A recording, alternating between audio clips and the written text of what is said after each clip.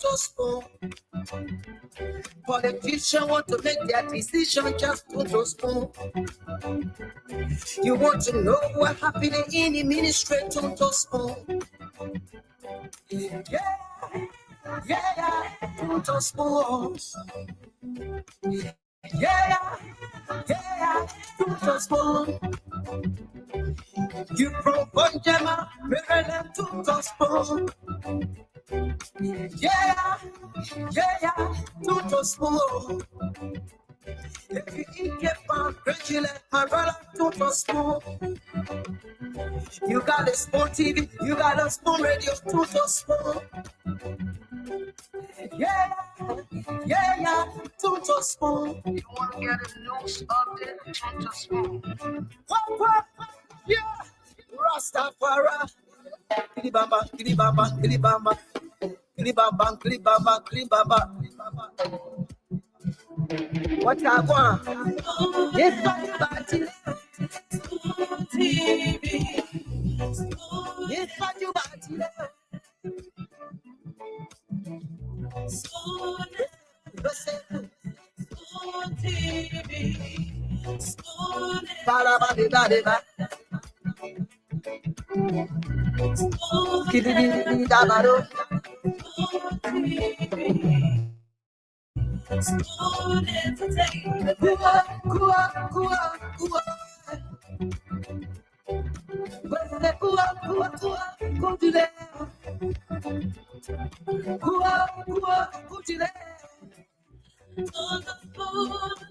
Yes, sir.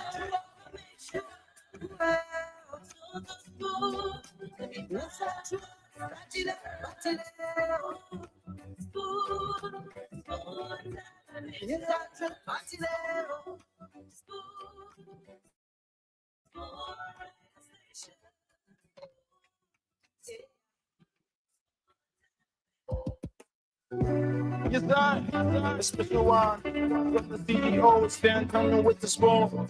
And your boy, right at the South Bend. On the beat. To get your information. To the spoon, to be fine. Spoon, television.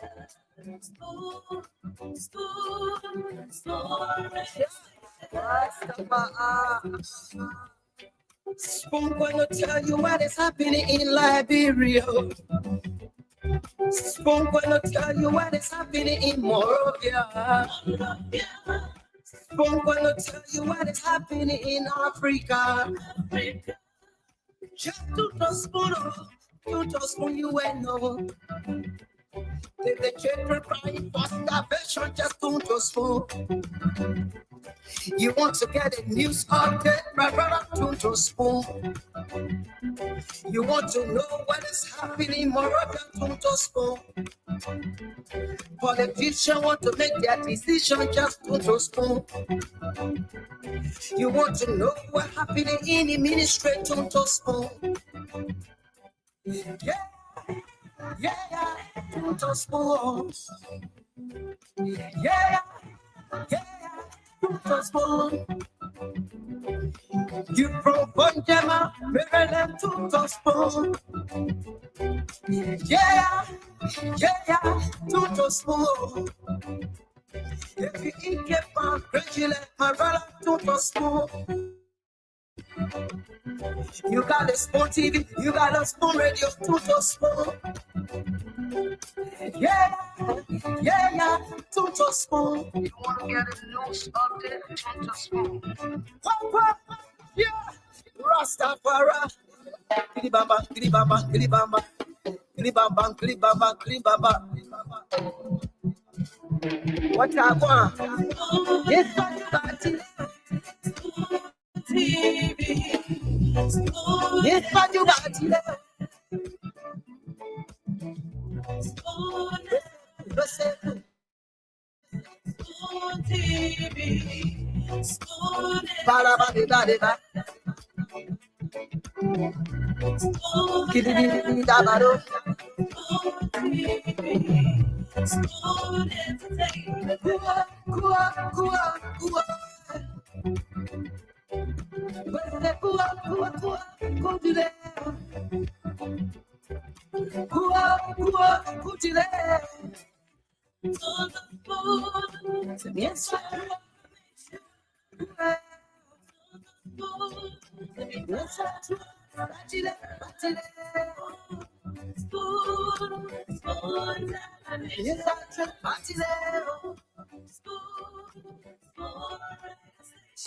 The one from the CEO stand coming with the spoon, and your boy right at the south bend. Charges on the beat. To get your information, to the food to be found. Spoon, spoon, spoon, spoon, spoon, spoon, Spoon gonna tell you what is happening in Liberia. Spoon gonna tell you what is happening in Moravia. Spoon gonna tell you what is happening in Africa. Just to the spoon, you will know. Take the children crying for starvation, just to the spoon. You want to get a news update, my brother, to the spoon. You want to know what is happening, more than to the spoon. Politicians want to make their decision, just to the spoon. Okay, Tune to Spawn. If you want to know what's happening in Monrovia, Liberia, if you want to know what's happening in Liberia, all you've got to do is to tune to Spawn with the time 9 minutes on the flip side of 8 o'clock. A pleasant welcome. This is the Spawn Talk, your most preferred nighttime show from Odious Congo Town in Monrovia, Liberia. Wherever you are and whatever you are doing, I like to say welcome wholeheartedly, and let's have a wonderful time together here on the show. This edition of the show, like every other edition, is going to be very, very fascinating, because the CEO and his team of panelists will be right here once more to, dive deeper into the issues that matter to Mama Liberia. So welcome to it. Again, this is the Spoon Talk, your evening gateway into the heart of the issues shaping Mama Liberia. This is where we pause to think deeper, to speak bolder, and to listen harder. So all you've got to do tonight to form part of the conversation, we'll be declaring the lines open very shortly for the first segment, where you'll be calling to tell us what's on your minds. And during the show, yes, the host and his team of panelists will open up the lines so that you can call to make your input towards the discussion tonight. So don't go away. Again, I'm Yekezi Zobel. I'm sitting in tonight as your producer. Happy birthday to all those celebrating their birthday today. If you've done yours, a belated one, if you are to celebrate your birthday, a pre-one, and if you celebrate any special occasion in your life, I'd like to say congratulations and wishing you all the best. So let's go into it tonight. Let's bring you the first segment of the show. You can call us and tell us what's on your minds. The numbers are 0555 101075, 0555 101075, 777 1075, 0770 4177 24. Those are the numbers to put it through here this evening. Call and have your say. Let's go to the lines and speak to the very first person we have on here. Hello, your name and where you join us from. Hello? Hello? Hello? Yeah, let's hear your name and where you join us from. Hello, good evening to school family, and good evening to my loving people of the Republic of Liberia, and good evening to you, Jeff. But you can see separate history in Liberia. My name is introduction, I'm Alfonso E.S. Let me straight go to the topic under discussion in my mind. I want to also recognize the President of the Republic of Liberia, His Excellency President Joseph Yuma Bakai. And according on him, for him to have intervention to this saga between the United Methodists, the UNC Church saga, is alarming. And this society is a saga society. We don't embrace social, it's same marriage. But I am who speaking to you, Apostle Kamara. I am a product of Methodist. I graduated from Methodist school, Academy High School on Benson Street. So, and we would hear such a thing for our alma mater or for our institution that we both graduated for, and we see the principles of the doctrine. We the taught everyone else, we support for God member service. Then before quite embracing the kind of attitude in our society, in our modern society. So that is a message to the women of this society. You come on and protest against the attitude. It's okay. Thank you very much. Let's talk to another person here. Hello, your name and where you join us from? Hello, my name is Alan Yago, and I do join from Babolo County. Yeah, please go ahead, Ali.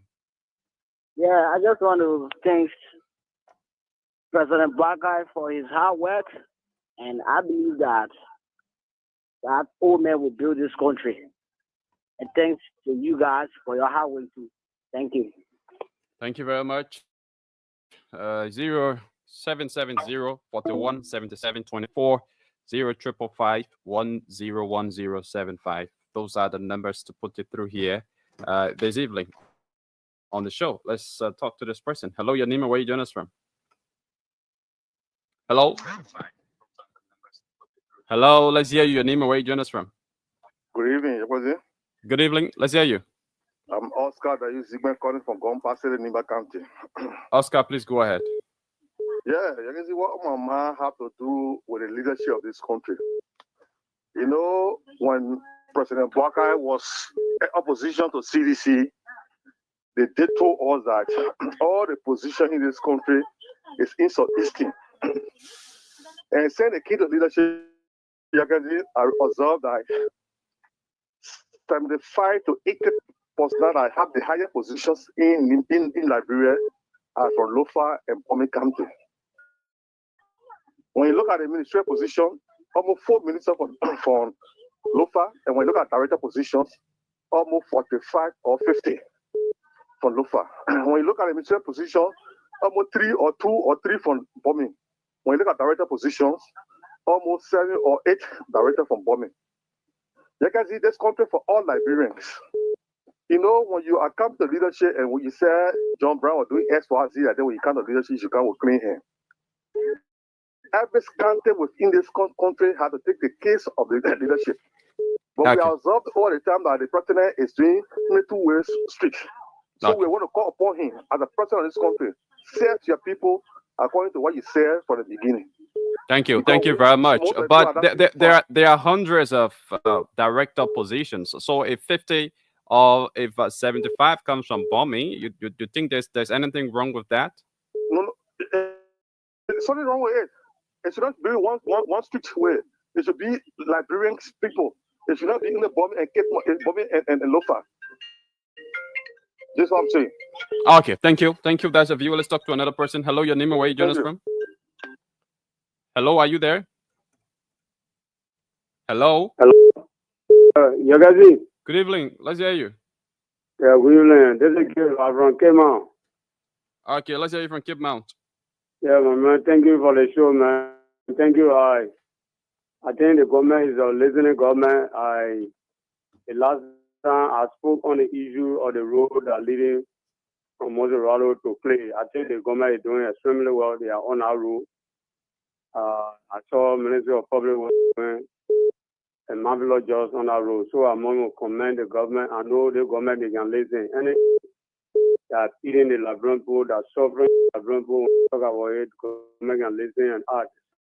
Secondly, I want the president to add the people who failed to declare the hazard, I think they need to go. And then Bali who failed to declare the hazard, they must fire there. No sympathetic man. Thank you very much. Thank you for calling. Let's talk to another person. Hello, your name and where you join us from?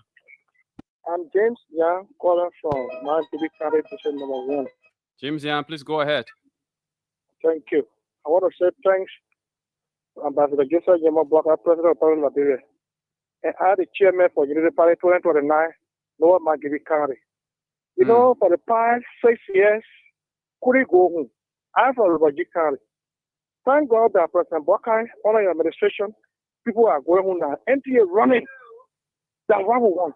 A responsible government, that a responsible government can behave. I want to say thank you to the president.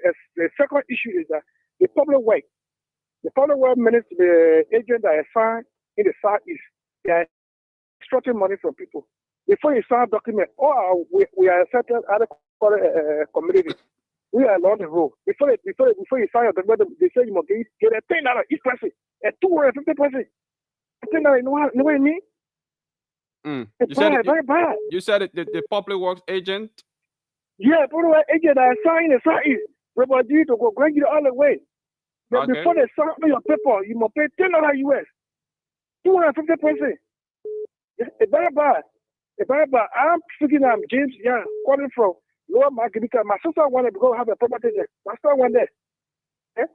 Go in the county that can come again. You got a correspondent, everybody. Go there and send another ask.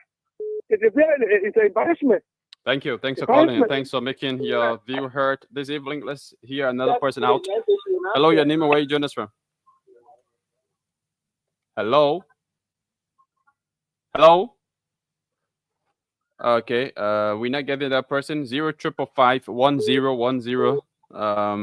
75 0555 101075 0770 41 77 24. Those are the numbers to put it through. Call and have y'all say. This is the Speak Your Minds segment on the Spoon Talk. Good evening, your name and where you join us from. Hello. Hello. I'm Moses Kekuda, call from Fender. Moses, please go ahead. Moses, are you there? Are you hearing us? Okay. Okay. Hello, Moses, how you doing? Moses, I'm sorry. Hello. I mistakenly held your call. Go ahead. Oh, okay. We lost Moses finally. Hello, your name and where you join us from? My name is Mo Baba, calling from Kobla Fat District number 3. Mo Baba, please go ahead. Yeah, my talking point going today, one of the panelists, the recent time after the man passed up. You know, sometimes when something happens to other people, there's a way there to talk it. Which are the panelists you're talking about? That Jerome, okay. Jerome said something on that show, they were not correct. He said about all happening that I made a pastor do it in a government. In this show here, we used to be fighting for the show during their brother time when their brother was president for the country. So the show, when you go there, he motivated with the radio. We don't want for the Liberian people to go against our radio station that they can be saying other things when someone pass up. When you want to say a travel thing, like they say different place. But you want to say on the radio again, that's my point. Thank you. Thank you for making your point heard here this evening. Let's talk to another person. Hello, your name and where you join us from? Hello? Hello? Are you there? Okay. Let's talk to this person. Hello, your name and where you join us from? Are you there? I'm sorry. Walk away from your radio and call us back. Let's talk to another person. Hello, your name and where you join us from? Good evening. Good evening. Let's hear you. Yeah, I want to say thanks to the Spoon family. I don't know what Liberia would be or where we're going to reach today if Spoon was not around. With all the information they furnished us, I just want to say thank you. And thank you to the CEO. Thank you to all of the employees of Spoon. And let God bless them. And lastly, before I hang, I want speaker to get this message. I will be visiting because I have a special message to convey to him. Let me tell his security to stop stopping me. A second time going there, I can't get to him. I will be coming to him to deliver this message, a very special message for him. Thank you. Thank you. Thanks for calling. Let's talk to this other person. Hello, Yanima. Where are you joining us from? How you doing? I'm great. Let's hear you. Okay, the name remains Nathaniel P. Johnson. I call you from the Lee Street area. Okay, Nathaniel, please go ahead. Yeah, what's on my mind this evening here, I want to appeal to the government of Liberia, President Bouaka, and the leadership to really look at the leadership carefully in the different ministries.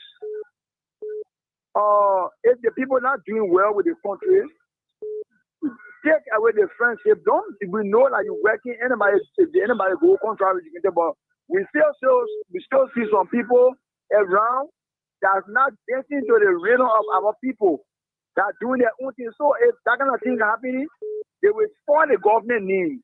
Anybody can work, take them off the government, then they go rest. Okay? But if you say, I know they won't, then you will bring problems. Thank you. Thanks for calling. Okay. All right, let's talk to another person here. Hello, your name and where you joining us from? Hello, how are you? I'm great. Let's hear you. Yes, you come here, brother. I'm great. Okay, thank you very much for being on the discussion. My question has to do with one of the panelists on the show since almost a year plus, and we didn't hear about him, Dwalu. Oh, Dwalu. Yeah. And I have issue with one of your panelists who just coming on the show too. Where in Burkina Faso, I just forget their name. Who be? What you mean? Henrys? Mr. Henrys?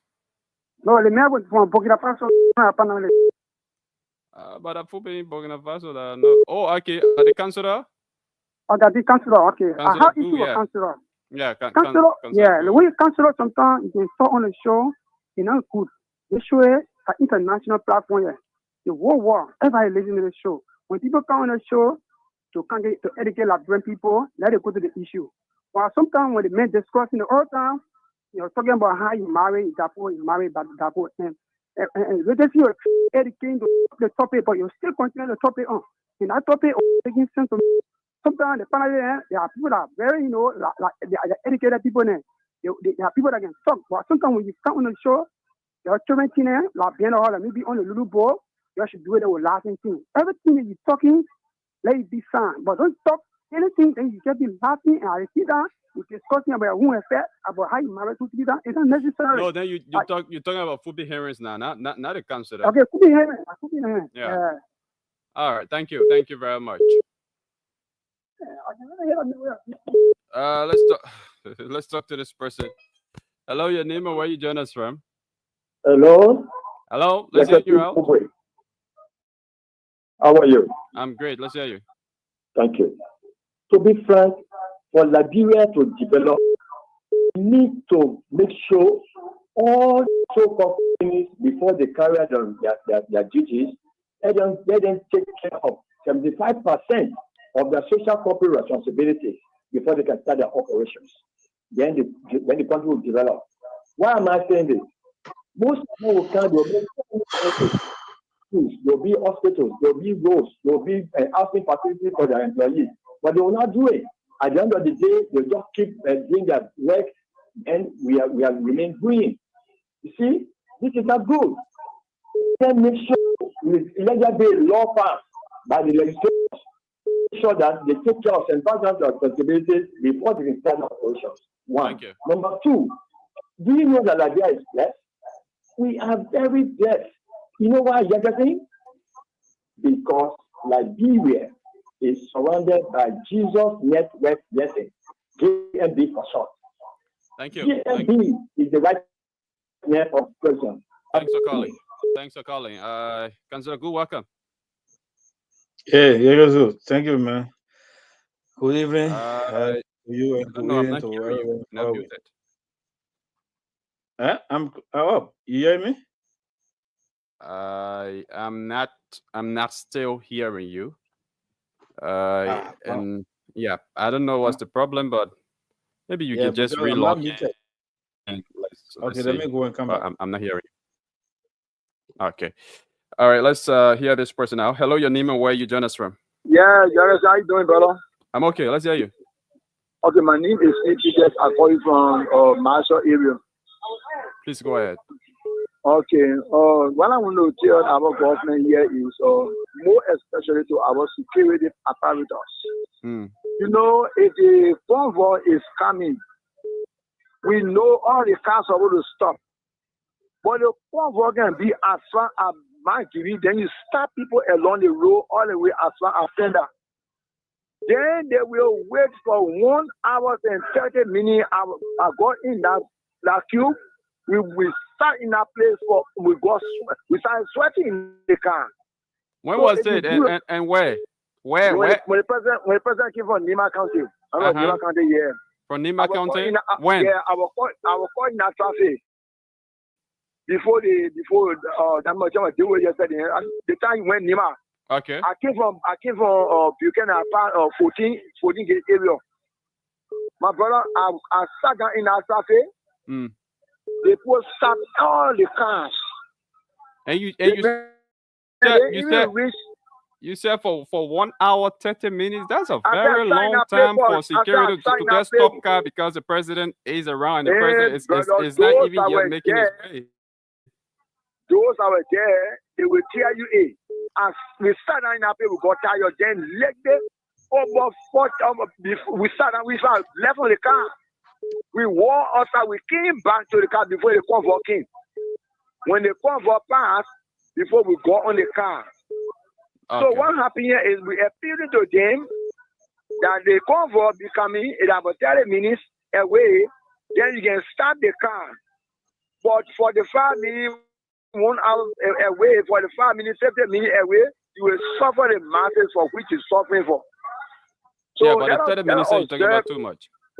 Yeah, they will observe, even 15 minutes. 30 minutes are too much. They observe the movement of the president. We know when you're coming, we all will take you up the road. But the way they landed us on our road, we started sweating. Thank you. Those are air conditioning in the car. Thank you very much. Thank you. Let's hear from Councillor Gu again. Councillor, welcome back. Yeah, thank you. You get me now? Well, I don't know what's going on, but I'm not still getting. But ask the audience what are they getting me? Yeah. So. I'm not still hearing you. Yeah. Are you there? Yeah, I'm here. Not still. So let me just consult our technician for a minute. Yeah, but in the meantime, you can put through your calls. The numbers remain 0-555-10-1075. 0-555-10-1075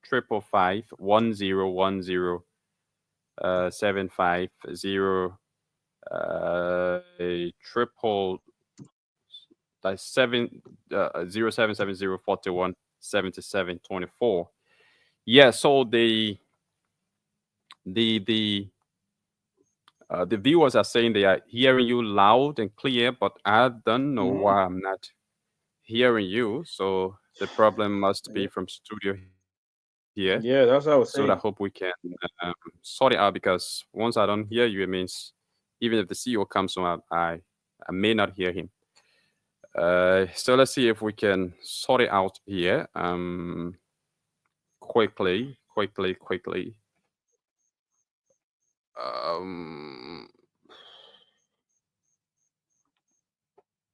Okay. You hear me now? But the audience is hearing both of us, two of us. They hear two of us.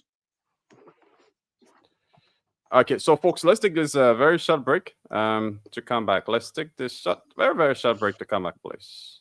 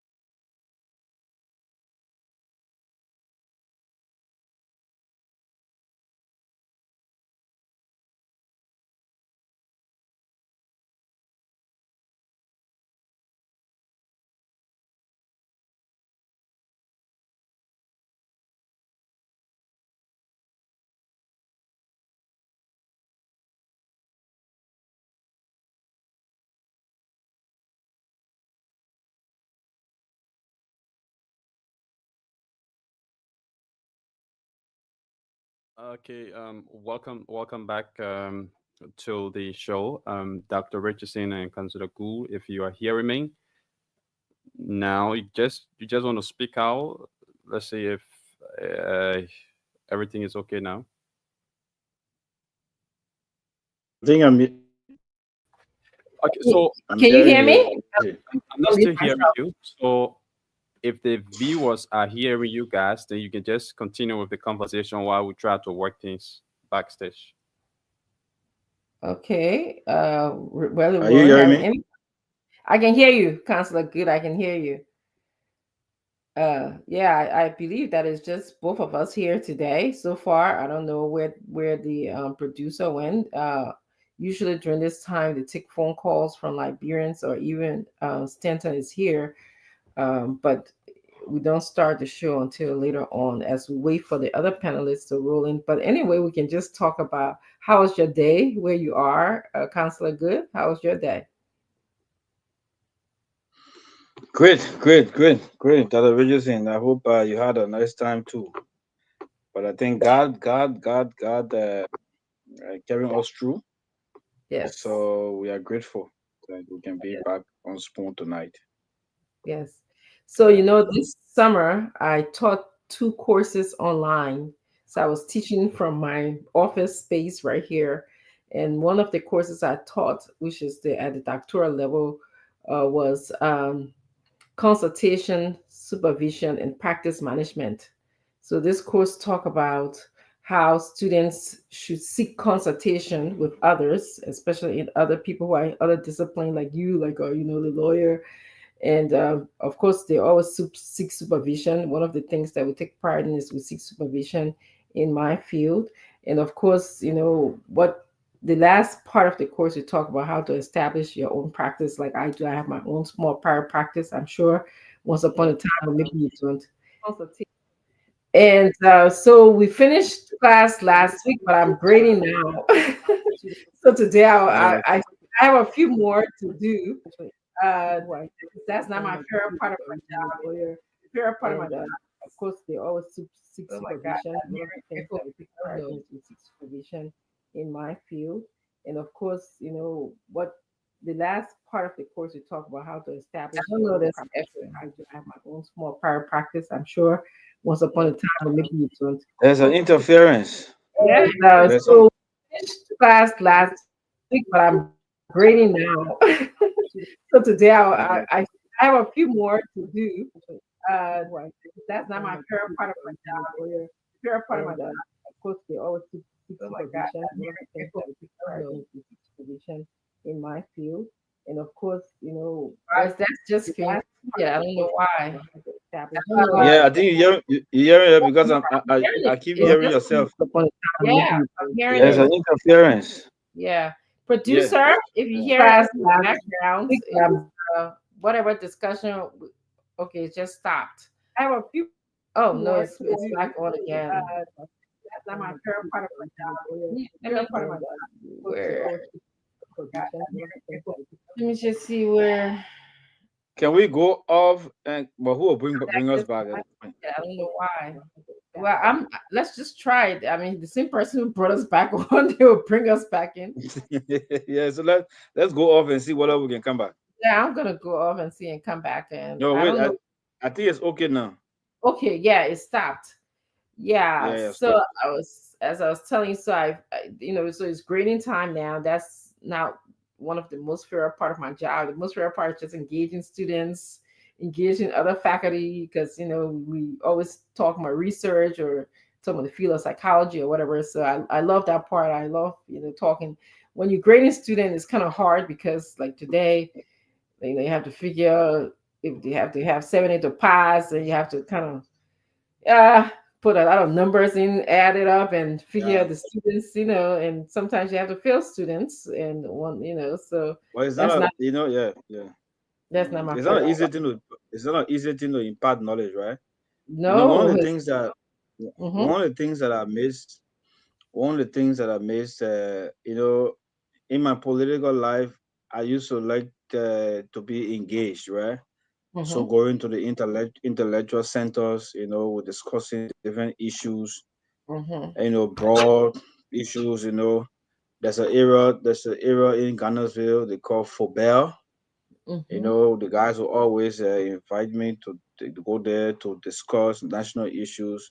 For me, I would talk. I mean, as it is, what the law is and what I believe. Yeah. So I miss those moments. Yeah, I don't have that. We've been restricted in certain way. It's how we conduct ourselves. Yeah, but it's a good thing really to impart knowledge because I miss the talk shows. I used to go appear on the OKFM. If I even had a show on the fabric, I used to come to Spoon called a Justice Spot, and Wow. yes, every Friday, yes, I would go to the radio station in the evening time and do it for 1 hour, talk about the law. Yeah. Yeah. But I will see whether I can probably start a Facebook event and That, show where I just take 1 or 2 hours, that's and just great. talk about the law and people ask questions and we just, interact because it's good, and that's why That is, most of the time I come back on the show. I come early on the show because during the show sometimes you have 2 minutes. You can mhm, discuss where you got issues in 2 minutes time. But absolutely. when you come back on the show, at least for 10 minutes before the show starts, there could be something that people may have missed out. There could be Mm-hmm. some explanation that we didn't have the time for, and that's why we come on early to provide the clarity, on some of the issues. But it's good, and I appreciate you also for, imparting knowledge in young people. I wish that you can come back home, you know, and give your expertise, and let the people like enjoy you instead of the American children. Yeah, I mean, I like you said, I actually really enjoy going to the different attire shops. When I'm in Liberia, I'm often invited. I think there's one on Kerry Street that usually that very few women go there. I think they were there. They told me I think that I was maybe the second or third woman who have made an appearance there. So I like doing that, and I I I was I think I did in 2011. I did research looking at aggression after the war in Liberia at AME University.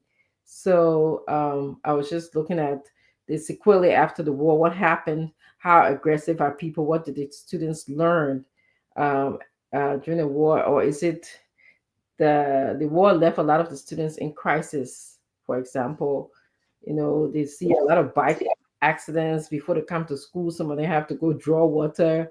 It's different from students in other parts of the world, and those Yeah, things, yeah, those things are very hampering to how you succeed in school. So I was trying to measure that, and I did measure that to a certain extent. Yeah. So yeah, I try my weak ways when I come home to participate, impart knowledge. But I also do appreciate you being on the show as well. I like how you look at things from a legalistic point of view. Sometimes we are thinking just ordinarily, but you bring in that legal sense. So I think that's really good. I don't know, Stanton. Thank you. Welcome. Yeah, I don't know why you're thank you. shaking your head, but We say that, Richard. why you shaking your head? We were talking. I wonder why you're shaking your head. Television, Yes. No, no, no, no. I don't want to be part of this compliment. television. Okay, I am. you said, Yes. yeah, yes. Stanton won't be part of it. Just wait small. Mm. Television, you said something about the way the students, go to school, the condition under which they learn in Liberia, Mhm. Mhm. and where you are, and something clicked to my mind. Look, Doc, I tell you, man, when I was in the University of Liberia, sometimes when I see myself and I look back, I see my closet, I see the number of shoes, footwear I have, I say, wow. Yes, are you I there? You remember, can see yourself. yes, I remember, yeah, I remember in 2000, 2001, 2002, that I had a shoes where the hole was under it. Under Post the up. shoe had hole, and then Yeah. rain season. Mm. You're walking, water. Uh, Then wearing hoops. So yeah. sometimes you gotta skip because if you walk and lift for your foot, the people will see only the whole honor. So you walk, like Michael Jackson. You skip just so your friends cannot laugh at you. I mean, I'm Yeah. telling you, extreme condition to learn. And Imagine 7 years. look at you 7 years it today. took us. Yeah, 7 years it took us to get 1 degree. Seven Wow. years. Me, Stephen Johnson, Nito Lai, and That's the rest of the undergrad. guys. Was that All of us undergraduate graduated. degree? Yeah, eh? Undergraduate degree? Undergraduate degree. All of us entered 2000. Stephen Johnson, Nito, Gwese, the guy from the army, a lot of our friends, all entered the University of Liberia just around the same time, 2000. And we had to wait until 7 years. 2007, we graduated. Imagine, on an extreme condition. It was not easy. Yeah. The Stephen Johnson, you see, some all you see with ballet the day. Hey, that original, you see our picture in 2000, you feel sorry for all. I always like to look at the pro and cons of things, and I think but it wasn't an easy thing, and God some made it. God help us. We went through it. Yes. So I understand. I have gone through it, so I know what it means to be a watcher, to especially grow up on an extreme condition where by the time you were 13, 14 years old, you start fending for yourself. Yes. The whole thing just at the time was just 11 years, but 12, 13, we had to go in the bush with boy coal. Yeah. To survive. And sometimes I see as the pros and cons, like how you learn. Look at you today. You can be pinching. You want me to come back? No, you can. Yeah, go come back. Yeah, go come back. Go come back. I mean, we can come back though. Okay. If you're ready for us, then we can come back. You now, tell you. No, Oba join the show because you got Nugutan story. You got Nugutan story. You got MPA story. I don't go about just the people know the story already. So, I can tell you, story center. Sometimes I get that. Why recent things that still can put in child to did. So they was singing Jim Reed song. This world is not my home. Can you imagine? Yeah, it's not my home. Yeah, but that's an ordinary guy. No. Look, no, but yes, I put a view and look at I saw it. Look at that's a different dude. No, but Dr. Richardson, I'm surprised that you say. But let me say this: that the country is mourning. I am bereaved. Oh God. I am bereaved. The Minister of State, Sylvester Grisby, passed. We are mourning. So since I heard the death news of Minister Grisby, I'm mourning, right? So I woke up this morning. The first person that said something was Mo Ali in the chat room. Stephen Johnson said something. Yeah, can consider good. Paul Kennedy.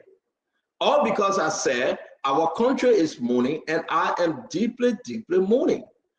And I told everybody, don't bring our No, don't bring our chat room discussion. I'm not saying that. No, don't bring our chat room discussion. You're allowing me to talk. You're allowing me to talk now.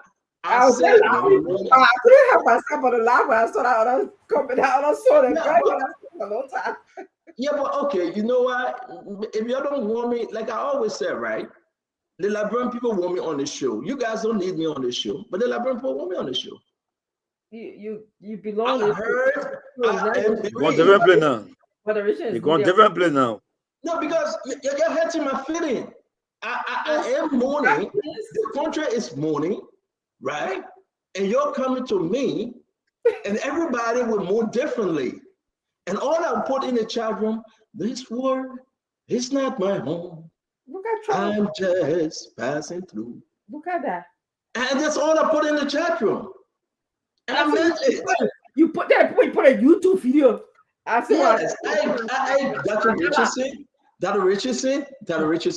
Yeah. You got to understand that when we talk about the goodness of life, when we talk about the beauty of life, it's not to come on the show every day and just blast at the government. We wish that everybody, whether you love Liberia or you hate Liberia, we all should get there together.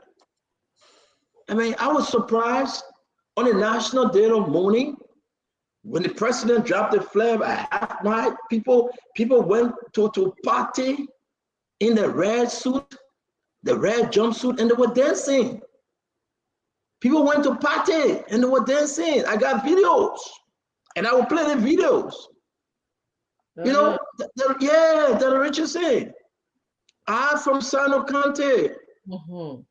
And I was very surprised. I was taken back. You see, some of you on this show, you know, in your own way, maybe that's how you can move. But for me, you know, and some people on this show, they went to party, to the Basel party, and they were celebrating. I got no problem. But all I said this morning, this world is not my home. I'm just passing through. But compare that to what you're about to see. Look at this.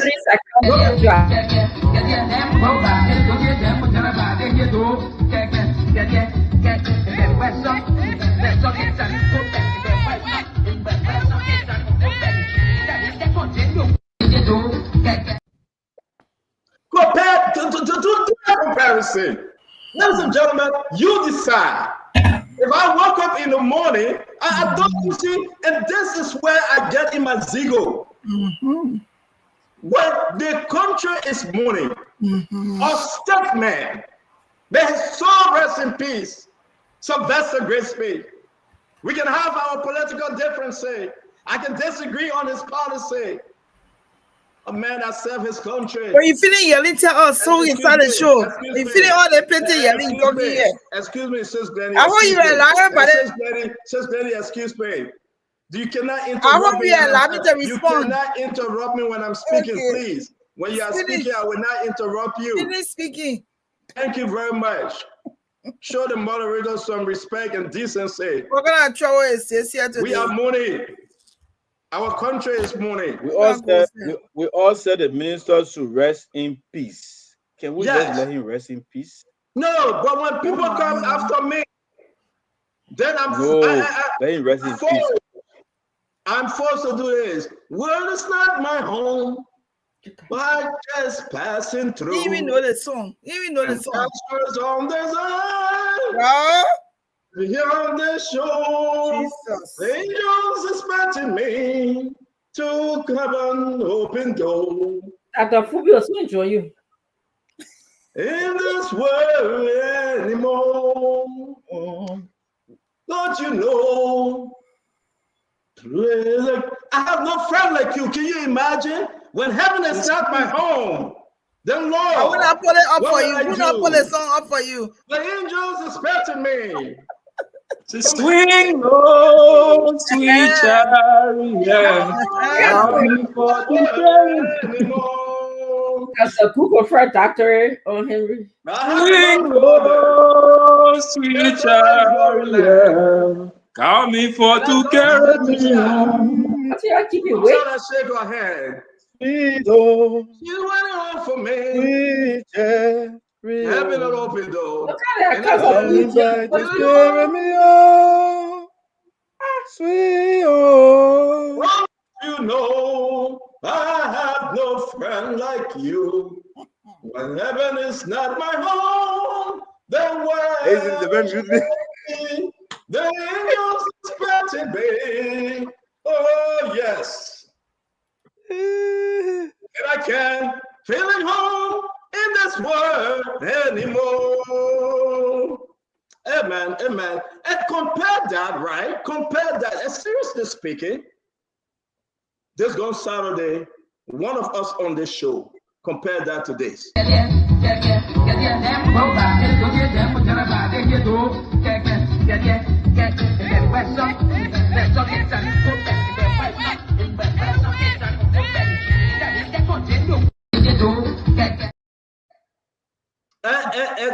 You know, listen, I don't care that Cruz son, I don't care that Gil son, I really don't care that Mana's son or Crown son, or Mendes son. By the time you reach that show Monday, that the only thing they will show. Everybody will be happy. That Daisy, why you Daisy? Somebody can you sit there in that Daisy and say, leave me. They say, so you reach that Monday, that the first thing was see. I am saying to all my fellow Liberians, may God bless you. May God keep you. Yes, indeed. Yes, indeed. We are mourning and we respect the family and we wish them Godspeed. And we wish them Godspeed. The Bible says it is appointed unto men once to die, and after this the judgment. And the minister Sylvester Grace for himself well. May his soul and the soul of all departed rest in perpetual peace. We'll remember the minister the best way we can. Though we disagree on some of the issues and policy and politics, but we remember him. He was a decent Liberian. Decent Liberian. We remember him. So on this note, we welcome you, Dr. Francine Spetcher Chinua Richardson from CMC, Global Chair. We welcome Councilor Lafayette B. Good, Senior. It's good to have you. The Honorable Akaris Telekai Tombika Mosi Gray, former District Number 8 Representative. Fubi F.A. Herrings. Ladies and gentlemen, the data is just for joke. It's not serious. So for the respect of our program, I will not call him Dr. Fubi Herrings. Okay? We just got to keep this real. And I'm going to bring in my sister, Glendy Genius. It's always good. But we'll bring in Paul Kennedy. We got a lot to discuss today. Our brother Paul Kennedy, it's good to see you. By the way, let me announce that Paul Kennedy is about to travel to Nigeria in the next few days. Please. He told me to announce it. I did not tell you to announce anything. But once you tell me, it means I should announce it. Let's welcome. I'm asking you that he really concerned about your story. Sorry, it's my mistake. It's my mistake, my man. Let's welcome women knockers. It's good to see you, Catherine Mansouri. It's good to see you, Oliver Dakwi, Abu Dukle, Stella Adjivon, Zabua Toby. Want to bring in Duada Daniel, my own PK. Esther, it's good to see you. M. Slevion, George, as always, Joseph Watson. Sekou Donso is in the house with us. Pierre Campbell, my sister, is here. I love to have her watching from Atlanta. We're going to bring in the voices of Lawala Zoo. They always join us and really our program. My Jenny's son is here. Denise Kamara is here. Jimmy Watlow is here. We're going to bring in all of you. Want to say thank you very much for joining us. We got a lot to discuss today. I'm thinking back with something. Maybe we should make this our first conversation. It's 5:04. We have time. 5:04. My God. May 4th. That's the day I was born. 5:04. May 4th. Wow, it just hit me. It hit me. I want to say to all of you, welcome to the Spoon Talk of Monday, the 11th of August. A lot of stuff. Today, the president had a meeting with some of his top ministers. And again, you know, they are all mourning the death of Ambassador Graceville. That was so profound. I want to say, indeed, we stand with the country, you know, seriously speaking. But also issues happening in our country, the inflation, the poverty, the hardship. I'm concerned that where would this government take money from? Things are hard in the country. We are in August. 1 year, 7, 8 months. Probably you can say 1 year, 8 months.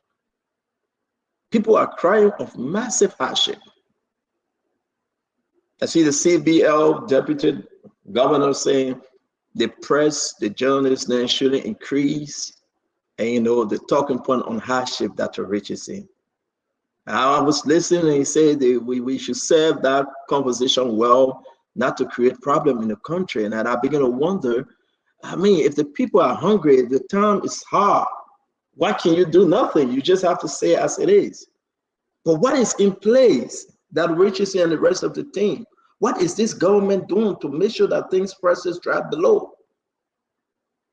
You can say anything. This is the bread and butter issue. People walking to go hustle and nothing there to hustle. The country is extremely HARD, all in capital. I mean, it's so hard that even the law is confused. He's saying people are begging too much. The country is so hard that lawmakers, they don't know what to do. I mean, of course, I don't think that Joseph Braga problem, but we hear you guys, everybody will tell them, But who problem is it? Someone will say, well, it's not just about a problem. Listen, I'm going to agree with that, but probably I will not. That's my own opinion. Where's the money coming from? Where are the jobs? You know, if you dig deeper, there's nothing. The well is dry. My Jennison says, if you can answer, then who will ask? You're right, my Jennison. I listen, but I still have to ask, my man. Somebody told me on Friday, says, Stanton, don't you know that you can drive into Douala Market freely? Nobody like before, congestion, nothing, because nobody got money to go buy. Those of you that are in Liberia, you help us understand. Let's put the CDC and the Unity Party behind us. The country is hard. People calling every day, every day. The country is tough.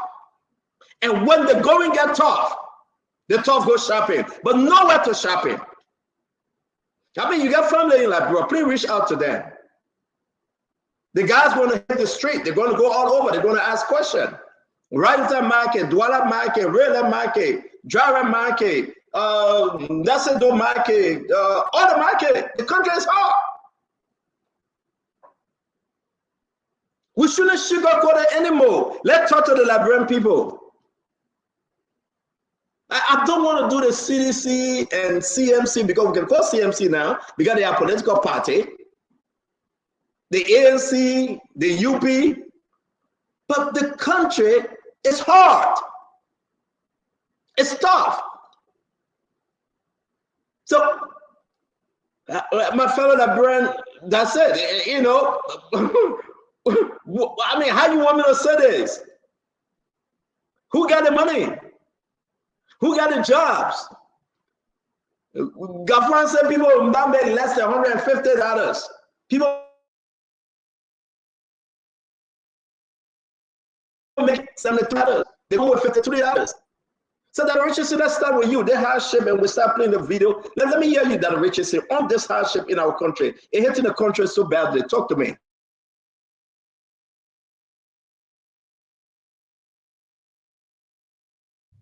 Sorry, I had to unmute myself. Indeed, the orator did speak about the hardship in the country. Emmett Dunn, Dr. Dunn, when he was giving his, when he was, you know, the orator of the 26-day program, he mentioned that the country is indeed hard. President Bokar knew this when he came into government. The rescue team knew this. In fact, as we can see, the design of their motto, you know, they were going to rescue the country from hardship to a certain extent. But someone asked you a great question. If you know, if you're asking the audience or the country, then who should answer the question? But I think, you know, the bottom line is stimulating our economic growth. But that originally, I'm not in the government. I'm not working for the government. Don't you think it's fair for me to ask, though? Yeah, I think it's fair. We need to have this conversation. I think we should have an ongoing conversation about hardship in the country. But there's things we can do. Like I already talked about, we need to stimulate the economy of the country by looking at some of the contracts that CTN Medtech, you know, the entrance of our country, the port, you know, the people that measure those things. It needs to be scrutinized. There should have a task force looking at those things. Okay. We talk about agriculture here. Just again, empowering people, let them go back to the land. There's so much you can get from agriculture. I mean, as you probably know, I have a farm in Liberia. I can't tell you what I'm producing on my just farm. It's just me and my family alone. So I can. Sorry to interrupt you because I got to push you now, right? You have taken a political position. You're the global chair of CMC. Yes. Those CMC have not tasted power yet. But again, like I said the last time before Sir Joseph called on the show and he and Akaris went at it, the Richard said, the country is hard. It is hard. How long should we give this government to turn things around? And if you were turn things around, where is it coming from? What should it come from, Dr. Richard said? And this is what I'm saying. I mean, you have to be very innovative and use a lot of ingenuity, like the task for brainstorm. Okay, for so long we have relied on donors. We rely on other people, bringing in money into our country. Now it's almost like we have to, rely on ourselves, and this is where we have to all sit down. I mean, this is why I expect when President Bokassa is having a cabinet ministry meeting, a ministry meeting, cabinet ministry. I'm sorry, a cabinet meeting. I'm sorry. They should all be sitting and brainstorming in their individual ways. How can they improve the economy just from what we have in our government? If it means to cut back on some of the huge salary of people, then we do that. If it means that we have to explore these different contracts that we have, like when we now have this whole LTMI contract versus the Ministry of Transport, then we do that. If we need to explore CTM contract, we do that. If we need to explore MedTech contract, we do that. And that's what we need to do. Richardson, thank you very much. It's good to have the counselor here. We got a lot of legal issue coming up, and the counselor will be able to help us because we got a lot of legal issue, right? But let's talk about the hardship in the country. The country is so hard you cannot walk on the street barefooted. Financially, that's how, on the economic line, counselor, what's going on? How can this government turn things around, counselor? Stand on. Let me say good evening to my fellow panelists. Stand on this. It's just hard to, to talk because what is it that we're exporting? What are the jobs that we are creating in the private sector that will put money into the pockets of the people to meet up, with the inflation level? What's the pay grade of the civil servant? Mind you, civil servants were harmonized. Imagine somebody is working and you take off $500 from the salary, from the net salary. When the prices of things were going up and still going up, that $500 was never put back. When they were even being challenged with the inflation level at the time before the harmonization, now it's even worse. So, who are we attracting to the country that will, come in, invest, create jobs, and then so that you can, release? Because, like you said, we're dependent on donor funding. I know the last government struggled a lot, especially during 2018, 2019. The first 2 years, the 2018 to 2019, we went 4 months with all pay. 4 months. That's why even led, if they had to push to do the harmonization, they did the harmonization, they cut from people 3 different times. First time 2%, second time 6%. They all just to get adjustment because nothing was coming in. So I don't know how. I mean, I just think that maybe too there are other gaps. Maybe we are not generating the kind of a domestic revenue, the amount of revenue, even though they say the performance. Maybe we need to do more. You understand me? For us to raise more money, domestically to help to fill in some of these gaps. But it's difficult. I mean, it's tough. But we just have to, ask the government need to do something, to handle the situation because it's really tough. I go home, everybody complain. Stand on. So my question to you, we all know the government need to do something. How long? What should this government do?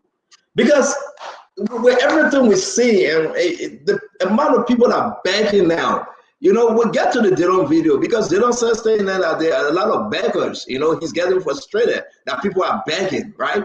But what can we do? What should the government do? This government came to rescue, and a lot of stuff is at stake, counselor. The government came to rescue, but the lawmakers, everything going up. SOEs, everything going up. So we have to People look can in hate that us direction. before we say this thing. So is the government rescuing upward? Or what's the problem? What can this government do, Councillor?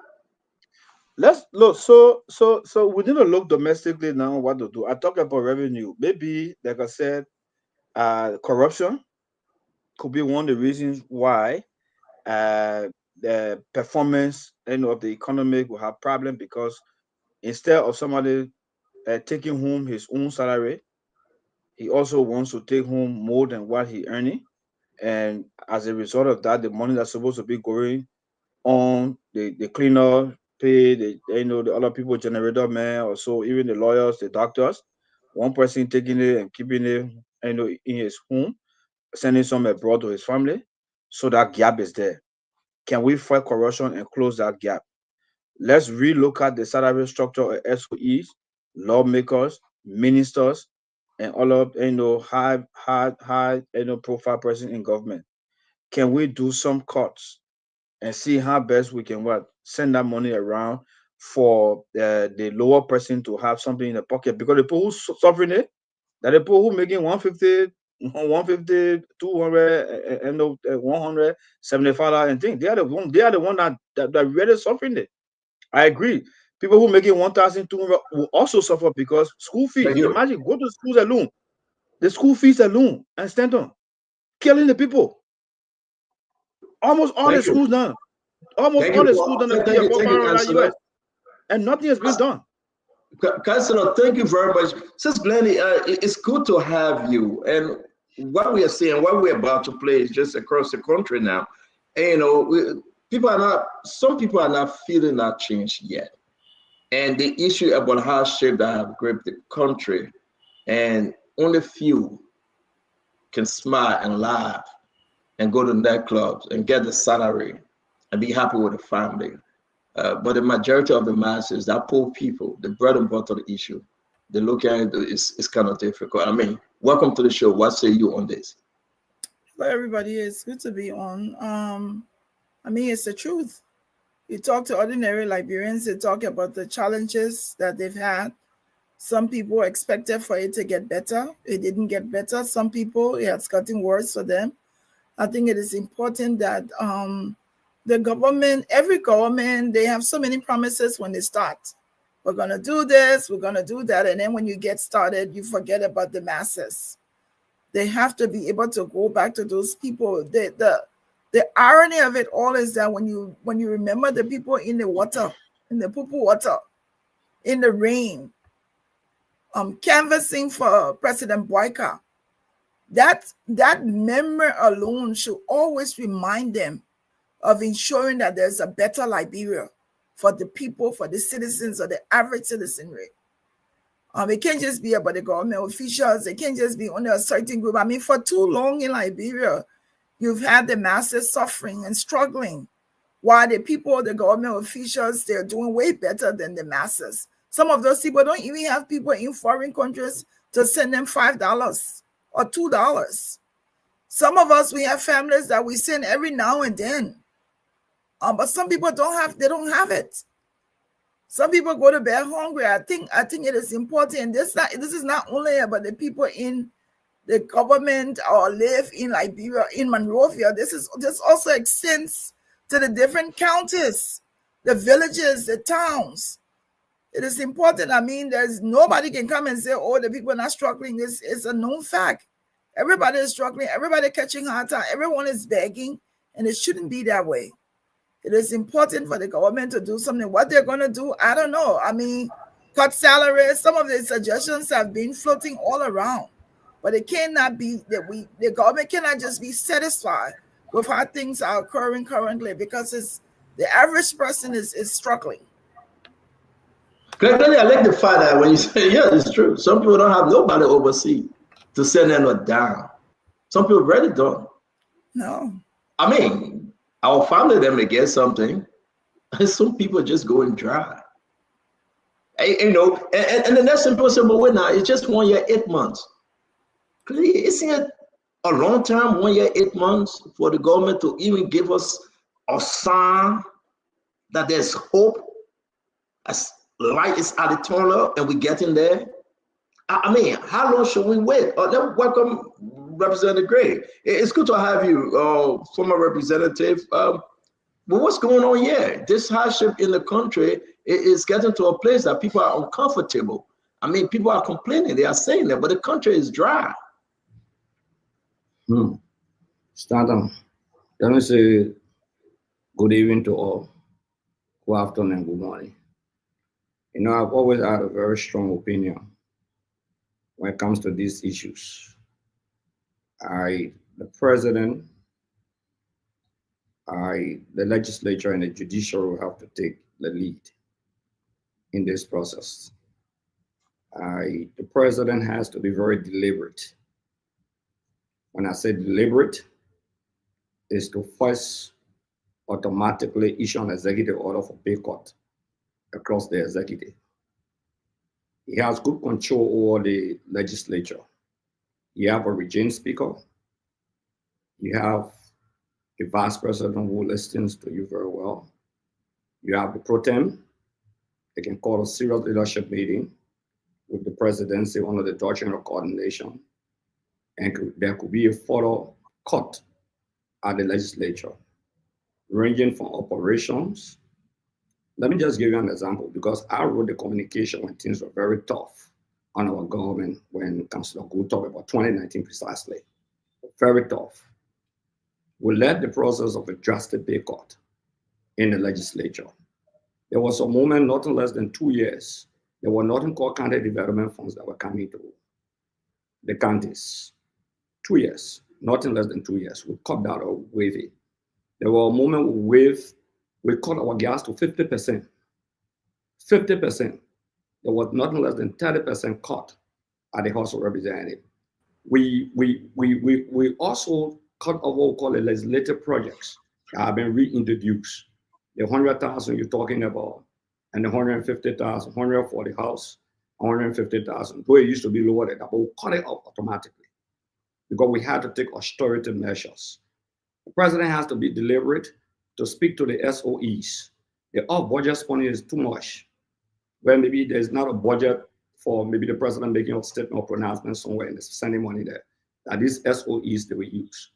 They have to direct the money.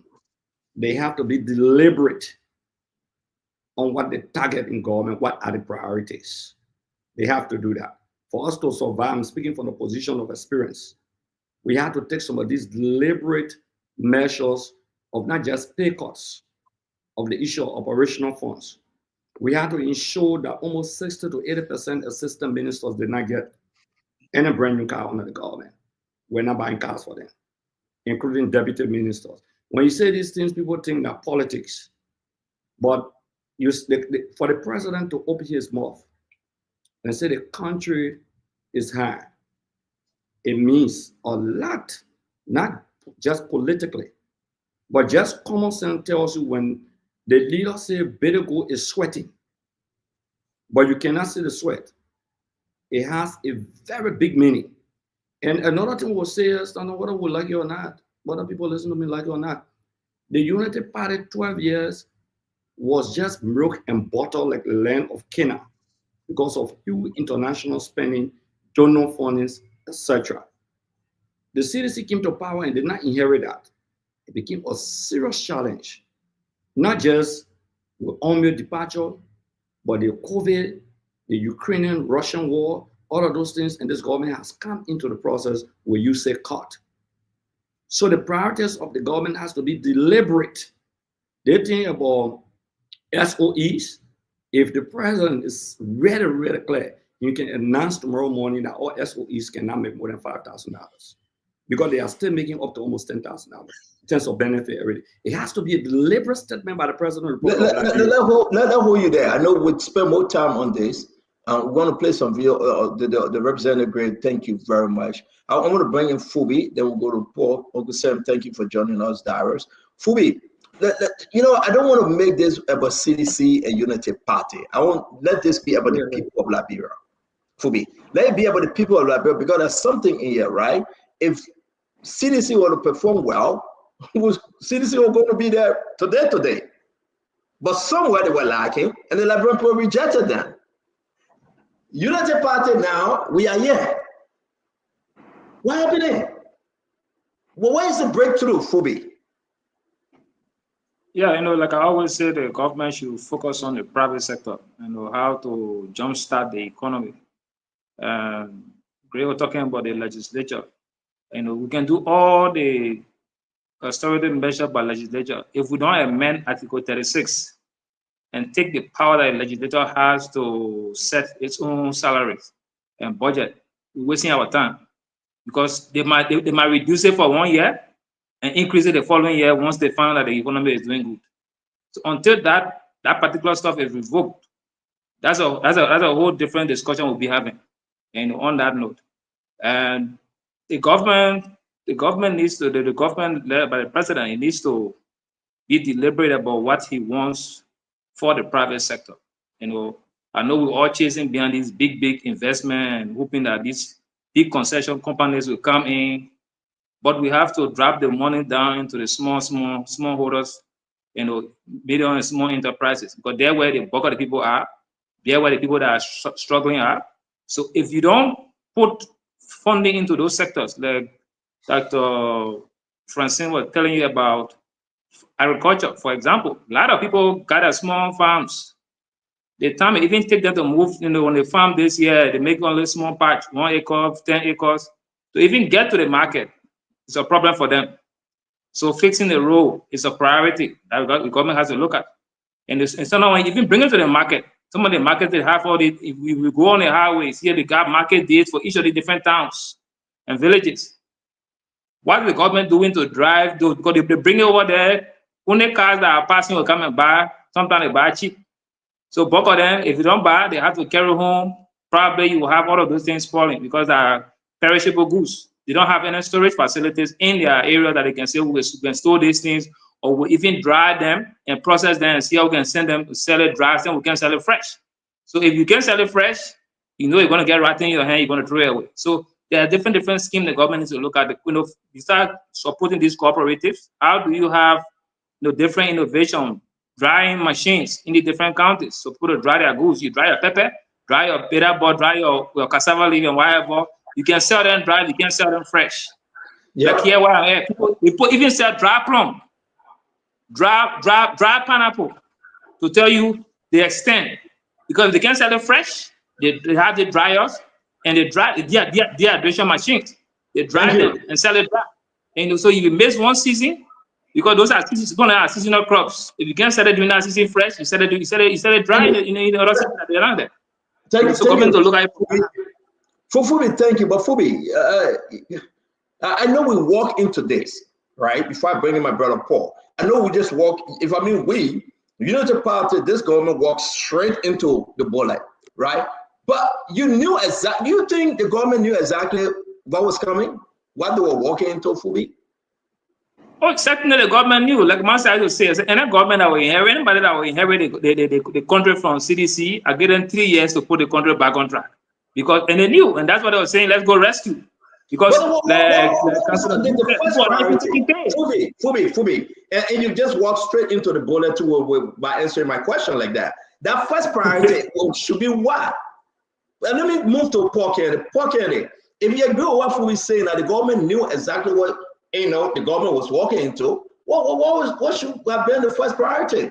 The people and the cost of living. But we walk into this thing and Freeport for $25 million, they cannot contribute to the budget, right? LTA talking about generator getting 3,000 if it is true or false.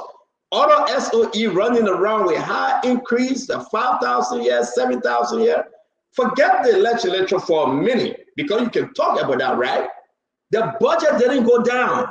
The budget went up under the rescue. The executive mansion budget under the rescue didn't go down. It went up. Finance minister budget didn't go down. It went up. Everything going up, UP up. If fully telling us the government knew, then I thought we should be coming down. But instead we are increasing. We are going up. Talk to me, Paul. Thank you, Stanton, and good evening to my colleagues on the panel and all of our viewers who help to work with us on this show. Stanton, I agree with Phoebe and most of the folks that have spoken before me. Listen, the government knew that when COVID came and strangulated the economy of the world, whatever they were taking over, they had to put focus on really putting stringent measures in place to make them accomplish certain things. The first thing they should have done was to stabilize the supply of food through targeted subsidies, right? I mean, you know, the Liberian import, stable food is rice. People complain when they're buying rice and what. So what they should have done was get to the Commerce Ministry, make sure Commerce call all of the stakeholders to say, listen, we'll drop some of the taxes and the tariff on your importation, but we want to guarantee that we have enough rice for this price. So for this 1 year or for this first 6 to 12 months, we'll make a stable price of rice for $10 per bag, regardless of what, including the Japanese rice that came. Instead of them selling it all around, they should have used that rice to infuse it in the market, make sure they stabilize rice price for the first 12 months. Do some cash loan, launch cash work for pay program in the urban areas, Monterado, Monrovia, Nima, Ganta. Do sanitation work, get paid people, young people, people who are already not employed. You can't be taking the employed people to put them back on this program. A special tax force program just to pay quick money for them to put it back in the economy. Because listen, when there are no monies in people's pocket, I don't care whatever you are doing, you're going to create problems. The people want money, they need to buy food, they need to eat. Like you could be repairing roads, cleaning drainages, or just waste collection, public space cleanup. Make sure that you are putting people's hands in it. I think folks should be talking about rural feeder roads habilitation, where you can give the marketers opportunity to bring their farm from market. I'll just show you a picture, Stanton, of Bapulu, from Bopulu to Herringtown. It's normally an hour drive. The driver there on the video tells you it took him 4 hours to get where he is, and he's going to wait for 2 or 3 days before he gets to Herringtown from Bopulu. So all the people who got plantain and pineapple and peanuts come a lot from that side. So all the food coming from Bella District will not be able to make it through town, especially from the Pacono area, from Fatima, Lobogasa area there, they will not be able to get to town. And they're not able to get to town, food prices going to go up.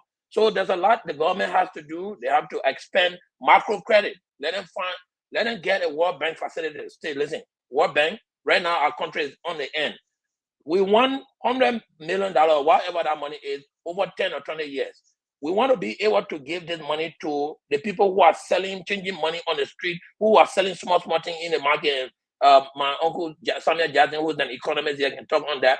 Go to real life, identify people. Don't divide the money to them because somebody your girlfriend or that your mom's sister. No, you give it to the people who you actually going to find that they can put back into the market to be able to revolve capital, to be able to increase that. That macro loan will do well, and just I don't want to put this in there, but you're not talking about the Summit 12 mop-up exercise, right?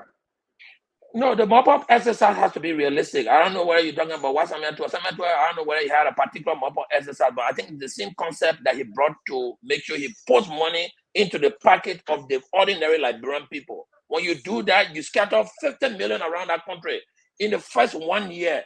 Before things go back down, you will have met your stability to be able to reduce the cost of food. You put money in people's pocket. You create, daily effective jobs. You're going to put money in the pocket in the economy. If 1 year you're able to stabilize the poverty in the country. Again, you're right, because my fellow Liberian, thank you for joining us. Share the show. This is a Spoon Talk. Sometimes people don't know where we stand. We stand with the Liberian people, not for a political party. Let's face it, the country is hard. If you think you are enjoying, you think your left is better with you, that's fine. But majority of Liberians complaining, they are calling and say, Stanton, you're sending people back on the street. Businesses not selling, things hard. But this is the finance minister, Gafwan. Listen to what Gafwan said. First, we have allocated the funds to ensure that beginning January 2025, no central government employee earning monthly salaries below the US $150 minimum as provided for in the Decent Work Act of 2015 will receive less than, no government employee in such category will receive less than $150 as monthly gross. This is a bold-faced lie that Gafwan lied to the people. There is not from January, February, March, April, May, June, July, August. We are in August.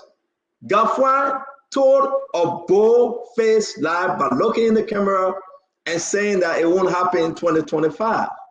People are going home with $73. In 10 ministry, open the line, the airport, RIA. People are walking, going home with less than $75. How can Gafwan, the minister of, why Gafwan couldn't be truthful? And I want you to listen to it. I'm keeping Uncle Sam for last year because that's his area. But let's face it, folks. Are you in Liberia today taking home nothing less than $150? Are you in Liberia working to that ministry and taking home? How can Gafwan look in the camera and lie to the Liberian people? I mean, this guy, that's his area, but well, I mean, it kind of like Gafwan was misplaced. It wasn't the same Gafwan. Something is happening. Liberians are crying. Gafwan said you will not take $150 home. And the people said, Gafwan, we're going home with $53. My fellow Liberians, right? It's going to bring us to what Senator Dillon said. That when you see this thing and people want to play politics out of it, then you say they are hypocrite. How can a Gafwan say, as of January, nobody will go home with less than $150? That was stuck to me, and we'll make Uncle Sam last. We'll do another round on this country. Because listen, when the people call Dr. Richardson, and the people start crying, and you will listen to the video like the lady we give the $900 to thank God for everybody that contributed. See what the woman was talking about. People working. Wow, that was stuck to me. So, good evening to all of the panelists and our followers. CEO, to lie is easy, like what Gafwan did there. It's easy to lie, but to defend lies is difficult. 2024, President Bouaka in his sonnet said he inherited a broken, damaged economy. So the 2024 budget of the rescue government, $738 million. They work in that budget shortfall. They increase their salaries and their benefits. 2025, they wrote the same thing in the president's speech again. Economy, $880 million 2025 budget. Mind you, 2026, when the president is reporting, that same statement will be in his speech again. I inherited a broken economy. But if you combine 2024 and 2025 budget, $738 million, $880 million, you are talking about $1.6 billion. This government has budgeted in 2 years and milking and playing with. But the people are suffering. The president on July 26 said the country is hard. He appointed his vice president to look at rising prices, the economy. Since they appointed the VP, where's the VP? The VP is traveling around the globe. The economic management team, they are stagnant. Gafwan is on the other side saying different thing. Central bank governor on the other side saying different thing. The whole country, inflation now is 10.1%. Nobody knows where the country is going. Also, there is something I also like to mention what former Senator Tiaget said at the time during Ellen. Capital flight. The money is coming in, but 60 to 70% of Bouaka's appointees are people from abroad. So they're shipping the money back. The rest are living here, they're carrying a boulevard to Lebanese. So the market people not seeing the money. And our fathers and mothers that are working, they are making less than 150 Gafan lie. And then of that 150, it can't even come on time. The less than 150 can come on time. They will D-ho, cover-ho, D-ho, cover-ho, people chasing. Thank you. All around Liberia. Thank you very much. It's good that our brother Van Pat, hashtag Regroup CEO, just joined us. Okay, Sam, let us discuss this issue about Liberia Hardship. It is much more complicated than anyone can realize. There are structural defects in the economy that make it impossible to take people out of poverty. Let's examine one of the causes. Look at the structure of GDP, composition of GDP, which is income. 80.9% of Liberians are in the informal sector, right? Which is what? Subsistence farming, selling without market. 80.9% of your workforce, right? Your workforce are people between the ages of 16 and 65 years old, right? So the amount of income that you can get from subsistence farming and the amount of income that you can get from a dual market is pretty much, it fluctuates and it mostly goes down, right? What you need to do is to add more jobs. We call that wage employment. Wage employment is when you're working for somebody, you go to work, they pay you, and you pay your taxes, right? So if 80% of the people in the country are not in wage employment, how do you expect them to be prosperous, to grow in the economy?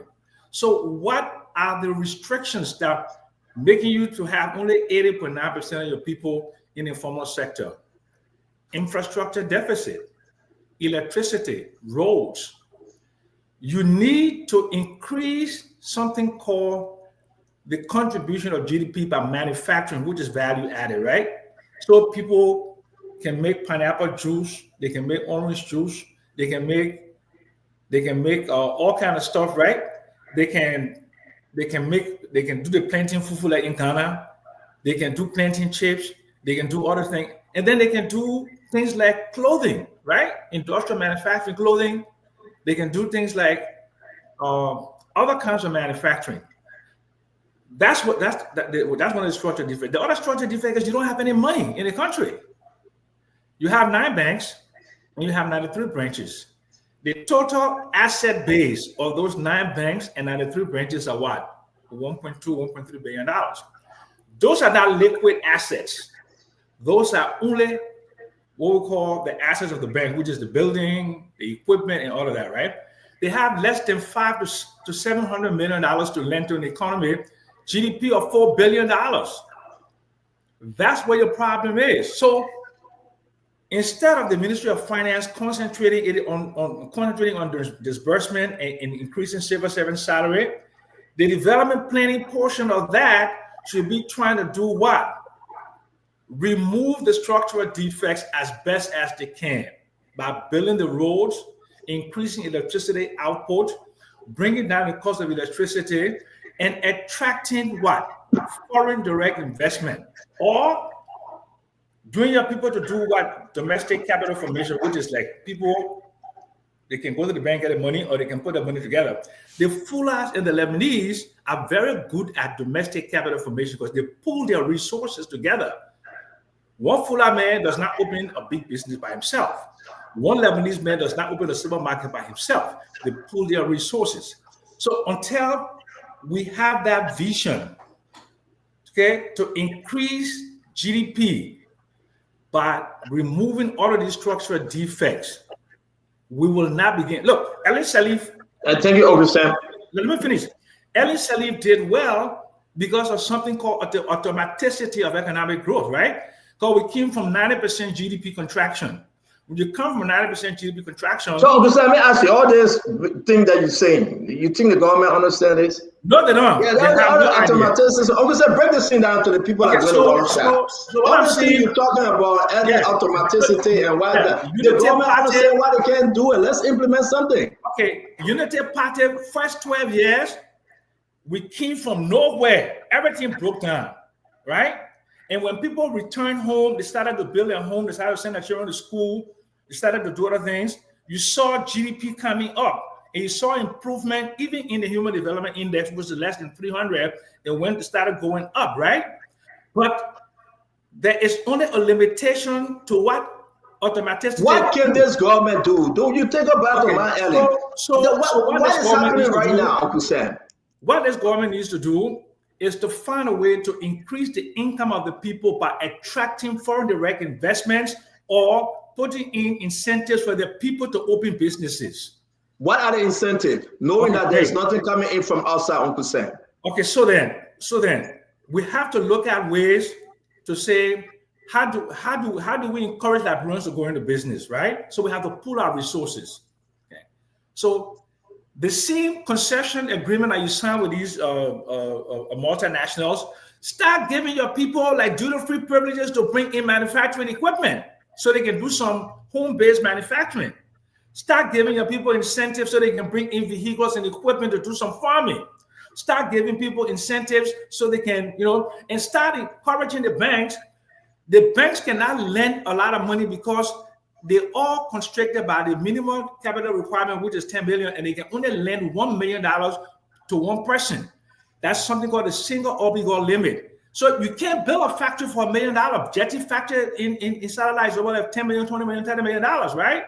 So the banks have to consolidate. What Nigeria did, it forced the banks to consolidate, to put their resources together. So, Uncle Sam, how can we change the people's life but what we have today? Okay, great. Because President Barker, let me finish because I will give you a chance to talk. Because the reason why we push you, anybody can ask Uncle Sam a question. President Barker walked into this thing January 2024. President Barker knew exactly what he was walking into. He tapped on Boima Kamara and said, "Be my finance minister." Boima Kamara ran away. It was rough on him. Yakan Gafwan, right? Understand that the finance minister, Uncle Sam, you know this better. There's nothing coming in. Okay. What are the investments right now in the country that we said this president brought in? Nothing. Sure. So what we have, Uncle Sam, let me finish. When you get a medtech, they can't shake medtech. They went out of the country for 100 years. They just want to see the book that medtech got out of the country. You talk about APM terminal, they can't shake them. CTM, everything just like get high and we just on the ride. I mean, what's going on, Uncle Sam? Okay, so you need to give government more money so they can do something called public sector investment, right? So you need to go to grow the revenue, right? There's a lot of seepage in the revenue. This is called ineffective tax administration. Only 5% of properties in Liberia pay taxes. That is the fact.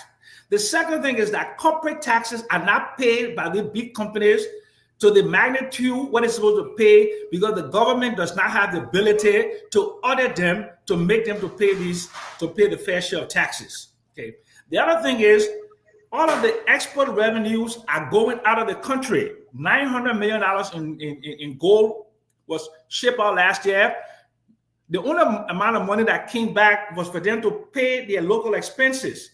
So all that money goes out. It doesn't come back to the banks in Liberia for the banks to lend. So we have to do something called export proceeds surrender. Force the mining companies to bring a significant amount of the money that they earn back into the economy, to put it into the banks. Thank you, Uncle Sam. Uncle Sam, thank you. Let's bring our brother from Della Patrick. VP, it's good to have you on today. I thought you said we can ask a question. After VP now, I want to give VP the chance. VP, go ahead, talk to me on the hardship in the country. Take your side or take your pick, whatever it is. Welcome to the show, sir. Yeah, thank you. Well, let me say a very good evening to my distinguished panelists. It's good to see you people. I've been away for a while. But CEO, it is imperative to state clearly that as public officials, like in the case of Gavwan, is to be authentic to explain to the people. You know, it is said that mistakes are not allowed to be made, but when they are made, it should be accepted and corrected. Every one of us, we budget time, we make plans. From January of this year, some of us went to church, we say, well, our resolution. In the course of the year, this is what we'll do. But reality is that things will not happen as it is. I think what the government needs to do is to acknowledge that it is facing a series of financial challenges. There's no big deal about that. It is significant for the government to explain in detail, to tell the citizens, this is the challenge that we are faced with, and advance long-term solutions. Because if you say next year, this is what will happen, impossible things will change, and it will take you to be a liar. It is good to focus on long-term solutions.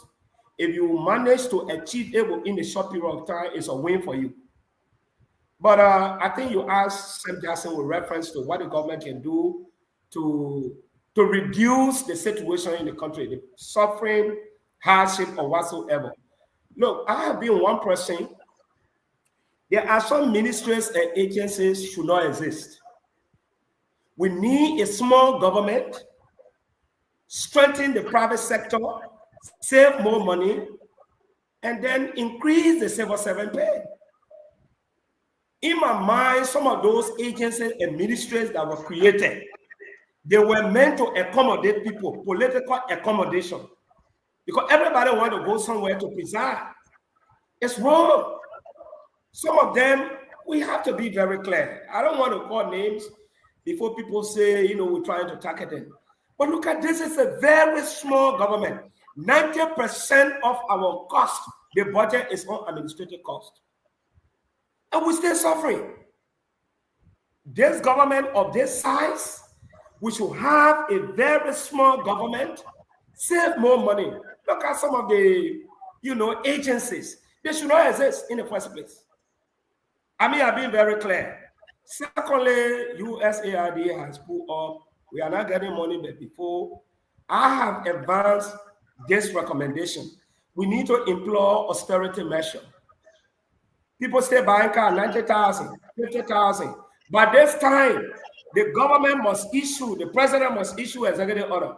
No ministry and agency of government should buy any car about 25,000 United States dollars. Let's save more money if possible. If a minister is making 2,005, we can pay them 3,005. You have no car, no gas slip, no driver, nothing. You ride your own car, you go to the ministry, we have utility vehicles. If you want to go around town, the same way the UN agency, operate. You pay your way, you go to where you're supposed to be moving around, you have, what we call utility vehicles. If we employ that, we're going to save more money. No public official ride first class. We should reduce the level of travels.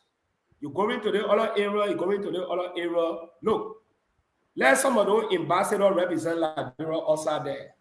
If you are traveling to the United States to make a representation to the government, on behalf of the government of Liberia, you have your ambassador.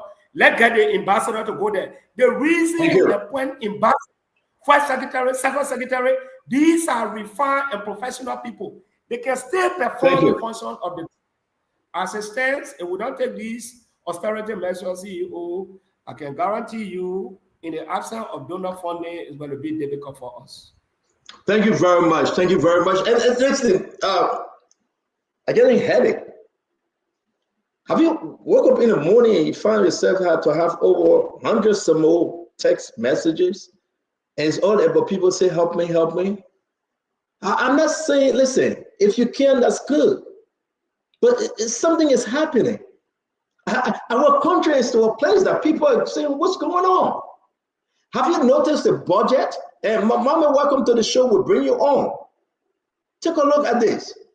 The legislature budget. Look at the one that said total. 2024, 59 million, excuse me. The author went to 63 million. Increase.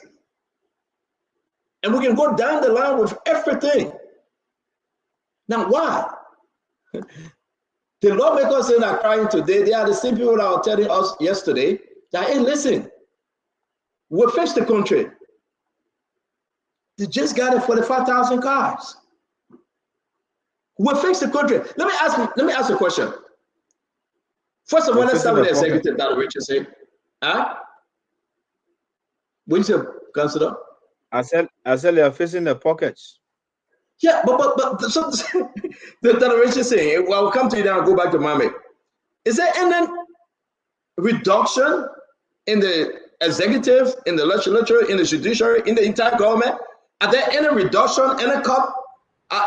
Did they cut anything whatsoever? This government, have they cut anything?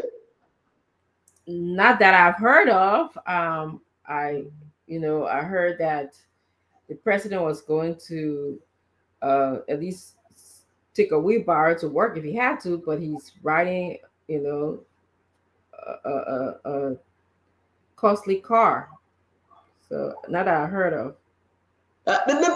So Mame, I know you just where you join us from. Let's just take it from there. We are talking about the hardship in the country. It's not about CDC. It's not about Unity Party. It's just about what we are faced with today.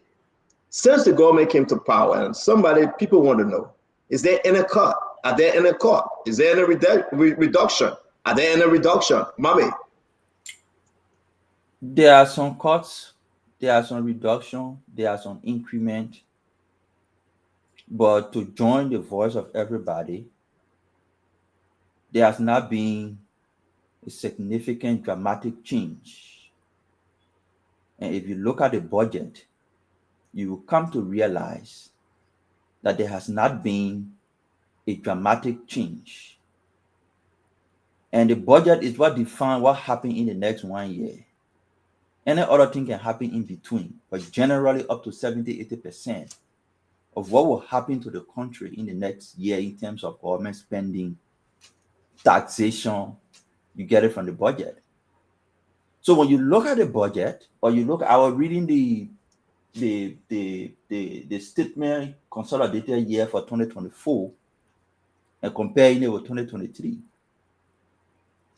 Minor differences, small increment year.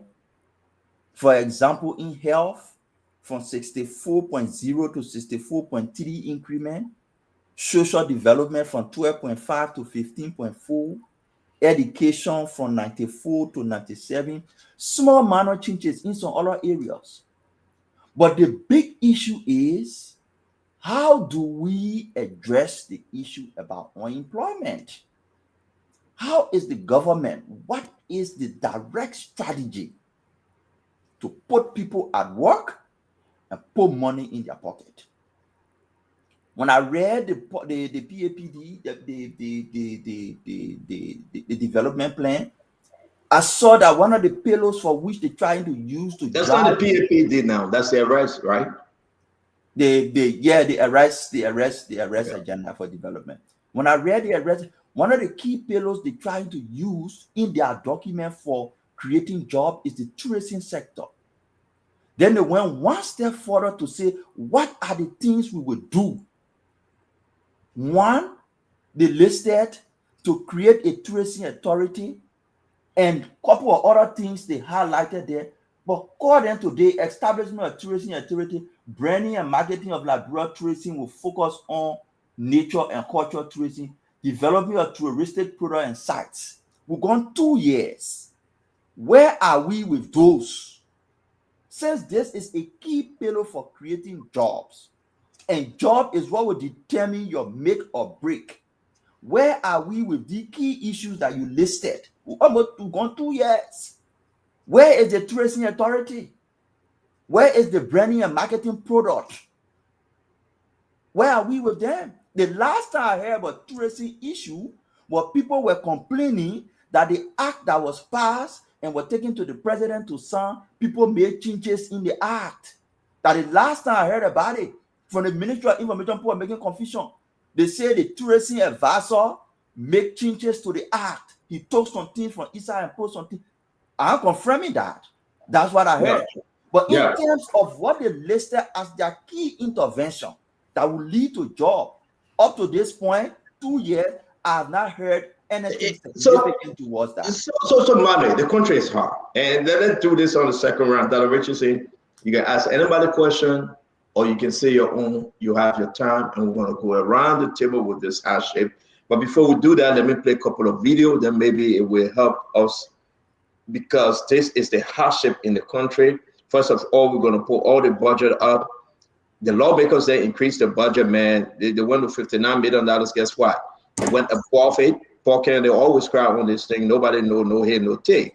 Today, thank God to all of you. Thank you very much. You contributed $900. The rest of the money yet to come.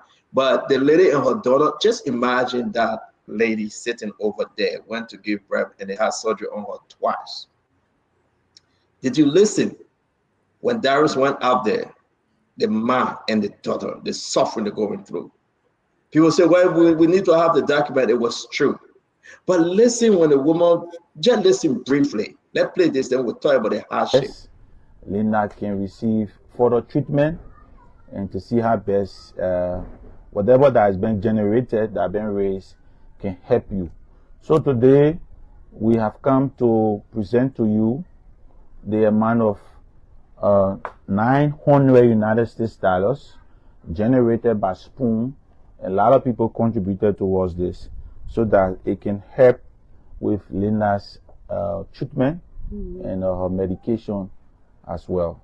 So on behalf of Spoon Network and all of our followers, those who contributed towards that, this is 900 so that you can be able to help with Linda's treatment. So that's the money. Go on the page and see, and thanks to everyone that contributed. All right, 900. It should be more, but some people, promised and they didn't pay. But if you listen to the lady though, early in the morning, her daughter called and say, "Oh, the people also are stating how you can't get me." But let me ask you a question on the same hardship issue, right? You think does she look like a baby mom? Randy, I'm going to ask you and Dr. Richardson, you guys are the mother yet. Look at her. Look what she went through. I mean, Dr. Richardson, you'll come last. Randy, let me hear you. Just forget the $900. Just look at her, man. So, but you also you have to consider that this is a young woman. She also lost a baby. Yes. I watched the and thank you to Darius for doing that today. I watched the video, and I was really, really discouraged because I think by now the fact that story was on here, I would think that somebody from the health ministry or JFK would have addressed the issue. No one has said anything. And then when you listen to the girl who according to the story, the mother was called. She said they put her outside of the hospital. Day broke and they put her outside. They gave her no paperwork, nothing, and said she left. If she's lying, the government, the health ministry or JFK, somebody should be able to come and counteract the story. So they just put her outside like that. No follow-up treatment. No, this is your appointment you're supposed to do after care, after surgery care. This is it, nothing. Let's assume that she's lying. If we assume that, why does this not tarnish the government's reputation or the Ministry of Health or JFK? Can nobody speak to this issue? Thank you, Granny. Somebody from JFK should have said something about this case. And this, Dr. Richardson talked to me. Granny, thank you. It's so heartbroken, seriously. It's frustrating to see we are on a path that you can terminate, but not a rescue path. Dr. Richardson. I mean, well said, Glendy. The only thing I can say that she looks physically good, but we don't know emotionally or psychologically what's going on with her. She's well dressed. This is a typical scenario with Liberian women. Sometimes we're carrying a lot, but we like to just appear as if what else to do, as if we're looking good. But the point is why nobody has addressed this issue. This is a crisis. I can imagine how many women in her situation in our government or in our country that are going through this, and nobody took the opportunity to address this issue. She looks good, but internally, like I said, we don't know what's going on with her. She should have been given a follow-up appointment, for what's going on with her internally. But again, this is the country that we live in, and I'm happy and I'm thankful for the money that was collected to give to her. But I just wanted to also add, if I may, I listened to all of what my colleagues said, and one of the major things that came up here was for the government, a recommendation was we have to strengthen the economy. There's some serious brainstorming that needs to happen. People in the government need to gather around and sit down. They need to have task forces to address our economy. A lot of us said today that government waste has to be reduced. There's a lot of government waste, like you keeping containers at the port for what reason? Nobody know. 3, 4, 5 persons doing the same jobs. Okay, stop hiring people because you are their friend, or because they're from the same county, or because you know them. You can't keep doing that. That's not how we run an economy. We talk about reducing payment for the legislators. Reduce their payment.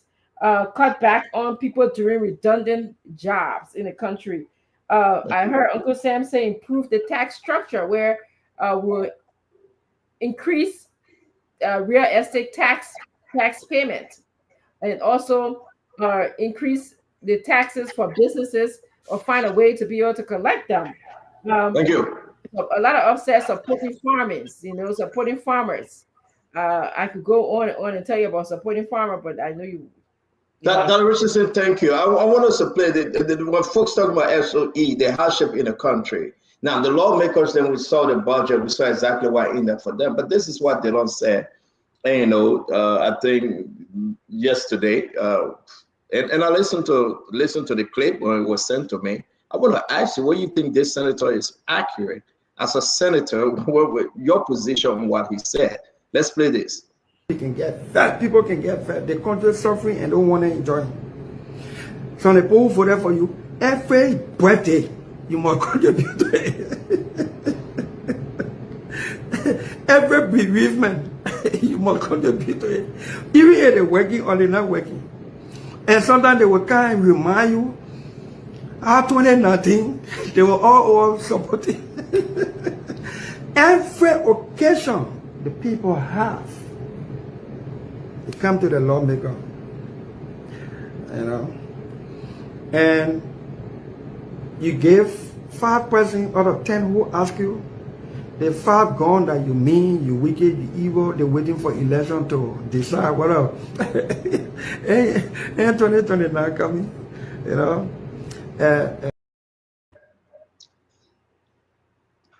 Let me hear you. Let everybody take 1 minute. Is this things to laugh about? Is the senator speaking to the serious issue here? He said that the country is hard, but then people are begging. You cannot satisfy everyone, but yet and still they're looking up to 2029 to remove you. When this senator and his rest of the 30 or 29 of them, and the representative talking about sitting on this amount of budget that they can use, getting the 45,000 cars, getting the gas slip, stationery, everything. But if people are suffering that make them senators and representatives, is this a joke? 1 minute to you, Dr. Richardson, just on this as it relates to this hardship in the country. I mean, this is a serious matter. This is why I'm calling for a brainstorming session on establishment of task forces. I don't know why in our country we don't have tailors making school uniforms. We don't have carpenters making office supplies or seats and school seats in the country. Why we don't have processing plants in different districts for the farmers to be able to produce their product? Why have we not explored exporting some of the goods? I mean, I have bags of, I'm a personal story, I have bags of farina at my farm. I'm looking for ways to get it exported, because we don't have a processing place or someone to say, this is where you can carry this product So Dr. Richardson, on the case of DeLon and this video, Why? I mean, as a senator and relating it to the hardship now, why are we where we are when Dillon is pointing out that the country is hard, but yeah, it seems to be a joke to him, and he's relating it about the people begging. To me, it's a serious matter. As I said earlier, I believe that we need to find task forces, and also we need to brainstorm this issue. This should be all night, all day long discussion. So I don't know, the context in which Dillon was talking and what he was referring to. Thank you. It's a serious matter because the country is hard for a lot of people. Richardson, thank you. Councilor, sorry that we have to move around when somebody get out, this thing automatically change. So let me go back in order. Then after we come to Sis Glennie. Councilor, yeah, we are.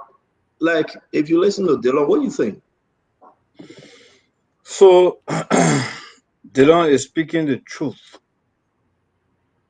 But maybe Dillon doesn't have the intention of being senator again. Because in Liberia, when you say the truth, they vote against you.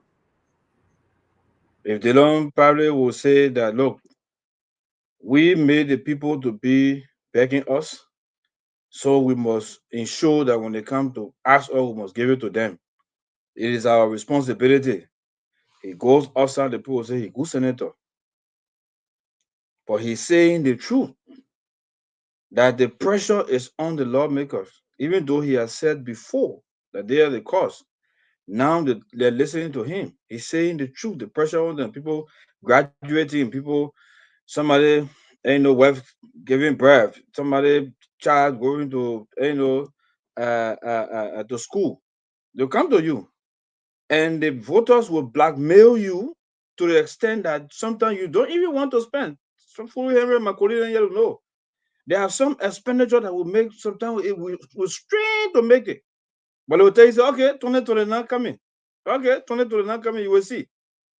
Now you start thinking now about whether maybe if I do this, all kinds of things happen. So thank God for me and that answer. So Dillon is saying the truth. That is what's happening. But it seems as though Dillon may not have any intention of going to run 2029. That's why he's just saying it as he's saying it, as blunt as it is. So he doesn't care whether you vote, whether even if he runs, whether he doesn't win, he doesn't care, but he must say it out. And that's the truth he's saying. So if that's the truth, Councilor, before we bring in Sis Glennie, if that's the truth, right? If you go through the budget, they don't walk away with 150,000 for engagement. They walk away with 150,000. Apart from all the other, Councilor, I beg, let me lay on this. Apart from all the benefit, apart from all the salary, apart from everything, they added 150,000 to their own, and they walk away with it. Don't you think it should be the law and the other lawmaker then to create avenue for the Liberian people to benefit instead of them? That, but you're making out of Margaret that the people begging. If you get one, you get all of the top of 2029. Mario, Dillon moved in the Senate. Dillon submitted a bill for the senator to bring the salary down to 5,000. Up to now, it can't come from committee room. Dillon has been pushing. Look, we can talk so.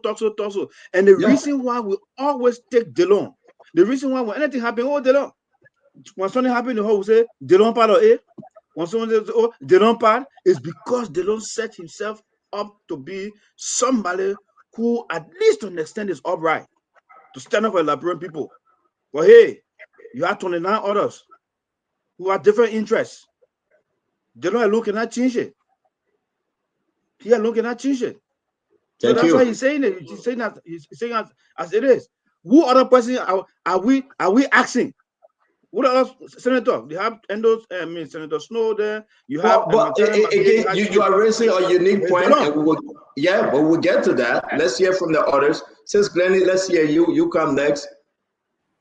So, Councillor Gould, I want to appreciate you for being so balanced, especially concerning the Dillon topic. I know when I talk, people would think that I'm being imbalanced because I'm close to Dillon. But I want to thank you because I don't find what Dillon said this morning. I don't find it like he was making mockery. I think he was just saying what the truth is. People expect them to do everything because they voted for them. And that's being practical. That's the truth. Sometimes we have to understand that the government officials, including me, we're humans. For example, the video with me dancing right after Grace died. I'm close. I was very close to Grace. We talk all the time. People will say, oh, look how she got on red. She's not crying. She's not mourning Grace. She's not doing this. She's not doing that. It's subjective. Let the people be human.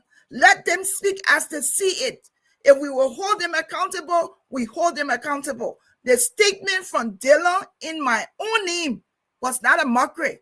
It is what is occurring. It is what is happening. And he spoke truth to power. So I want to thank you, Councillor Gu, for saying that. That is the truth. Thank you, Glendy. Thank you very much. Let me bring out Akaris Gray. Akaris, let's hear you. Stand on. I just shook my head. The level of hypocrisy too high in the country. The level of hypocrisy detach your personal feelings. You know, when Mami spoke about the issue of tourism, I agree with him because I believe it can create jobs. You know, so we shouldn't sentimentalize it with our feelings or party, whether that's CDC or Unity Party. But all the things is Glendy talking, good talking. And what Uncle saying is say Toya Owen leave my name. Glendy, let's give him a chance to speak. Glendy, let's give him a chance to speak. Glendy, we can't do that. Glendy, we're not interrupting. Great, go ahead, please. But now Glendy, if you want, Glendy, don't interrupt the show, please. He's free to call your name. We are not enemy. He's free to call your name. But Glendy, wait. Let the man finish talking. We'll bring you back. You can't do this. Stop interrupting the show. Honorable Gray, please go ahead. Stanton, I've been one of the most criticized lawmakers on the basis of legislative benefits. It's public record. Many people here can attest to that. Senator Delon came on a platform, the platform of salary reduction, the platform of cut in legislative operation, the platform of rejection of vehicles. These are public records. When people said, when some lawmakers say, oh, the people can come to us, so what's salary justifiable, people criticize it. They don't, it's on record for saying a salary is not meant to give to people. They got to create opportunity for people in public records. These are public records we're discussing. We got to be real with ourselves. Okay? So, the way he said it is a pure mockery to the population that voted for him. You can't provide any other explanation. Who said something? They don't submit a bill. They never passed the bill. The bill in committee room. He has all the authority, all the powers now, but he has not been reintroduced on salary reduction.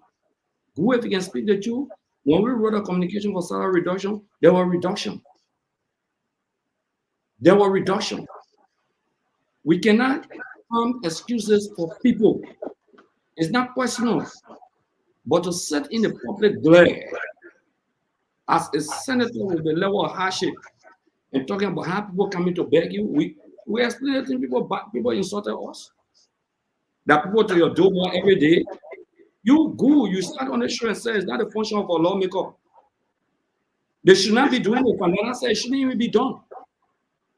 So today for us to come and shield someone because of friendship, because of relationship, is a maximum degree of hypocrisy. The first question should be asked, what has been the bill submitted to help ease the economic situation of the country? There are the kind of questions that need to be asked. The honor obligation is not a choice. It's honor obligation to resolve the problems, to find solution through oversight, through representation, through lawmaking. But after 6 years almost in power, from 2019 to now, okay? 2019 to now, how many years? Few years, about what? 20, I guess few years in power, okay? Can't get the map straight now. I think 4 years or 6 years in power. From that up to now, 2025, like about 6 years in power. Can you see the bill that has been submitted and passed that we have to address the economy of the country? But it will say, oh yeah, you made an effort. This is why you submitted. This is why you fought for. And this is what has been passed. We've gone 2 years into the administration. To tell the people out of where they come to beg you, it's not an excuse for your performance to D-Day. It's not an excuse. We keep on firing, cross-firing, even on the show during the election time. Some of the very poor were defending other poor were attacking us. In your district, look at Sodin Wayne. In your district, look at this. Look at this other one, you should be doing it. Okay? Oh, yes.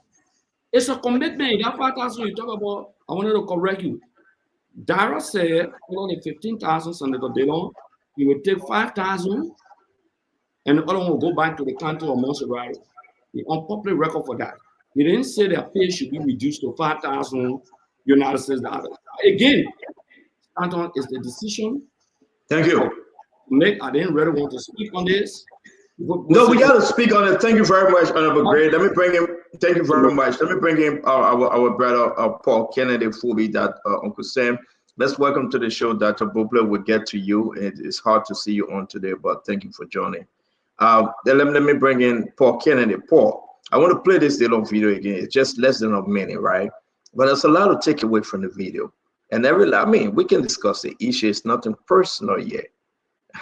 But to see that the lawmaker then walking away with everything they put in the budget plus more, and to blame the people that voted for them and make them lawmakers. I know I will say my own, but let me just play that one more time, please. People can get fat. People can get fat. The country is suffering and don't want to enjoy it. So the people who voted for you, every birthday, you must contribute to it. Every bereavement, you must contribute to it. Even if they're working or they're not working. And sometimes they will come and remind you, after 2019, they were all supporting. Every occasion the people have, they come to the lawmaker, and you give 5 persons out of 10 who ask you, the 5 gone that you mean, you wicked, you evil, they're waiting for election to decide what else. And 2029 coming, Let's hear you, Paul. Senator Dillon spoke, he was adding gesture to it. He was, trying to add some sense of humor to it. But Dillon was speaking his mind. I've never been a senator, but just running for Senate is a huge burden that, of expectation. And that is so because that politician has made it to look that way. In fact, there are politicians who have made the people to understand that if somebody's running for a position and they don't give you this, means that person is serious. The people, they always ask, let's see what you will do now. Before you talk about, the future. Let's see your impact on the people. But my question to Senator Dillon and his colleague, are they willing to change that? Because it's a perceptual thing. You can't change it in one day, but you can put some things together. And somebody talked, I think it was Councillor Gu or Dr. Francine, who talked about cutting their pay, having a base pay of $5,000-$6,000. Some of the ministers make more money than some of the senators. I'm talking about in salary, allocation, benefit, and whatever they can walk away with for people not to know. But very sudden do you see people following ministers. They're just key ministries that you go, you see a long line of people. But how is the legislature trying to change this, Stanton? That's the question we should be asking. Senator Dillon cannot excuse himself from this. I mean, he's been in power for how long? And one of the commitments he made to the people was, we are going to change this to improve your life. Has he sent a bill that cut their salary across, made some adjustment, even the off-budget spending? I just told you how the lower house, the House of Rep, had a $3,000 budget, and they end up using $10 million. Sorry, $3 million, and they end up using $10 million. That's $7 million in assets. Could they have moved that money into developing jobs in the county? Could they have done something else that would make the citizenry not to be dependent on them? I mean, if you got projects, community projects going on in the community, people are employed, youth are employed. Most of the burden of the economic cost in our country is on the youth. Our young people are suffering. They've been giving them peanuts all along. They are there challenging each other and insulting online only because one representative or senator got them in their corner and giving them $20, $25 a month. So how are they planning to change this? I was in Guyana the other day. Guyana is about to get $60 million to do some project on a coastal line and other tree planting from the global climate fund that we're able to advocate here for them to get. The Liberia even have those kind of things in place. Free money, there are some free money that you can get that you don't have to pay for. But Liberia need to take the rightful steps into getting those money to create a short-term job and payment. If you plant 100,000 trees now in Monterrey and Grand Bassa, you are employing a lot of people. If let's say we're even going to pay 100,000, just put 50,000 young people and pay them $5 a day. $5 a day project, plant 100,000 trees. That's money coming into the economy. So you need to put people who have the ability to come up with strategies that will do some short-term and medium income generation project. Yeah, Paul, let me ask you a question real quick before we gotta go. Let me ask you a question though. They didn't bring any solution. It's complaining. We can say anything we want to say. He's complaining because the people are begging. He turned the people to be beggars, and you cannot satisfy the people. They don't give into power 2020 for Kennedy. You know what? He would change things. He would talk. He would fight for the people. 2020. From 2019, when he got there replacing Geraldine Doe, he won a big election 2020. And up to now, talking about almost 5-6 years. So now, but you see, the thing is, Delon cannot bring a solution by himself. And I see them putting ambulances in the street and putting a picture on it. That's not how you solve the people's problem. So what means he can bring solution, Paul? Liberia is now a member of the Security Council. You know what that means for Liberia? No. We talk about Delon. You say he can't bring solution by himself. Yeah, how can he bring solution? He can collectively get the legislature to hold these, talk with the government line ministry and agency. So they have been there for 6 years. It didn't happen though. I want to understand the collective guilt here. Yes. If we do this, we're not achieve anything.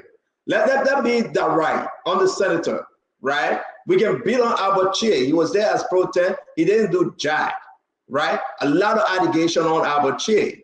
They don't say I'm the light. I'm coming to shine in the darkness. And what light is, there will be no darkness. The law is on record telling the Liberian people, yes, I will reduce my salary. They don't say that they don't say the lawmaker will reduce their salary. Guess what? The law is rescued now. He's not opposition no more. He's in position.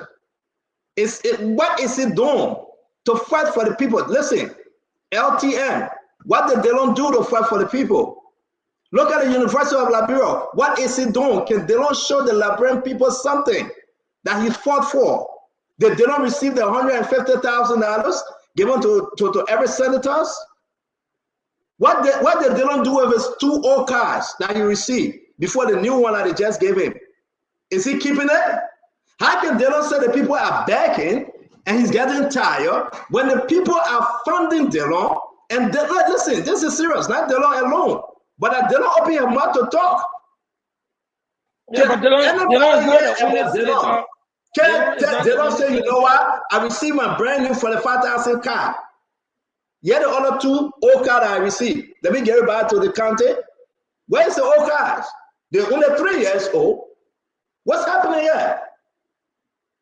So I'm just saying this. I know Delon is our brother and friend. You are right. Delon need to, but what I'm telling you is Delon cannot. So I'm saying something. People up.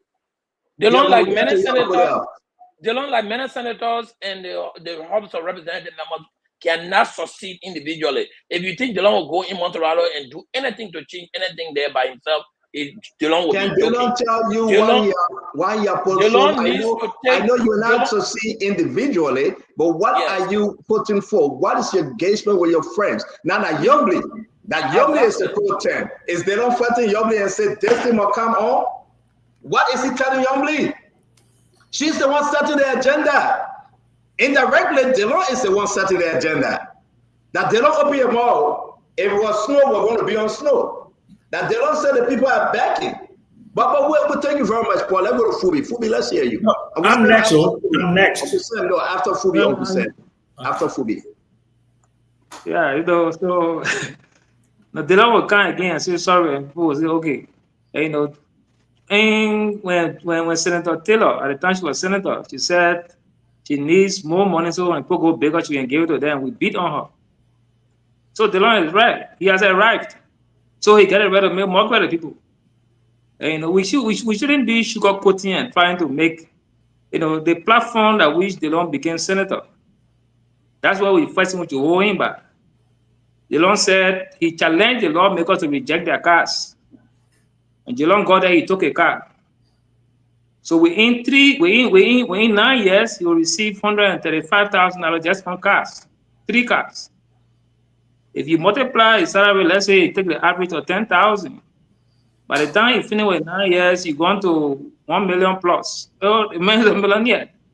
And, you know, so the bill that Councilor Good talked about that he put on the floor to reduce salary, you cannot put a bill on the floor to reduce salary and use the wrong article to justify it.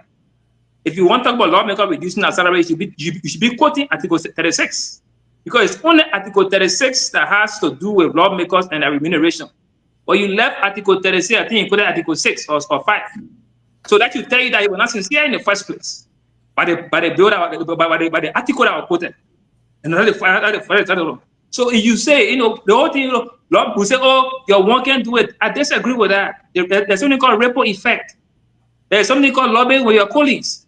There's something called getting your colleagues to buy into your ideas. And, you know, so what have you put on the floor since you've been there as lawmaker to help the people? Because if you go to a party and you only have food on a high table, everybody will be looking at the high table. So that's what's happening. You only got food with a lawmaker. So everybody will look at the lawmakers for hospital bill. What has he put on the floor to say, look, for example, we just talked about JFK, free medical bill to all public hospitals. That should be a bill that he should be championing. So that when somebody comes to you to ask for hospital bill, say JFK is free, Redemption is free, this other place, all the government hospitals are free, go there. What are you doing to ensure that you have support for public schools, to upgrade our standard, or even subsidy for private schools?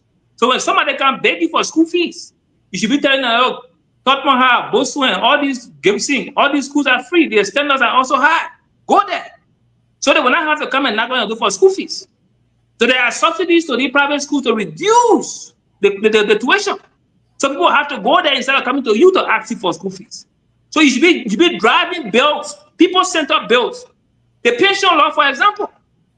Nassau got one of the worst pension law.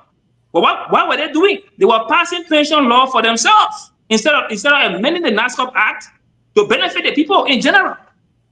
Those are the kind of things that you, as a lawmaker, because everybody, look, you cannot, I don't care how much money you make, you cannot take money from your pocket to get to everybody that will come and beg you. But when you push these policies, they'll help these different sectors that people will be able to benefit from. They will go to these places to benefit. So if somebody have a decent pension, someone got a decent job, they will not knock on your door for wedding money, for baby double, for baby top, for hospital bill to feed them from the hospital. They will not knock your door for it. If you work and you make good money, that's proud. So even tell you to go to your friend or beg, we beat you. But if you got no option, you will definitely go and knock on doors. And that's what people see. You look at everywhere. The lawmakers have huge salaries and benefit. What do the people have? Zero. JFK is a prison center. And all other public hospitals, I'm sure like that. Fumi, thank you very much. I back you. I think you're making that JFK argument a unique one because Sir Joseph and DeLong, they are the senator for Mourning County, not a district, the entire county. What have DeLong's done to hearing the news that people are prisoner at JFK? Are we hearing anything? No. What they don't say about the LTMI issue? Are we hearing anything? No. We can go down the line. But when we ask the question, what they don't do with the 150,000 that they put in the budget? So Joseph get 150,000. What is he doing with the old cars? If they don't, it's the light. He received car, the 45,000 car before. He just received a new one. What did he do with the old one? Is it his? You keep it another one later. And you will receive another one later. So how can they don't blame the people? And that's what got me angry when these lawmakers blame the people for giving them the chance to serve. And now they are calling them beggars. This is the wrong when you talk about the 5,000. But since it has not made sense yet, we thought to demonstrate our word into action by maintaining that we will take only $5,000 of our monthly money. Just as we are about to return to Monserrato what we have received from government, we would like to make it in a re-emphasized way that when we said what we said, we're clear on the record that we will take only 5,000 from Monserrato County. So you see, that's it. They don't return that money to health ministry and they give it back to him. No, stop joking here. Let me see you. Let's go on the issue. Do we have any record? Wait, pause, stop. I beg you. Do we have any record yet that they don't can show that since he made that pronouncement, he been taking only 5,000? Can they don't come out and tell the Liberian people that still I made the announcement, the pronouncement, the big thing? I've only been taking 5,000. Can they don't show it? Can he convince the Liberian people that he didn't lie to them? Right? This is clear cut. But I want to go back to what Councilor Goose said. Maybe they don't say, you know what? I don't want to be in this thing anymore. I just want to be me. I would just be me. Then when it was opposition, people look at Dylan and say, CDC killing this boy. They don't were talking. He was talking. They don't become in position and they don't went down, let's say pay. So we will continue on the Uncle Sam. Let's hear you. Okay. And then Patrick, Angela Mambe and Dr. Bople. Look, Dylan is expressing a frustration that anybody who finagle their way to power by simplifying the problems of the country, that is the reaction that he's getting. It is much more difficult than they realize the problem. And guess what? They don't have the answer.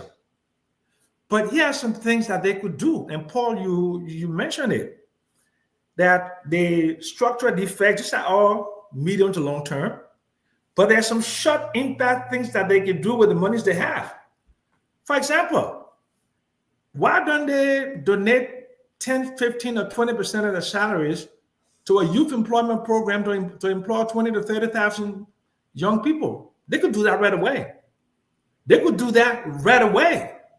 Why don't they say they want to build 50,000 low-cost housing and go and get some sort of a loan from international people and to go build 50,000 low-cost housing to create some jobs? And that would help with the expansion of the construction industry. Why don't they do a motorcycle assembly plant, a keke assembly plant to create some jobs? Those are simple things to do. Why don't you go to the smallholder farms and have a micro loan program that will give them machines to process it and find out and develop a market for them? Why don't you go to the market women who are retailers for the Lebanese and the Indians and others, and instead you sell it in the market, you bearing the brunt, you carrying the inventory carrying cost. We will help you to build warehouses with Liberal Marketing Association, the Petty Traders Association, and we will order directly from the manufacturers. and will bypass the Lebanese, the Indian, and the import cartel that currently exists, like they do in Ghana. The banks finance that.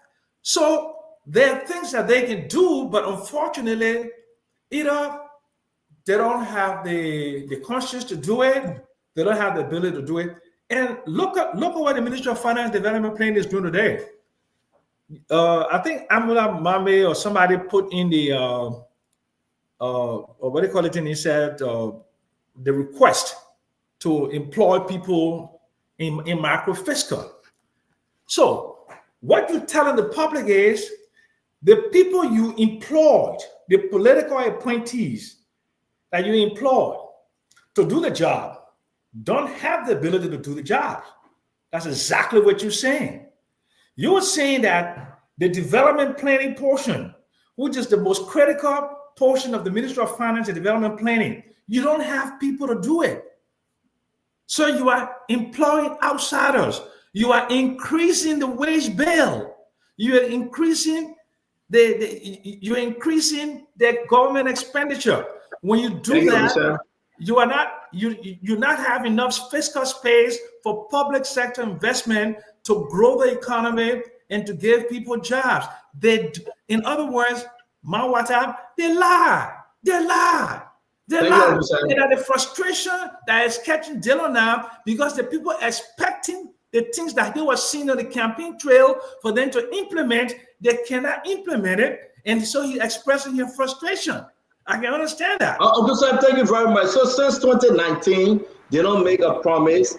And from 2019 to 2025, every month to take this one and give this one back to the district. You do the math. Is he giving it back to the district? Has he given it back to the district? What's the story? Can they don't show anything, prove anything that Councilor, hold on now, because we're trying to be fair with Dylan too. I know you are not on Dylan's yeah, but I know just your time. We say get from Della Patrick to talk, Mambe and Dr. Boble. VP, let's hear you. If they don't have done it, they don't got to show it. The issue remains is that people are doubting him, number one. Number two, what happened with the old cars that they don't have? Somebody will say it belonged to him. But as a transparent lawmaker, how many cars can you have? 3 cars in 9 months, in 9 years? So can you say yes to that? To what did he do with the old cars? Have he turned it over? What happened with the $150,000 he received? Can you answer the question yes to? What did he do with the $150,000 he received? Can you show some documentation? It's not only Dillon, it's all of them, but Dillon open your mouth to talk. So they're asking, VP, Mr. Ray Group, let's hear you, sir. So, before okay, even the assertion made by Dillon, Senator Dillon, from the inception of this show, we categorically stated that Liberians are living in poverty. That was an indictment on the entire country. When you live in poverty, you beg. So what Dillon said, it was just. But hold on, VP, let me correct you. VP, I beg you, I know you don't want me to do this. We are saying what the president said. Listen to the president. Probably he forgot. Listen to him. God's command. But let me be clear. There is still much more to do. While our country and our economy is making steady progress, our domestic revenue remains limited, and many families continue to feel the weight of high prices. Transportation costs are too high. You know, we can continue. The president said it, VP. So make your point. Don't blame us on the show. So I said from the inception of this show that Liberians are living in abject poverty. We agree with the president. Okay. We agree with the president. Everybody here, I don't know who denied. So I am saying what Dillon said, it was just an extension of the conversation.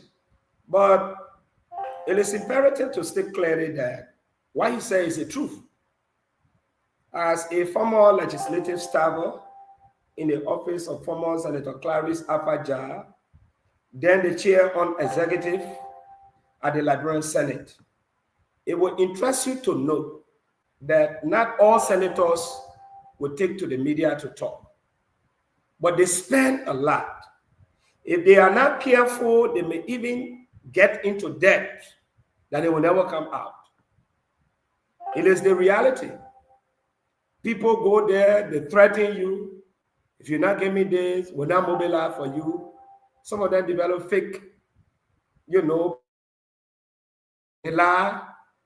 And, like Paul was saying, he tried to lie, of the situation because he been there.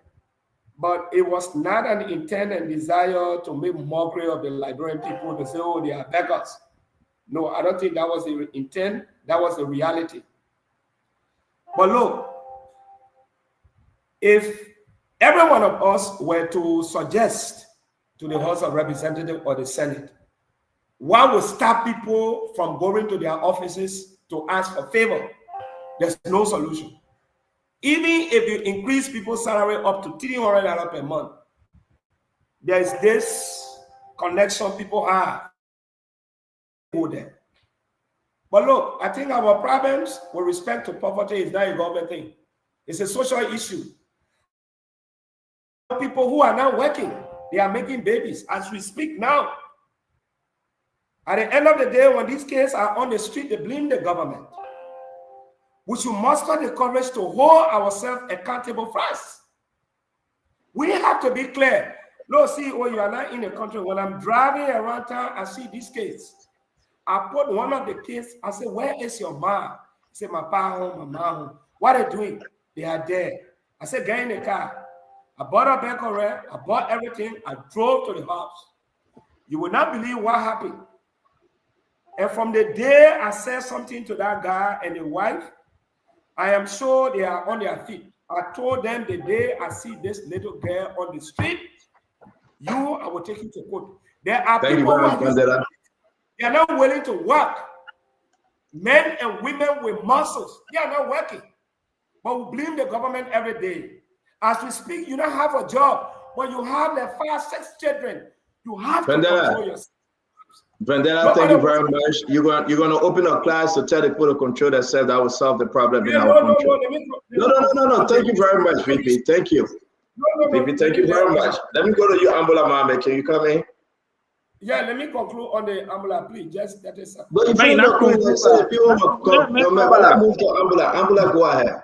Let me speak quickly to the video for the lady and then the Dillon issue first. I came on the show. I announced that I will contribute 150. I said the precondition to contributing that 150 is to see medical record.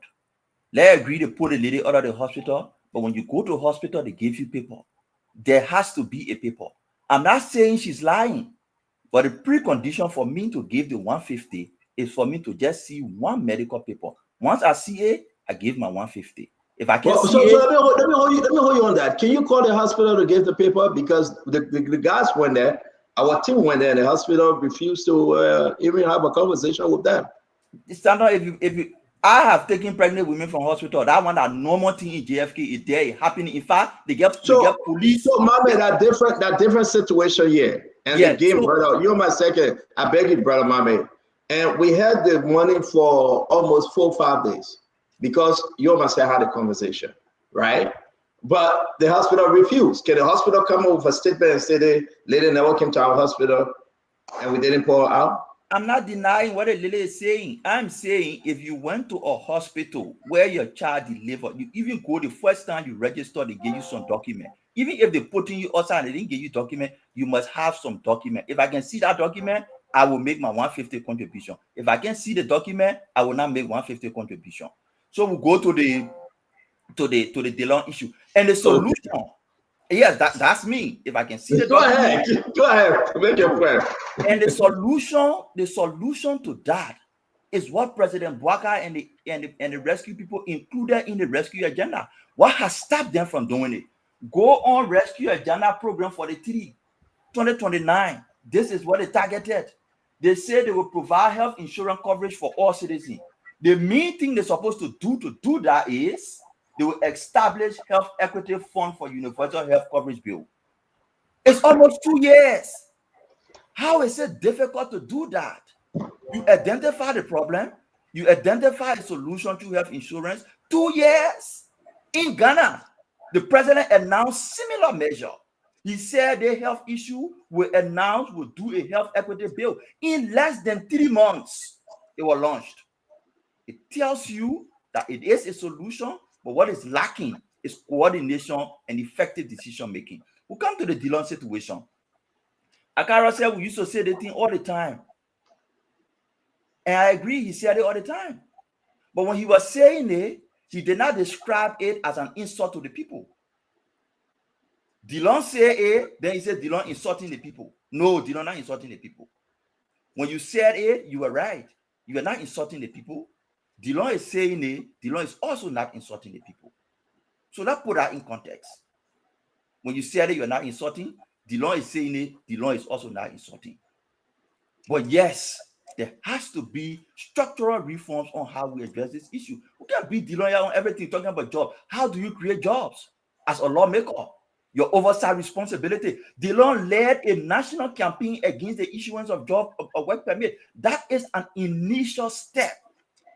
But there's a broader macroeconomic step that needs to be taking place. You asking how much with 5,000? Dillon announced that my 5,000, the balance of the money I will take, I will invest it into this mental health program. He announced it. There's record. We will find a video and ask Spoon to play it. He said, I will take the money I'm supposed to send to the district and pull it into this program. In less than the period of time, over 200 people, young Liberians who were on drugs, their life destroyed. When did they not say you were sending into the rehab program, Mame? It's online. I will find a video. Mame, when did he say, what was the first video? This video I just played or the second No, video? he said it before, CEO. He said it before. Wait. I asked him, Mame, you are not Mame, my man. Your computer gave me a bad sound, please. Mame, this video or the other video, which one you talking about? During President Weah's regime, I listened to Dillon's press conference. He said, the money I'm supposed to take to be distributed to each district, 500, I will invest it into the welfare program since it is a national emergency. And from that period to today, over 200 of our compatriots. You will invest into the welfare program, the welfare program, Mame, the welfare program. The mental health program. Not welfare program, mental health program, the rehab center. The rehab center, you mean? Of our compatriots. Wait a minute, let's get started. I know you're going to over 300. We'll make it 1,000. I'm just asking you. You said they don't say you invested into the mental health program, right? The rehab center. Correct. Okay. So my question to you, when did he say that? After he made the pronouncement or he said it prior to? After Dillon made a pronouncement that he would give the money to the district. Yeah. He came back and said, instead of dividing the money 500 on district, you take the money to the welfare, the mental health. Okay, so can we say this? If you are correct that he said it, can Dillon now, since 2019, 2020, can he show us something now about this contribution to the rehab program? Well, to be more transparent. That would be Dillon's question to answer. But what let's go to the third line. Do you think this lawmakers should keep the extra cars they have upon getting a new vehicle? No. Why do not say keep it there? In fact, besides the law. No. Hold on. Let me ask you now. Why do not say keep it there? It's because the policies that they allow it. Which is right. The people are suffering. Why can't he help fight to change that policy? That's what I'm saying now. I am telling you, it is a bad policy to allow people to own these vehicles. But you know what the guys did? Yeah, Karaya asked him. What they did was they took a vehicle and transformed it into what they call transportation allowance. And it is because of that they take ownership. We are saying it is wrong. Akara can admit to that. They remove vehicle and refer to it as transportation allowance. And they accumulate the transportation allowance and buy the vehicle, thereby giving the right to take it. So we are saying that is a flawed policy, and it even goes to the executive, where people back out after 3 years, they take it and go. It's wrong. Yeah. So Dillon is in position now. He rescued. Well, what is he doing about it? Then he blamed the Liberian people that they are backers. What about the 150,000, Mame? No, it is not 150,000. It is 75,000 given to Lays to implement program for all the representatives. It is 75,000 per legislator. Wait, mommy, wait. That's 75,000 across the board. Yes, it was 100. 103 lawmakers, each of them get 75,000. Wait, let me be correct. Oh, you must be correct. It was 150,000 when they did a recast budget. They adjusted it to 75,000, given to Lays to implement projects. No, across the board for all the lawmakers. Come again. For each lawmaker, 75,000. 75,000. Not for lawmakers. Not for Stop, mommy. I shared the document with you. We had a conversation on the show before, mommy. That scam operation. I shared the document. I shared the whole list document. Judah Sully, whoever his name is, we spoke to him, mommy. You and I. The issue is that Judah Sully getting only 10%. Let's get 10% from that money, right? As inscribed. But let's come facing it. Who direct Judah Sully as to which project to do? That lawmaker. The lawmaker. Exactly.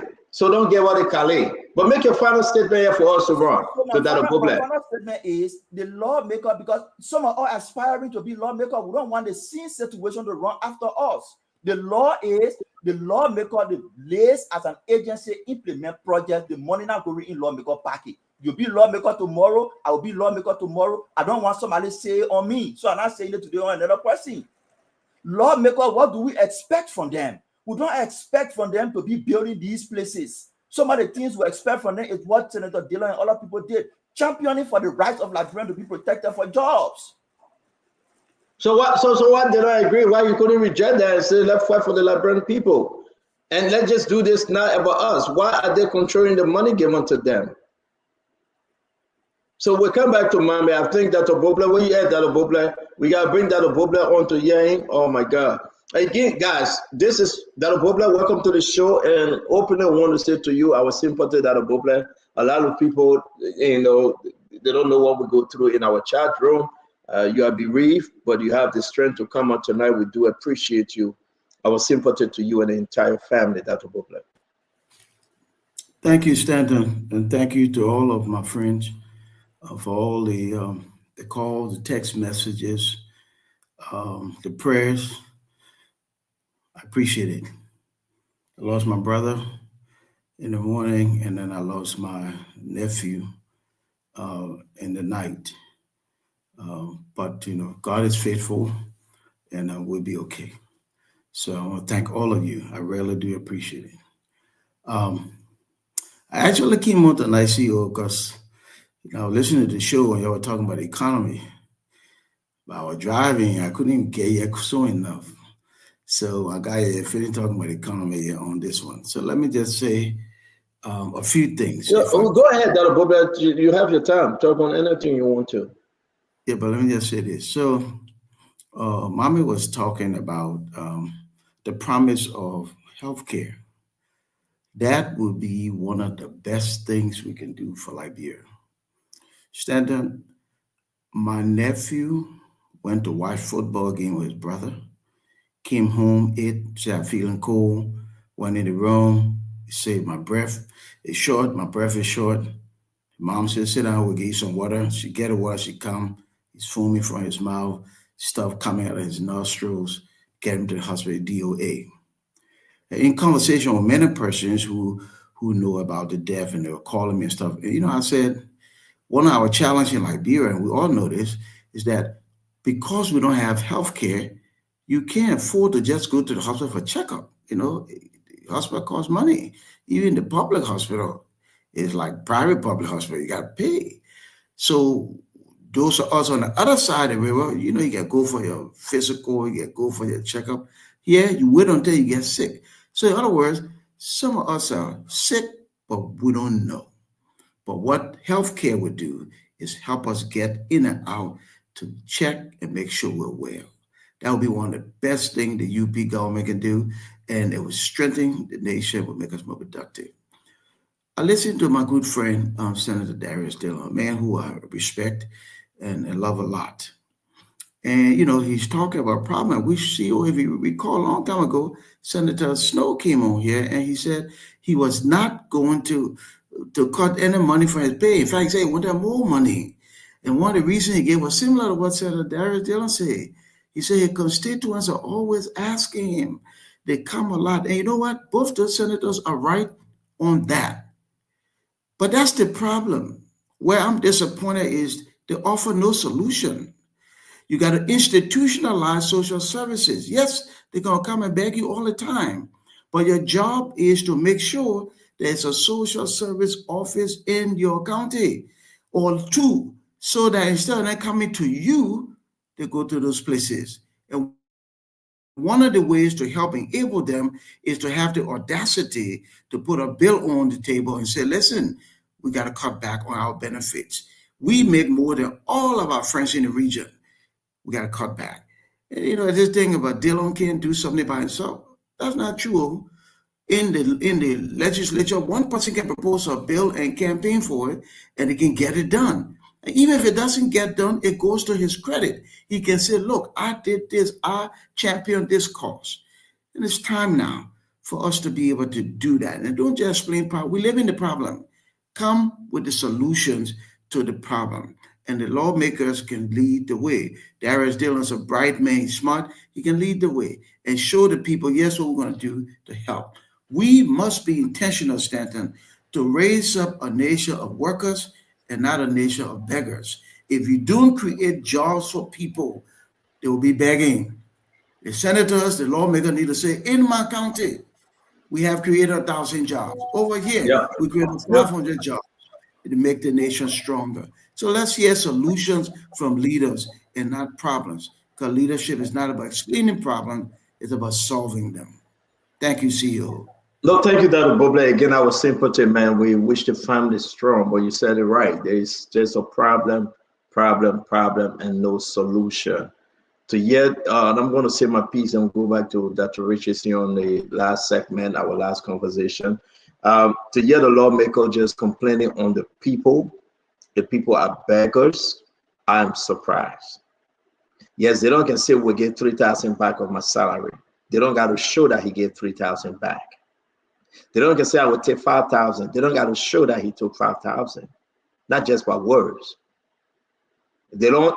Money goes into his account, direct deposit. At what time did he open a bank account separately and say put 3,000 here and give me only this one? That's real talk. That's reality. No saga, no Vlad story. They don't got to show to the Liberian people that he's fighting for them. We got a problem. And every lawmaker should be held responsible. 2020, you took a car for the 5,000. 2023, they give you another car for the 5,000. Then what become of the other car? It's just 3 years old.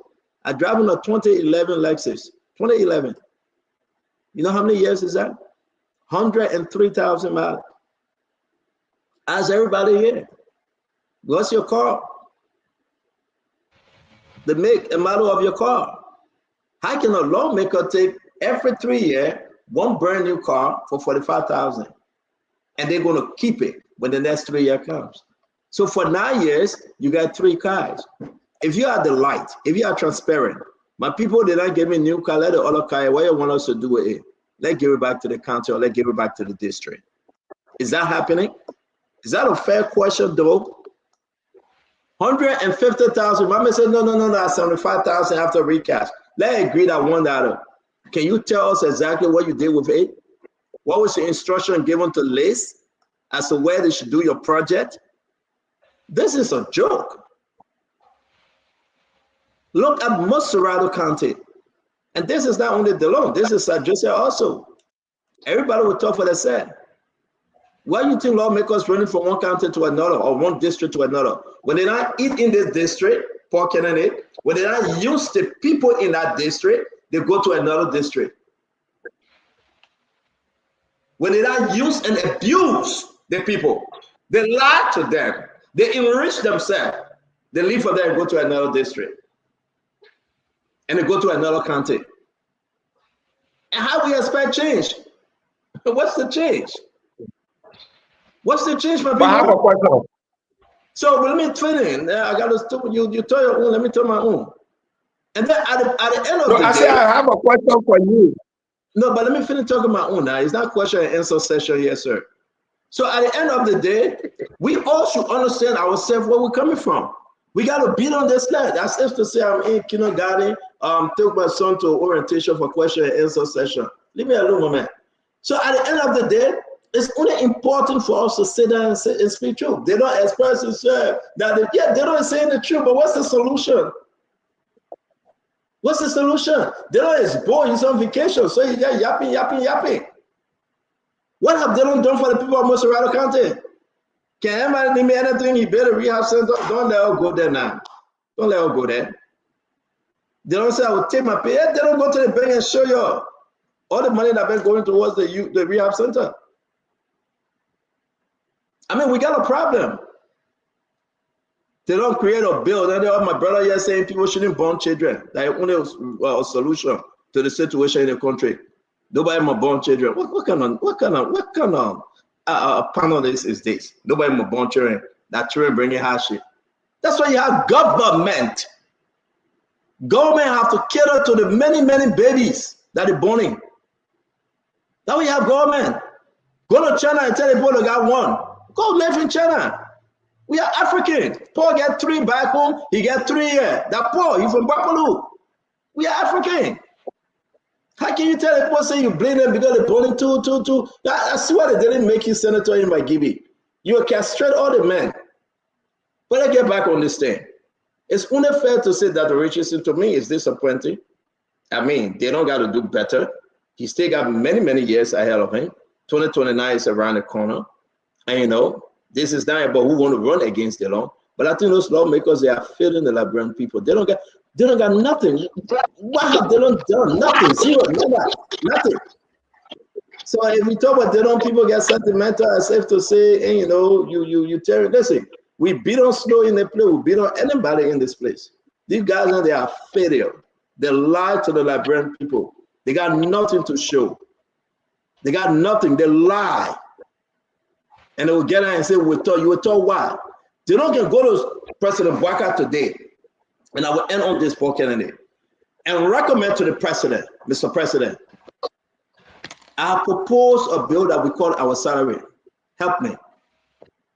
Talk to the lawmaker. They don't can call Yombly today and tell Yombly, pro tem, my sister, I mean, we gotta mute you because I beg you, you get a bad sound from you, Vendetta Patrick. That's why I'm muting you.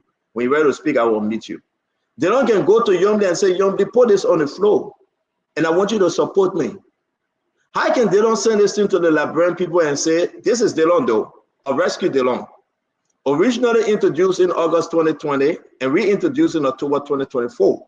When Joseph Boga was president in 2024, this bill proposed reducing lawmakers' salary from US 10,000 to 5,000, estimated saving 300,000 monthly and over $4 million annually. However, Senator Delon recently announced plan to withdraw the bill due to lack of public and institutional support. Are you guys reading the reason they don't took the bill off the floor? They don't kept this bill on the floor all through Jowea time. First year of Joseph Yima Bwaka, that Richardson, they don't took the bill out. When he became a rescue senator, when he entered there to say his next in command, chair on foreign affairs, to Yombly, the brother of Yombly, they don't put the bill back. What kind of hypocrite behavior is this? And you want us to buy into it? All through CDC, they don't have that bill in the Senate. Nobody could touch it. They don't blame Abache. He blamed everybody. All through CDC. Just to score a political point. The first year under Joseph Yima Bwaka 2024, they don't pull back the bill. That under CDC time the bill was important. You in power now. You're the pro tem. Though Jeremiah can vote, but he's the vice president. You can convince him. You can walk to President Bwaka and tell President Bwaka, we got to change this. You know what? You got on your side. You know, no. Don't do that to me. Don't do that to me. You say you were drunk. You say you were drunk. Please don't do that to me. Yeah, now you get me on the show. Go drink some water.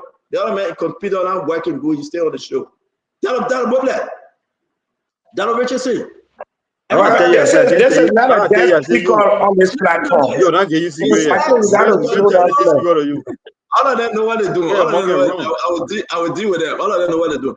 They don't say estimated saving 300,000 monthly and over 4 million annually. However, Senator Dillon recently announced plan to withdraw the bill due to lack of public and institutional support. Dr. Richardson, can you come in, please? What is going on? You had it at 6 years on a job. We are. It's not Joseph Bogate all the 4 years. You said, no, let's take it off. Let's take it off. When I keep this in there. Dr. Richardson said they got to interrupt me intentionally. Please talk. I mean, lesson learned. You know, there's a lot to be learned from this situation. One is that we cannot joke about bread and butter issues in a country. I think that the reality of the people, the hardship needs to be addressed. It can be addressed by us educating the people. You can't just say, I'll give you Christmas, I'll give you birthday, I'll give you, hospital bill. You have to be able to talk to the people and say, this is the reason why we cannot do this. We have to, pass these bills. We have to make sure our country is in a way that is helpful to all. And the only way we can do that is by passing these bills. You have to develop jingles to educate the people. You have to find a way to be able to communicate what's going on in the country. So I think that's lesson learned. I agree with someone that even though it takes a multitude of senators to pass a bill, but it takes one person to continuously repeat that bill until it sinks in. Continue fighting. You can't just be complacent, or you cannot just stop after one time and withdraw a bill after one time. You're going to have to continuously speak about it. You have to kind of collace or liaise with your friends. That's correct. That's the red that Richardson. Go ahead, I enjoy you. Liaise with your friends in the legislature, in the Senate, so that you pass the bill, and then Dr. Burger said and say, I did something. But I think what happens is our lawmakers tend to back away. They tend to get complacent, or they tend to just relax after a lot of the conversation is said and done. You cannot. You got to fight. You're fighting for the Liberian people. That's all I wanted to ask. So I think there's a lot of lessons that we can take away from this situation. That people be. Richardson, the man blaming you, he blaming me. The man blaming the media. That Richardson, he blamed the media due to lack of public and institutional support. He expressed disappointment in civil society, in the media. The media made Dillon to withdraw to pull back the bill. The media didn't support. What kind of nonsense is Dillon talking about? How can we say that he blaming the media? And that's what Dillon have turned to be a media journalist, because he blamed the media. Yeah, if that clip that you showed, if that story is accurate, that is not a good representation of our lawmaker. That doesn't speak well of the lawmaker. Like I said, it's something that you have to fight for. You can't just turn your back and start blaming civil society. You were elected by the people or the media, or you can't. Yes, you in that business. I don't think the human, they can get disappointed, but you're gonna have to keep fighting for the people, and that's the story, and that's the message that you're gonna have to keep telling the people. Dr. Richardson, thank you. Akara is great, and Councilor Gu, Uncle Sam. Dr. Richardson, thank you very much. And I love what Dr. Bobler said. People hold people accountable on the basis of commitments they made.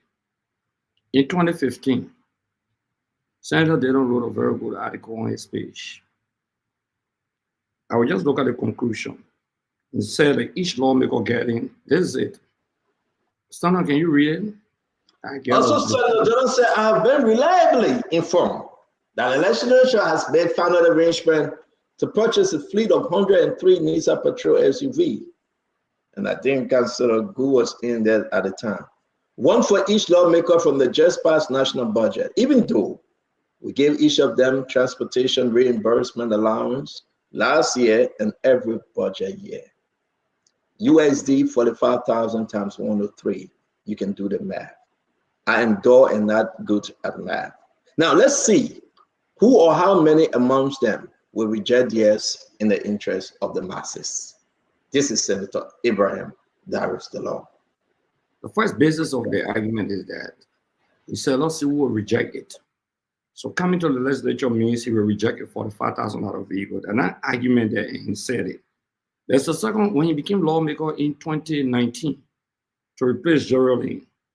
Stand on, he said something, I wish you can put it up. Just read it. 2019, this is the first time.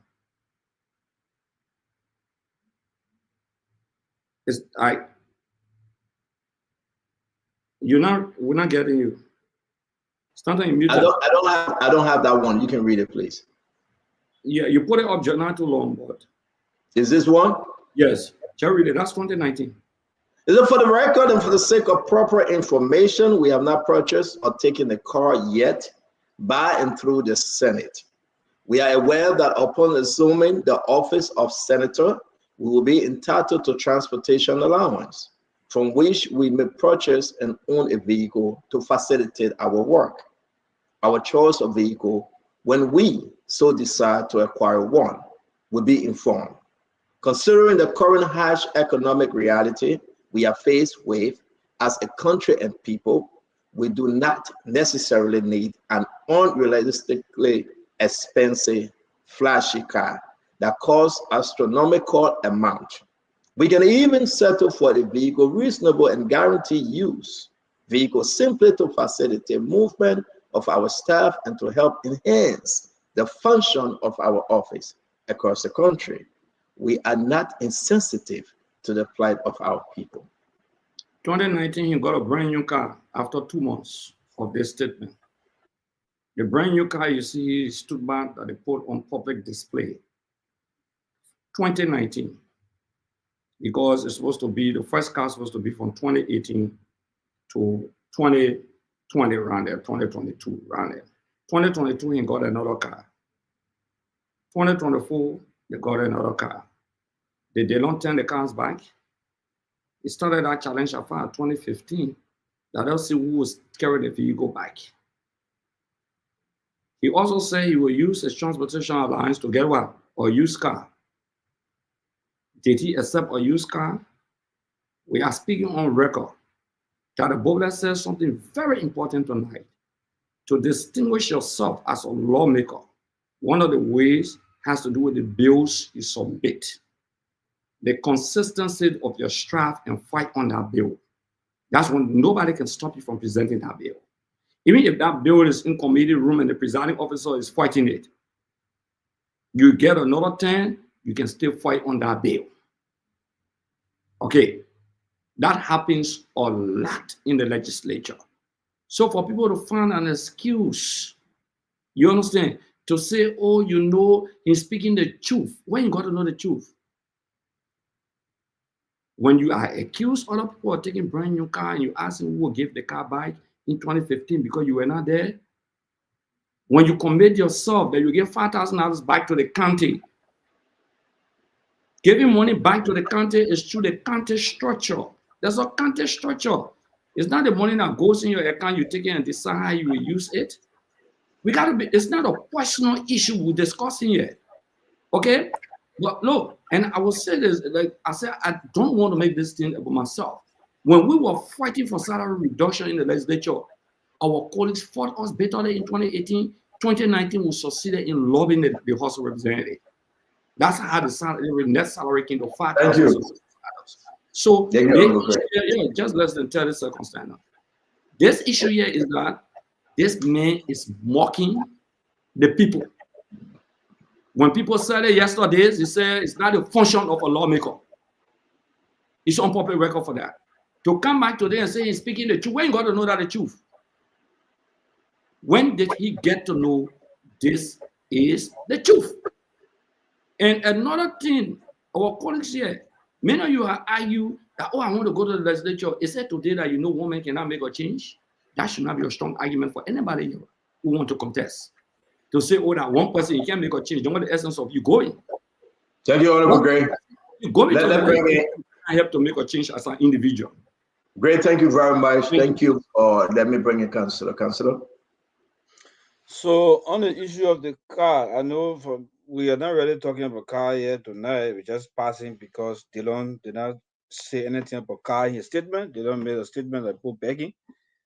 But we brought up a car issue. On the issue of cars, they don't say that the legislature was receiving car in the face of them receiving transportation allowance.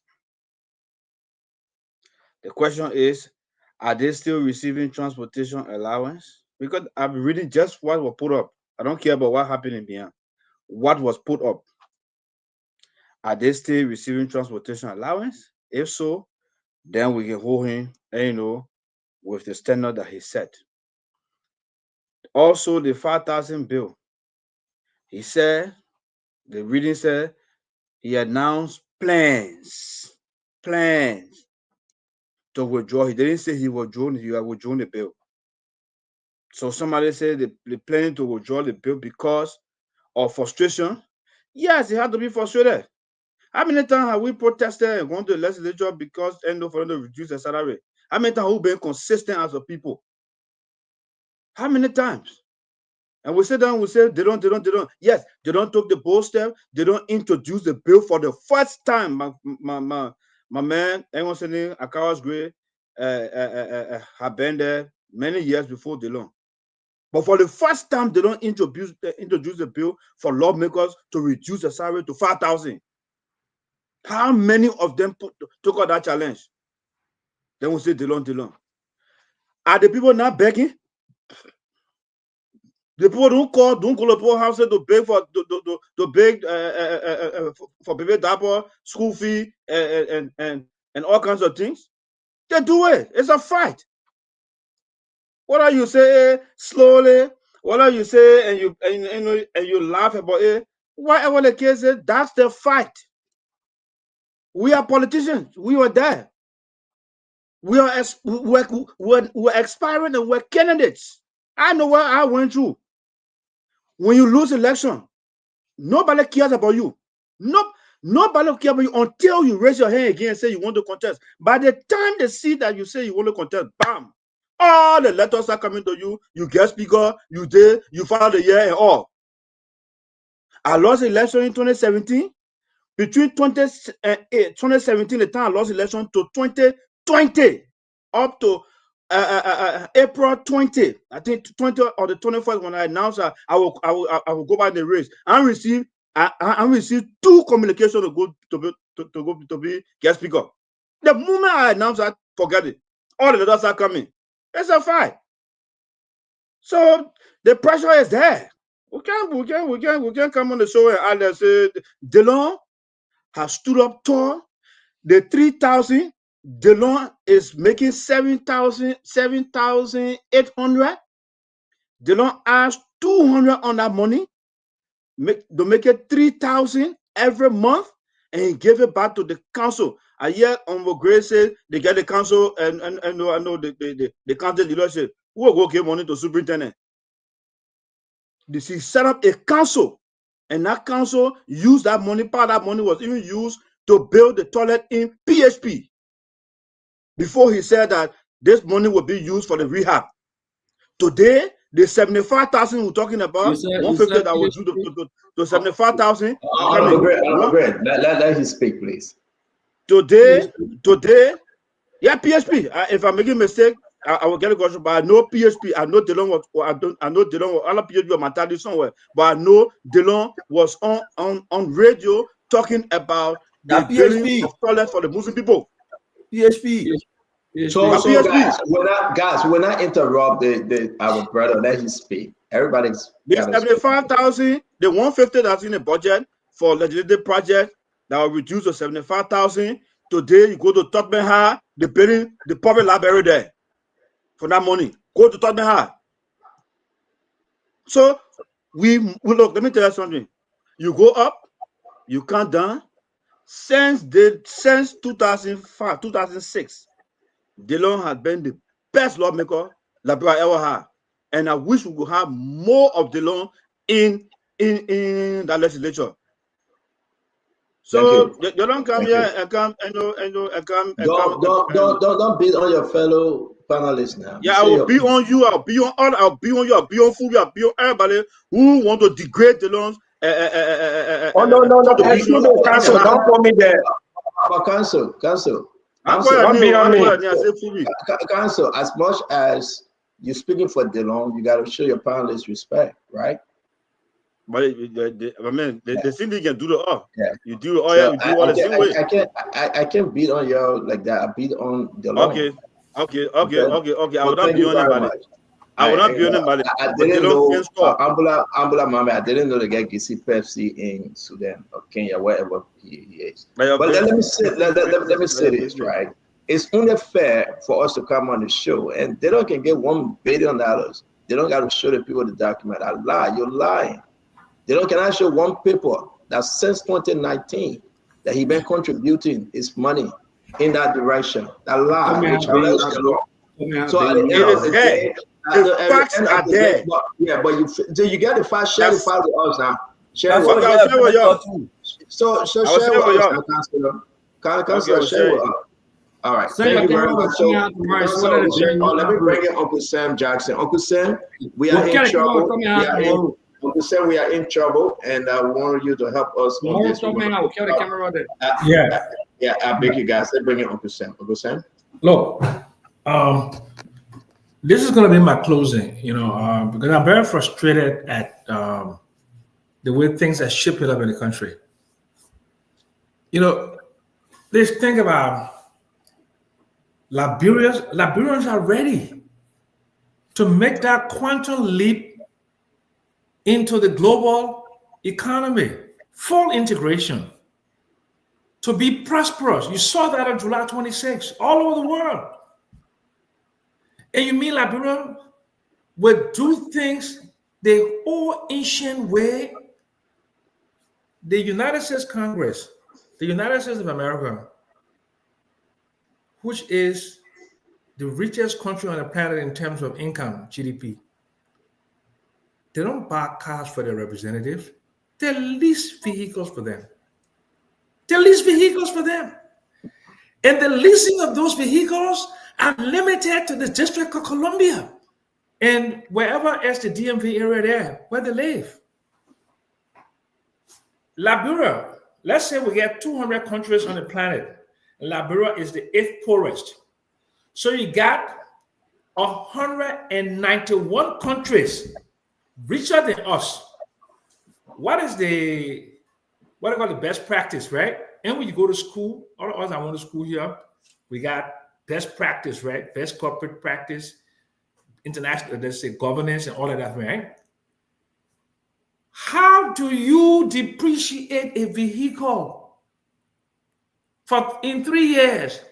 We put that in the revenue code of 2000, accelerated depreciation, because we wanted companies to reap the benefits of accelerated depreciation, not for representatives to change cars every 3 years. That's insanity.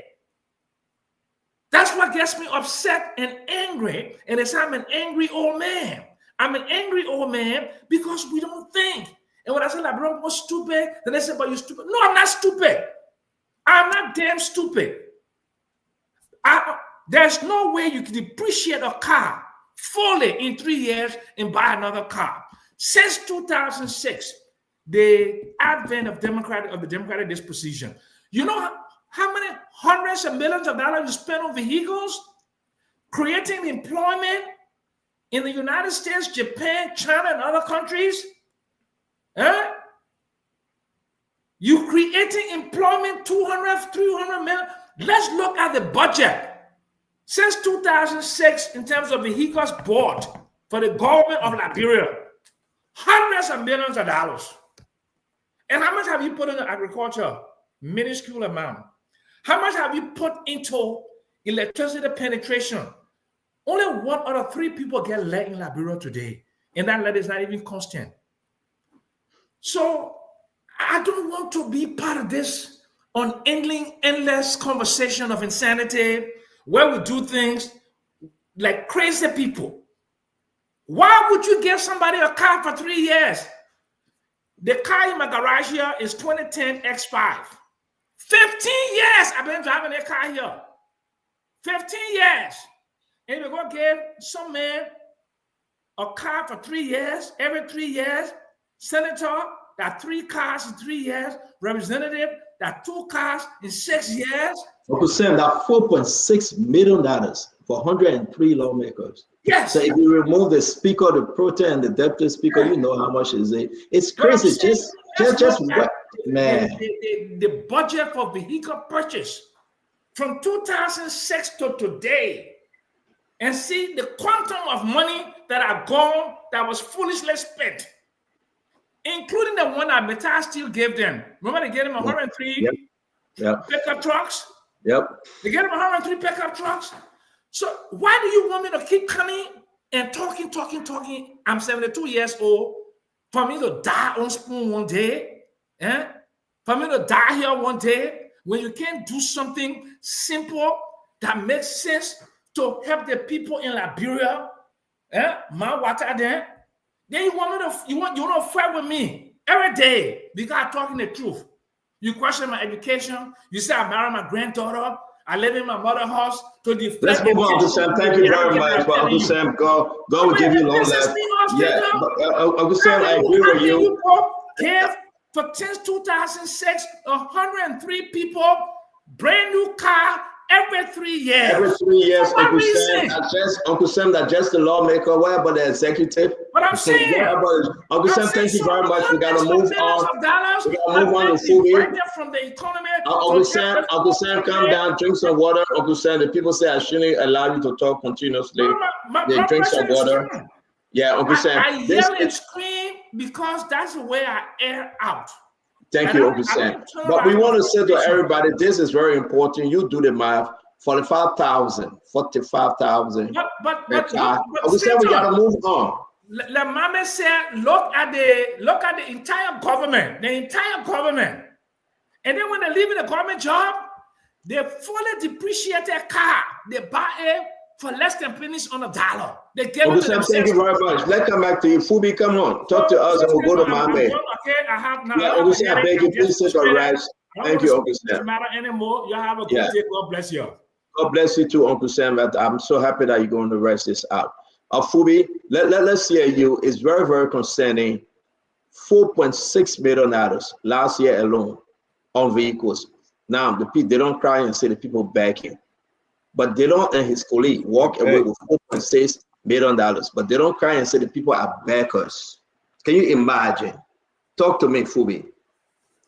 Yeah, like I said earlier, the Lord will come and apologize again. They will clap for him. Because the letter here, sorry. So, Councillor Gu, when you read the Constitution, of the 97 articles, only one article addressed salaries and remuneration to lawmakers. That's Article 36. So if you introduce a bill on salary reduction and you don't quote Article 36 in there, that's not a bill for salary reduction. You're just making more clear to people. So that's the question. That bill, you read it, it doesn't have Article 36 in it. So that tells you that bill was not intended to address the salary issue because only one article addresses the salary and benefits of lawmakers in that Article 36 of the Constitution. Then, we can make all the argument, and, the people can go and knock on your doors. Like we said earlier, if you don't create opportunity to take the people from your doors, they will knock on your doors. If you have all the different outlets, you got all the roads in the community, all the roads damaged. The only road to get to the hospital, to go to school, to go to the market, to go to church is passing through the lawmaker yard. Where you think everybody will pass to go to church, school, or other places, they will pass through the lawmaker yard because all the other roads are spoiled. So for the lawmakers to ensure that people don't come to their door to knock on their door for house rent, for school fees, for hospital bills, for party money, for wedding days, they should ensure they create avenues outside of their houses so that nobody will have to walk through their door before they get benefit. And that's the problem. All the opportunities you have in the country is sitting right on Capitol Hill in the legislature. So everybody got to go there and knock on their doors. JFK is struggling. JFK is a prison compound. Go to the different schools, Tottenham High, GW Gibson, like all the public schools around the country. Go in the interior and see public schools. They all look, some of those schools, they look like dog and cat houses. Even our dog house in Monterey is better than some of those schools they have in the villages. I went to Maryland, I saw public school, there are good people all inside. One black boy standing, no chair, no sunning. You got one black boy, you got first grade, second grade, third grade. On the blackboard, they're spinning the trees. That's the kind of school. Then you want to come and sit down and tell me, say, oh, the lawmaker right because he said people got to go and beg. You create the opportunity for people to come and beg you. You stop the people from having the opportunity for not having the access to better education, to decent schools. You don't subsidize the public schools. You don't mean the private schools. You don't subsidize, you don't get the hospital proper funding. You have no bill for medical insurance. So everybody will knock on your door. Somebody go and give breath. They can't free you until you pay the medical bills. Some of the bills, $50, $75. You stuck up there. I think sometime 2023 or 2022, one guy committed suicide, JFK, and jumped from upstairs because he was kept in there for medical bill. He couldn't pay. So he just jumped from the story from upstairs and killed himself. That's the condition the lawmakers created in the country. But we'll come and sit down here, want to defend lawmakers as though they're paying us money, so they're sharing their salary with us. You can have ambition, but you cannot close your eyes to the issue. You cannot say you're giving your salary back and the money going to your bank account. Sorry, that's not giving your salary back. If you're giving your salary back, write to the office and say, look, 50% of my salary should go to my account, 50% go to that other account. They will know you're giving back. But the money goes to yourself, to your bank account. You decide what to do with it. You say you're giving back. All the other lawmakers can tell you the same thing, that they're giving back because the money gets in your pocket and then decide what to do with it. So they're all giving back. But is that the giving back we're talking about? No. You're receiving the money. You decide what to do with it.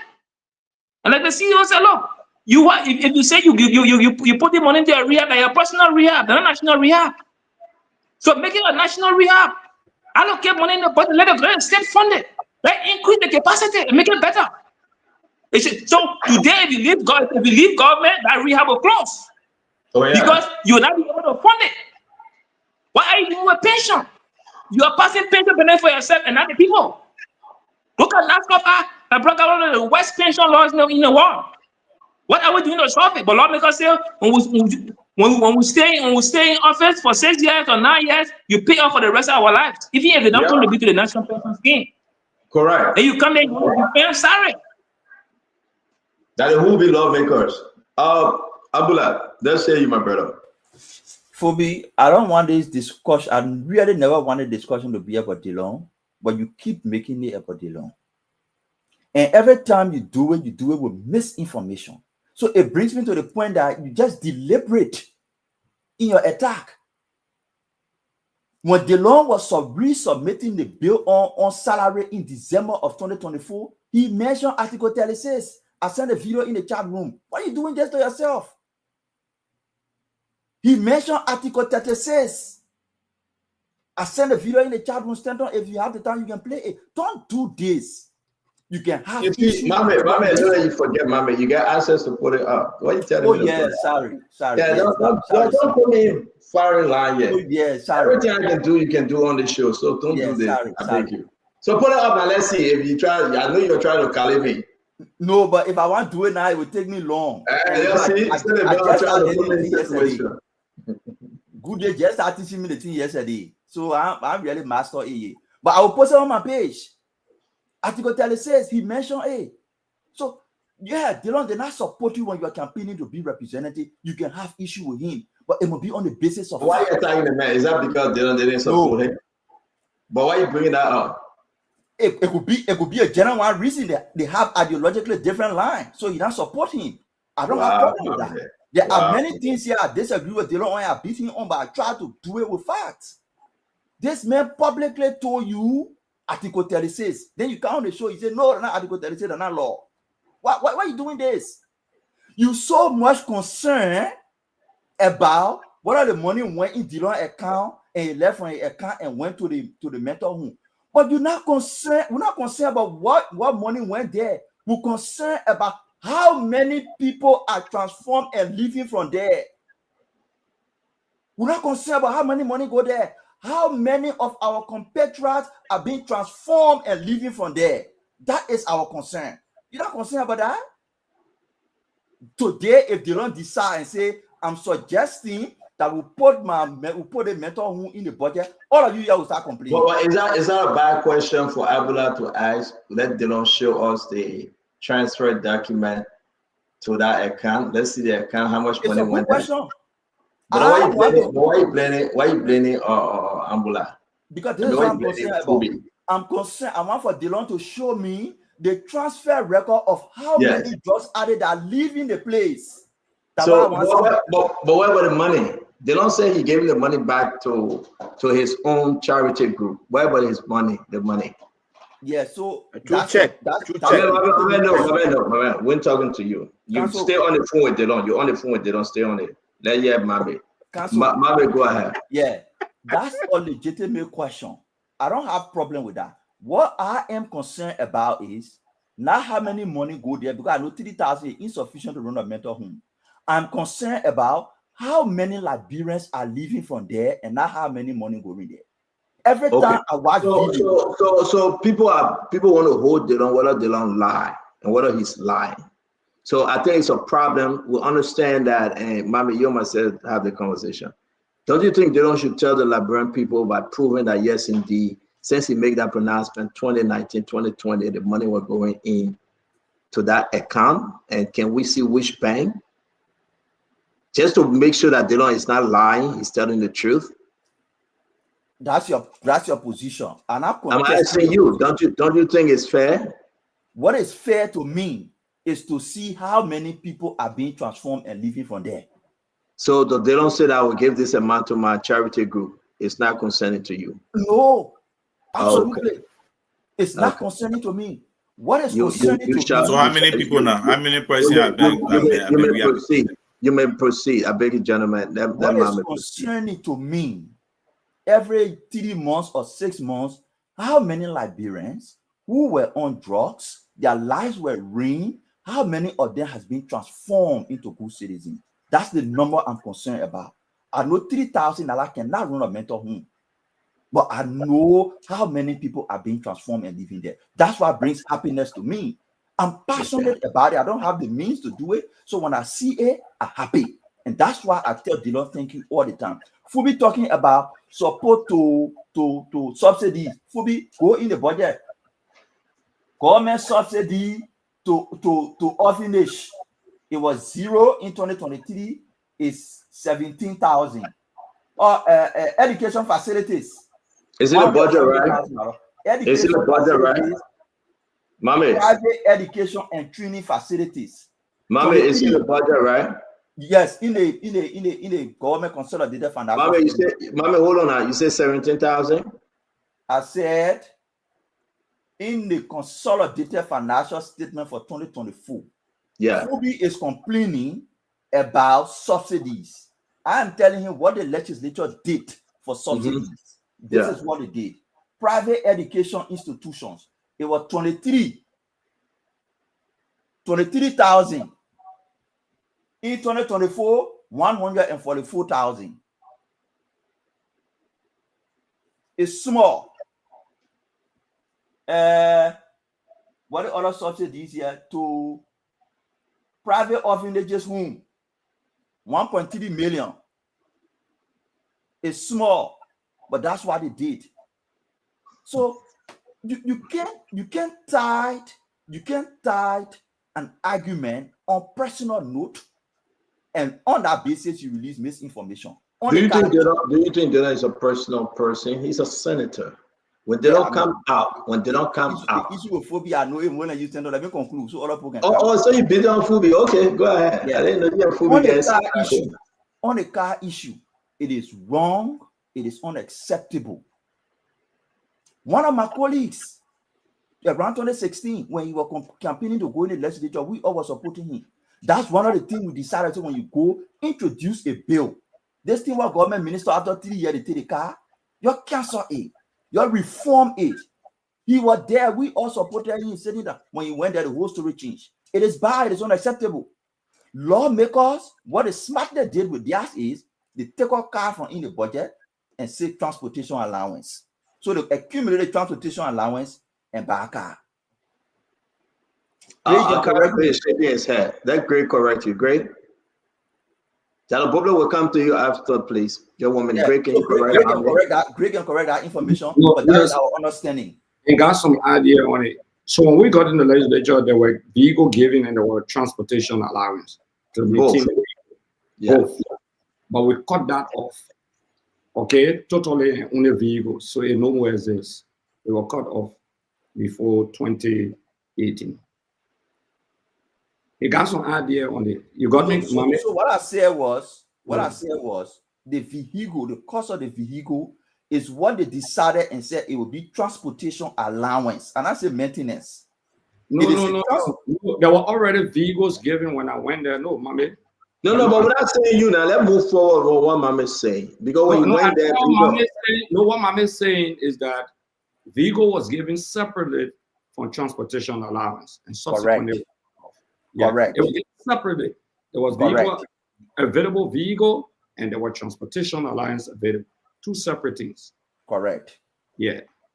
Thank you. But Mama, the poor asking, why are you sweating? Your AC now on? No, for some reason I can put the AC on for health related reason with. Okay, then we don't want to know. The project asking, I could just pass the information to you. Cool. So Mama, why they don't come forward on this thing about the vehicle then? You'll be getting 4 vehicle total. I will really be happy, Stanton, if we can find somebody, and not only the legislature, even the executive, to stop that thing. Every 3 years, new car. And you know what they do? They depreciate the car, and when they go buy it, so now they even pay $800, $900, $1,000. It's wrong. Let me bring in Dr. Bopler because I hate to make Dr. Bopler quiet, and we'll bring in Darius from there. We're going to move on to our lawmakers today, Funati team on the Austin issue. They went ahead and went to the court and said, listen, we're still waiting for the Liberian government. Yeah, they ain't doing nothing. What's going on with the case? I want us to close on this briefly. What about the armed robber case? Is that the person in the video? It's not the person. Did the Liberian National Police lie to us, or did they change the person clothes? Seriously speaking, people are concerned. The guy in the video had different clothes. The guy that the port officer had different clothes, and the guy he's at the police station, he had different clothes. So did they change his clothes? Well, what's going on with that video? And everybody, I just asked. Gregor Kuma will come into question again, But what's going on? Is that something? We know somebody went to armed robbery, but did they tamper with the information yet? Is that a real person or that video from Nigeria? Which one? Dr. Bopler, can you close up on this Delon issue? You, the last person after you, Darius, and we'll move on to the other story, sir. Yeah, but see, I'm here after Dr. Bopler is me. You spoke already. Dr. Bopler. No. Everybody spoke 2 times. Maybe you don't want me to make a real statement that might hurt you. That's why you don't want. I'm sorry, VP. If you have not spoken, you will come in. It's not personal. That's why I'm reminding you now. Okay, it's not personal. We understand. I hope off camera how you can talk to me if you ask me for your listing. Dr. Bopler, go ahead. Thank you, CEO.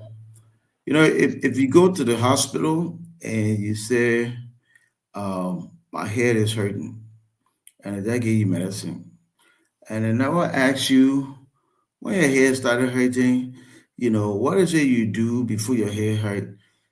Did they give you medicine? And you come back again and say, my head hurting, they gave you medicine. The doctor ain't doing their job well. So we're talking about the effect. Let's talk about the cause. Stanton, we have a big problem in 2025. We have institutionalized inequity. Did you see the compensation in the entire region of West Africa? The poorest country paid the most. That's us. We have institutionalized inequity. So you got to ask yourself, look at it from a business perspective, and ask yourself why. Why is it necessary that we pay that much to people? The administrators, they're not functioning. You go there, you can hardly get the service. You go, come back. You got to grease people's elbow, but you pay the people, especially in the upper echelon, a lot. Lawmakers, the same thing. So why? What is the work they are doing that justify that? We can't answer that question.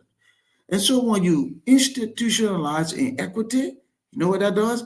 It institutionalizes poverty, because you will always say you don't got enough money for the things that really matter.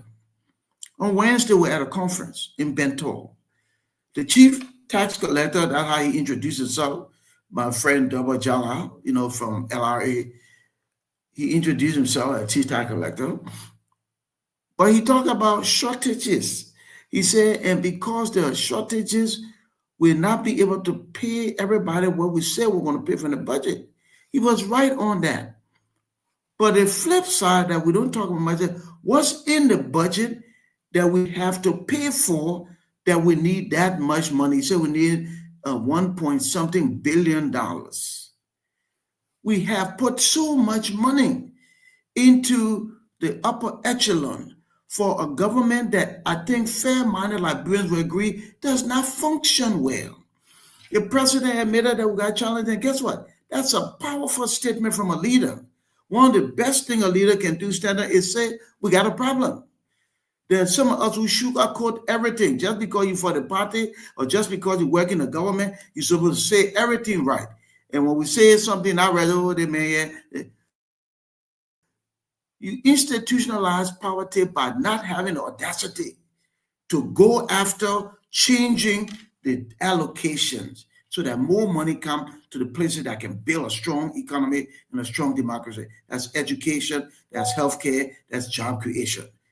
And so when my good friend Senator Dillon said, the people didn't support the bill, that man, champion the cause. When did you get out there? When did you do that national campaign? When did you call us all together and do your part? And then when it failed, nobody will question. I go, well, oh no, this man championed the poor people's cause. We're not doing that right now, and there needs to be a shift. There needs to be a shift because we are actually creating marginal results because of the inequity of resources. And because of that inequity, we're not creating jobs. Let me just say this in closing. Most of our nation's resources are in the public sector. That's the government. And the government is not supposed to hire everybody because everybody can work for the government. But the government is supposed to work for everybody. That means you take the public resources and you redistribute it so that private sector expansion is possible. And then poor people move small from being poor to less poor. And then when they become less poor, then they will beg you less. You see? But the man got to buy a bag of rent, and then he will keep begging you, and you are doing nothing to change that. So this is an opportunity so that we don't continue to perpetuate poverty. Redistribute our nation's resources, we get more results. And I think we have an opportunity. We have 4 more years to do the thing. Instead of talking all the time, definitely don't come talk about the people begging. The people begging because of the system we have set up. That's all. Dr. Bobler, thank you very much. My fellow Liberians, we're going to go to Mandela Patrick and we're going to go to Darius. So let's see our brother VP. So, my Liberian people, I know we've been talking here for almost 3 hours. It's an undisputed fact that we have a problem in this country. But I'd like to state clearly, Liberia is among some of the better countries. I have traveled to Senegal. $100, you cannot live on $100 for 3 days. Ghana, many of you have been going to Ghana. Guinea, Sierra Leone, Cote d'Ivoire, we have similar problems. But what makes our own unique is the fact that, personally for me, I have been exonerated because these are issues we've been saying, that there are problems and the government must take responsibility and address those problems. And I like what Dr. Brooklyn said. The first step towards nation building and correcting the mistakes, present and the past, is to acknowledge that you have a problem. If you do that and you are not in a state of denial, then you are moving in the right direction. And I applaud the president for recognizing that we have a problem. This is a defeat for some of our brothers who used to say, oh, we want to support this country. No. Liberia is okay to be here. There are problems. We can fix them. America, Europe, they were never built by angels. They had civil wars. They rebuilt their country. The same thing with Rwanda. We can still do it. But I have always said that at times we tend to be very oblivious, forgetful of our problems. You see, the first branch of government has, in my mind, 60% solutions to all the issues that we are discussing here today. Quite recently, Senator DeLong was beating on the Minister of Labor. Why is he giving permits to foreigners? I think about 10,000 work permits. And I was sitting and asking myself, I come from Maigibi. We have Firestone, we have SRC, we have so many companies operating there. How many lawmakers? We're talking about job creation, taking people out of poverty. 73 lawmakers, district representatives. Imagine if every district representative was standing their ground, engaging these companies on behalf of the citizens to say you are employing people from this country. You're bringing people from abroad.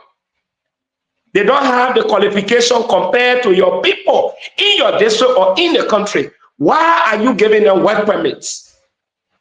Imagine if each of them were standing their grounds.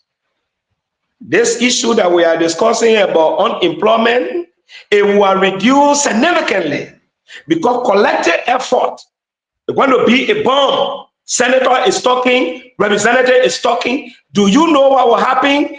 These people will come under pressure. They will never take advantage of our people. That way, we'll be helping the national government to employ more people. Easy. The second issue I was talking about is social problem. Liberia's problem is complex. Government has a responsibility to set standard. Ordinary Liberians have a responsibility to also set standard. The first institution, I stand to be corrected and co-created, is the family. If the family is disintegrated, nothing good can happen. You can even be from a family and you go to government, they appoint you. As long as you have a broken family background, you will not perform to expectation. Today, we see many of our young people. You think we are safe, we are not safe. The few people that have money and the rest of the people that are on the street under drugs, they are unemployed. Some of them they will be graduating from high school very soon. And in 4 years, if they are not in college, consider them to be maybe an average student. The problem we have, some of the solutions, and I'd like to agree with Mami.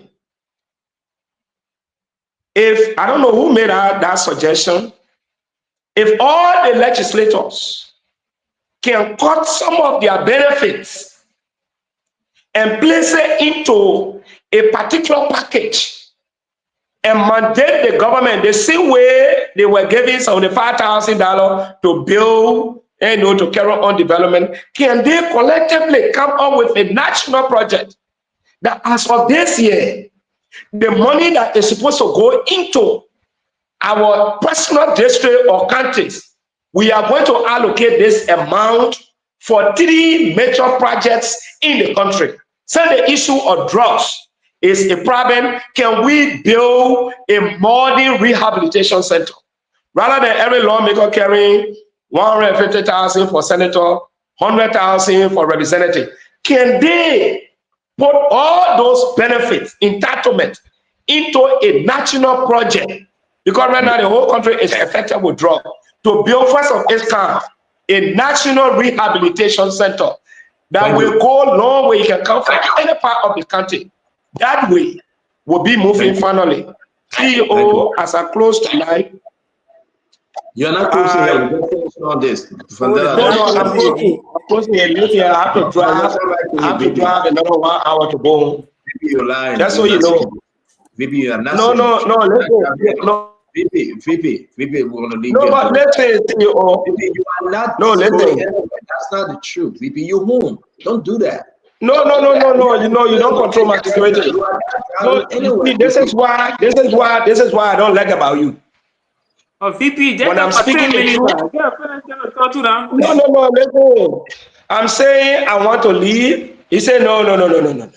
When something happened to me tonight, then you'll be here and be talking Tabata. Okay, good. No, listen. No, God forbid. Look, we have.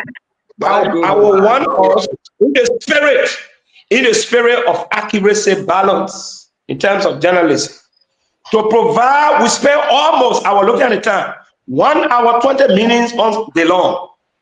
Can we provide him the platform as we have done to other panelists for DeLong to come on this platform so that we can have an opportunity to cross-examine him on some of those issues that we have discussed? That would be one of the best things we can do.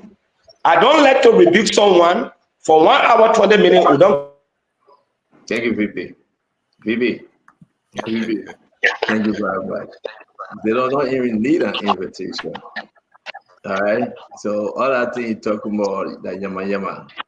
Right now we're talking. They don't talking to Councilor Gu. They don't texting other people there. He doesn't need invitation. This is the DeLong we know. We'll beat him. We get angry. He come back and he say Opa. Because that's why I don't have any friends in the government. I will beat on there and drink, water. You have plenty of friends in the government. I can prove it. You get plenty of friends in the government. I can prove it. I see you. Have a good night. You want to talk plenty than bad. You want to talk plenty. Darius, let have you. Talk to us, Darius. Yeah, so on the issue of Senator DeLong, I think I will agree with many folks based on the inconsistency, the way Senator DeLong have carried himself in the public. I think that video is a mockery. I think that video is a mockery to say our people begging too much. This is Senator DeLong who beat on President Weah and made sure CDC left power by propaganda. Today, you come in your own rescue government and admit that the country is hard and our people have turned to beggars. It should be a shame. Senator DeLong should be ashamed. You said this during Weah time that our people were begging. The country was hard. They are dying poverty. The economy was in a separate tank. It left the toilet. Today in your rescue government, 2 years, saying that they don't have come out to say our people begging. The country is hard. So what is the change? What have changed? But mind you now, before you beat on the legislature, let's take a look at the executive. The national budget is generated, it is crafted, it is drafted by the executive. It goes to the legislature for appropriation and passing into law.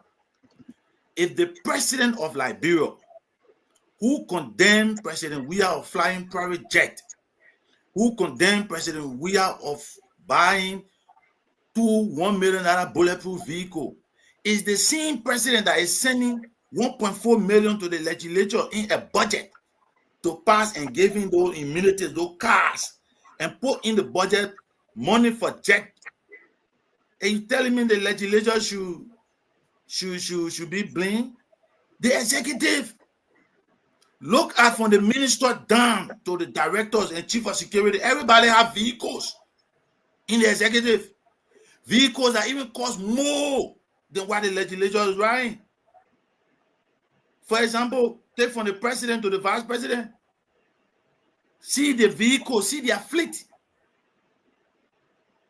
Even in the 2025 budget, the legislature budget dropped from 63 million in 2024 atom to 44 million. But in the executive, the president of Liberia budget increased by over $500,000. The vice president budget increased. The Ministry of Internal Affairs budget increased by $8 million. Go there. The Ministry of Foreign Affairs budget increased by $3 million. Go there. The Ministry of Justice budget increased by $8 million. Go there. Just go to 2025 and look at the atom. You see the big difference. The executive is more corrupt. But people shift the blame on the legislature. Look at the executive good. President Barker has the political will because the budget comes from the executive. The president will not put 25,000 as a threshold for vehicle, and then he say the lawmaker will override that and put 50,000 there. It still goes back to the president. He can veto that. Nobody should take the blame on the president. President Barker is not serious for any change in terms of reducing wasteful spending. They just use it as a propaganda on the CDC. But today, everything is going helter-skelter. Budget increase everywhere. Only the legislature budget, for the first time, it have reduced from 2024 to 2025 to 44 million, from 63 million to 44 million. Is the legislature corrupt? Are they doing things in the interest of Liberian people? It's another debate. But the executive under this rescue government is 10 times more corrupt than the legislature. 10 times more corrupt than the legislature. Thank you. So that's my take. I think what we want to make this our closing round. I just want to include everything. It's good to still have a counselor here. For Natiden today, his lawyer, Jonathan Masakwa, they want to quote, the many answer, and I know the brother will talk about it, but in the meantime, let me put this up. The case of Abdullah Kamara, that he's a free man, they now send it over that George from Grand Bassa. I don't know whether this is normal, but I do believe it is. He was assigned to Grand Bassa. They took it up and they reassigned briefly in Moserado County. Then he made the decision. In less than 2 weeks, he gone back. The decision he made set Abdullah Kamara free because of technicality. And they sent him back. Now, LCC got a problem. LCC ran to the Supreme Court. So the justice in chamber, Madam Johnson, called them and said, listen, I got to look into this. They have a date set for August 27 for her to look into it. He was reassigned briefly. People are speculating he was reassigned just for that purpose. Those are speculation that he will reassign just for that purpose to set Abdullah free. But now the LCC ran to the Supreme Court August 27. They will be going there again to hear in front of the Associate Justice Johnson. That's a development in the Abdullah Kamara, the former acting chair to LTA. All right, he's not done yet. He's not off the hook. And the LCC promised that they would get him on the right track. Now, the next thing I want to do 2 for 1 quick and for us to close, and I'm a brother counselor. The next thing here is that they ran to the Supreme Court. These guys that the ombudsman said to them, Mr. President, find a solution, fire them, suspend them, or whatever the case may be. Honor Councillor Cooper Cry. These are all their names. You see Cooper Cry, Emmanuel Tule, all of them. They signed a document and they themselves, they ran to the Supreme Court. So everybody going to the Supreme Court. And the Justice in Chamber, Clinton Johnson again, scheduled a date. She scheduled a date. She said, oh, this is very interesting. You guys come over by the 28th of this month.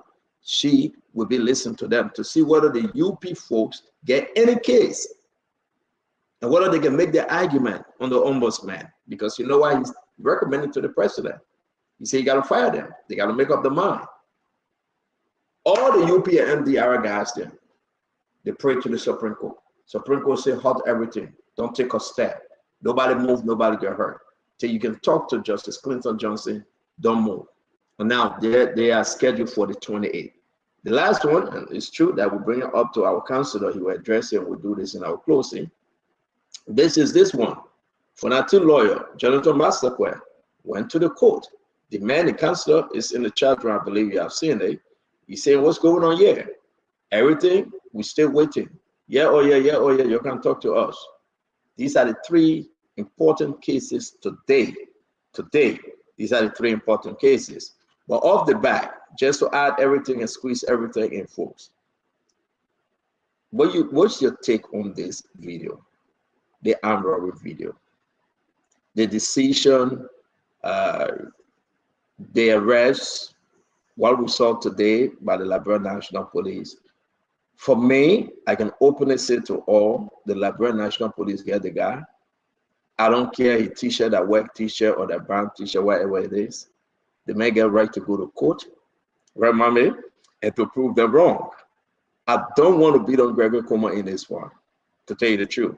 So many people come, oh, the t-shirt different, oh, the pants different. Listen, is that a gentleman that is sent to jail today? If the answer is yes, tell the man to go get his lawyer and go to court. They should stop. Oh, the man get gone, oh, the man get gone. Oh, that video from Nigeria or not from Nigeria, my people. Everybody eyes get different color. Maybe somebody color brown, or color black, or color black. But if that's the guy that they arrested, that went to that bank, the man will go to court and say, I'm in the video, and let the police decide. And I think the police, as per the announcement, I think they did extremely well to take him out, arrest him, and send him to court. As much as our country is hard, I don't think we should encourage this. Everybody that's saying that he, my friend, go do GoFundMe, and on technicality, probably the judge will release him and say that I ain't sure. He get black clothes, he get white clothes, that will be on you. But once that the gentleman, ain't there something? Let's take a quick look.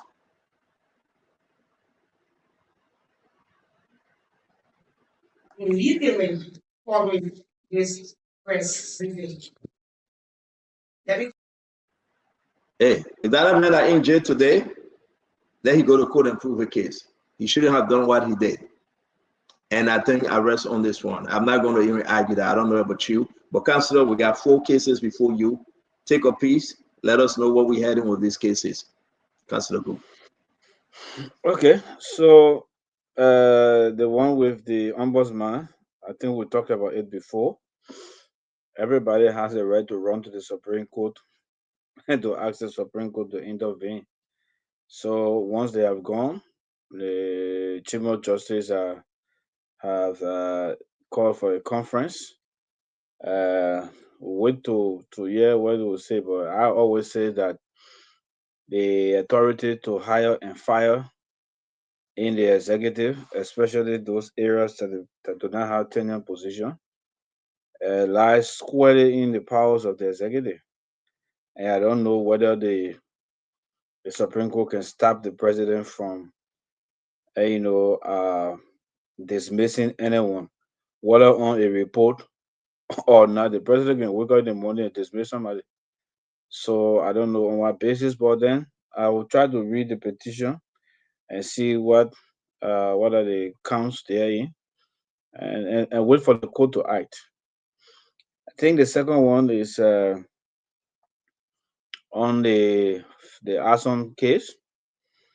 Yeah, I know most time discovery can be done during what we call pre-trial conference, when the court requests for assign a case for pre-trial conference. There can be a pre-trial memorandum that is prepared and is submitted, and all of the documentation are done within the period.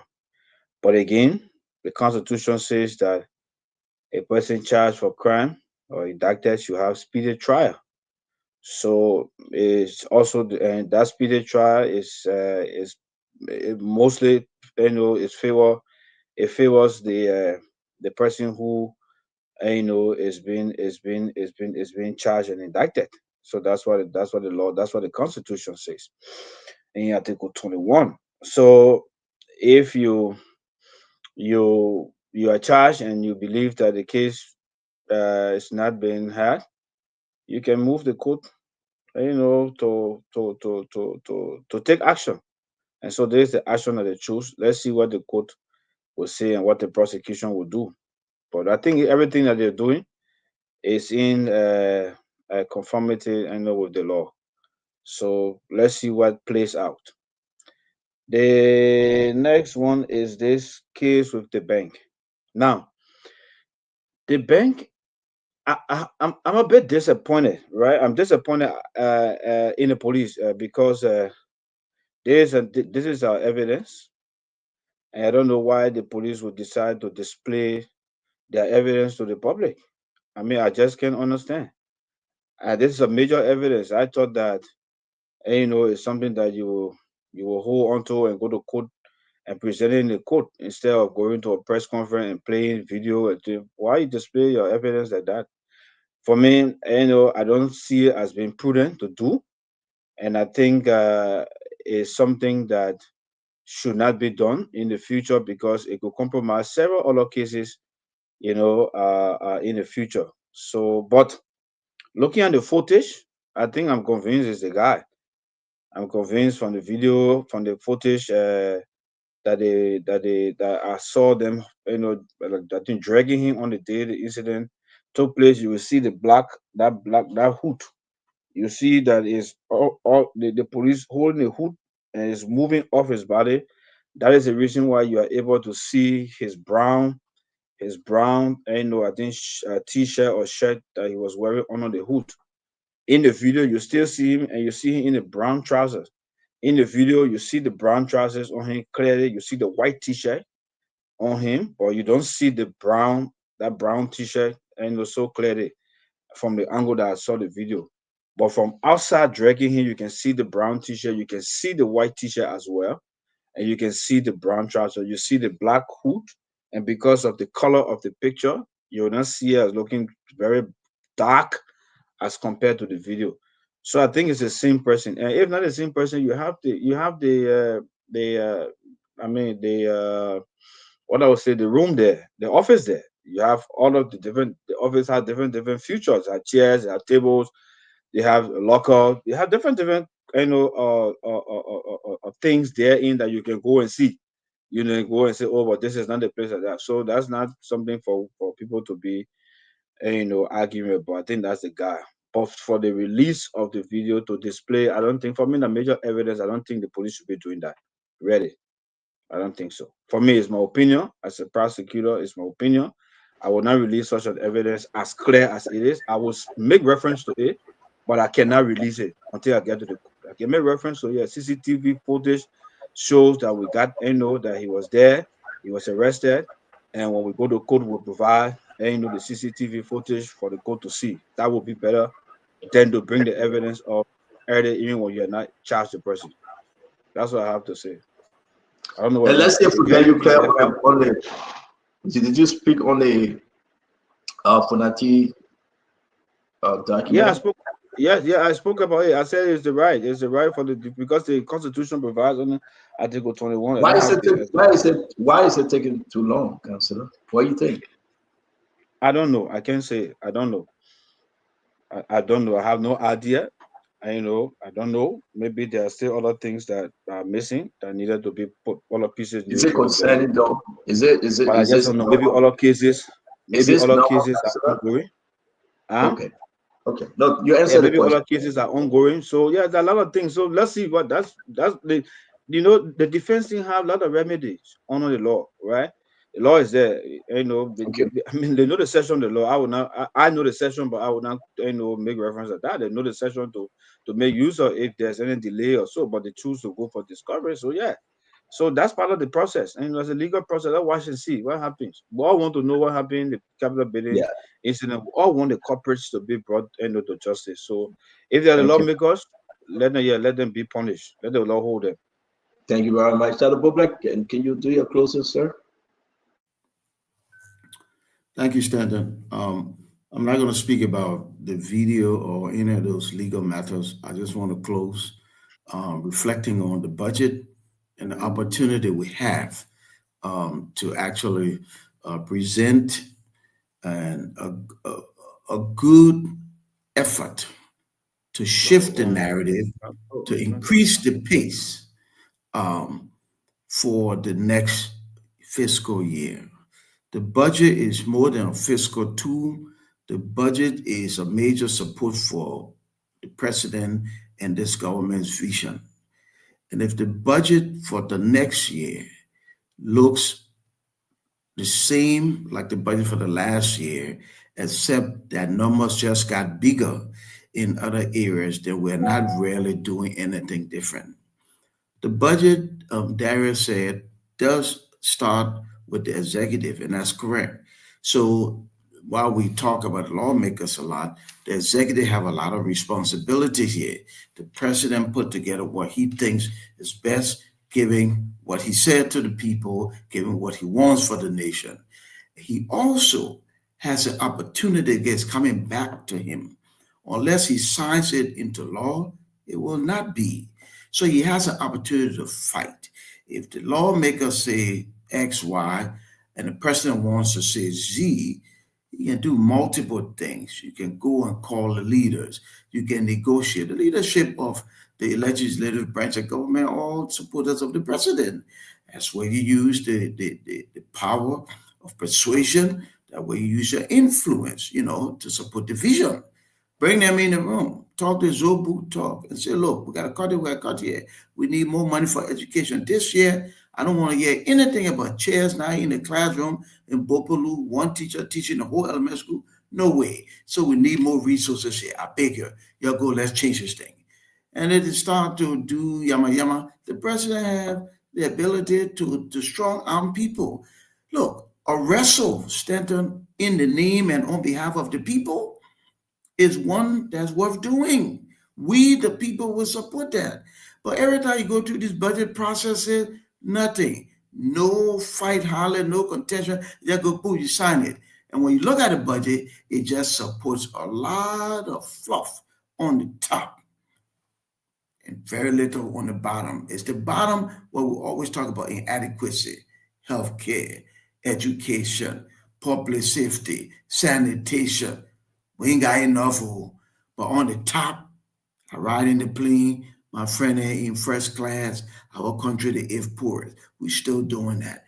This is an opportunity. So I pray that the president will fight on behalf of the people. I pray that lawmakers who are elected by the people will fight for the people by shifting resources so that in the next fiscal year, we can see some appreciable growth and development at a much faster and a further rate than we've seen before. It's possible we can do it, and let's do it. So in 2027, we can be celebrating great progress for most of our people because the budget worked on behalf of the Liberian people. Thank you, CEO, and thank you for the opportunity to be here tonight. Thank you, Dr. Poplet, man, and we wish you guys well. Be strong. Thanks a lot for coming. Darius, you go ahead now before your LDC go, and then my man Fully will close. Okay, Daryl is closed. Daryl had not closed. Yeah, Daryl closed. No, I'm closed. He was speaking on the last issue we went around with. So thank you. I think it was a great show. But on the issues that left, first, let me talk on the issue of the EcoBank. We'll see how it plays out. We hope the defendant can get good lawyers because a lot of things in criminal investigation we have seen that shows that that CCTV footage, the video, could be stage managed or fake because other people have seen where you see a CCTV recording and the entire video is shaking. Like Phobia is holding your phone and recording. Maybe that happens with other CCTV. We also want to see footage when he was entering the bank before getting into the office, which is very important. It will tell you exactly his wearing and the move he was in or what of that.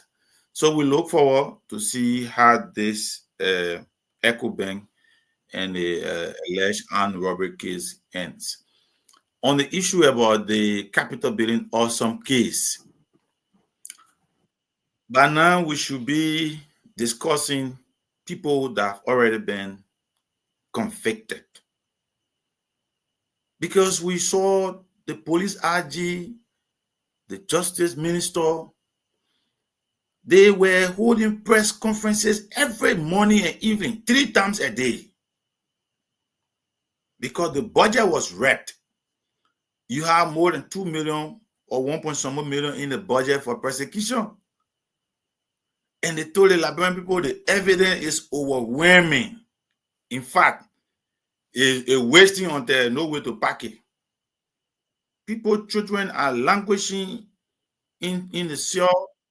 The defense counsel are filing bond to release Tom, Edris, and the other guys. The judge approved the bond. Prosecution brought delayed tactics. The judge is left in dilemma, in a state of dilemma. Today, the defense counsel have filed motion, which the counsel said it is backed by law. Why are you delaying to prosecute? Why don't you share the discovery with the defense team? The August term of court has begun. The case will soon be scheduled by Wednesday or Thursday. By this hour, the defense team should have in their possession all of the pieces of evidence in the discovery that you talk about. Or what happened with the AI recording? What happened with all those things that were trending on social media? Evidence, evidence, evidence. We think the way the case is proceeding, the judge at the court, I mean, he is to some extent, I would not say compromised, but the delay tactic is too much from the prosecution, and it is injuring a lot of things. So on that note, we want to see a speedy trial.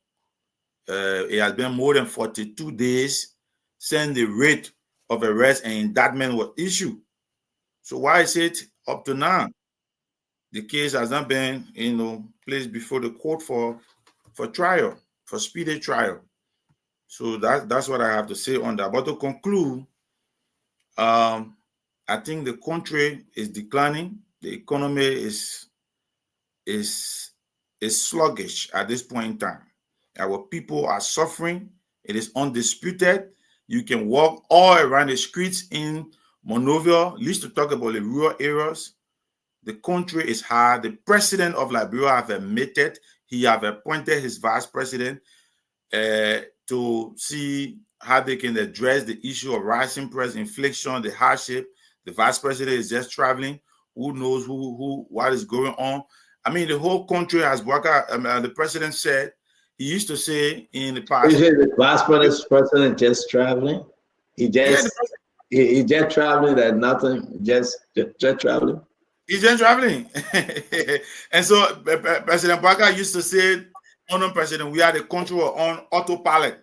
But I think now the country are left from autopilot now. It's just in reverse, auto reverse. Non-stop reverse. It's just going beyond. Every day going beyond. Every morning you wake up, news story, the economy is just sinking. It left the toilet, it left the separate thing now. We don't know where it's going now. And that is the rescue government. I don't think they are rescuing anything. Not even ants have been rescued. At least to talk about Civil 7, their salary still harmonized. In fact, the U.S. exchange rate have reduced their salary again because they higher the rate, they higher the taxes. So the Oman who salary was harmonized by $75, she was carrying $75 US as a net unknown president. She's now taking $50 because of the U.S. exchange rate. So instead of undoing harmonization, the high inflation, the high U.S. exchange rate, are even harmonize the people's salary further. That is the hardship we are talking about. And you don't politicize hunger and poverty. You will be resisted at the polls. So thank you. Thank you. Mommy, please go ahead.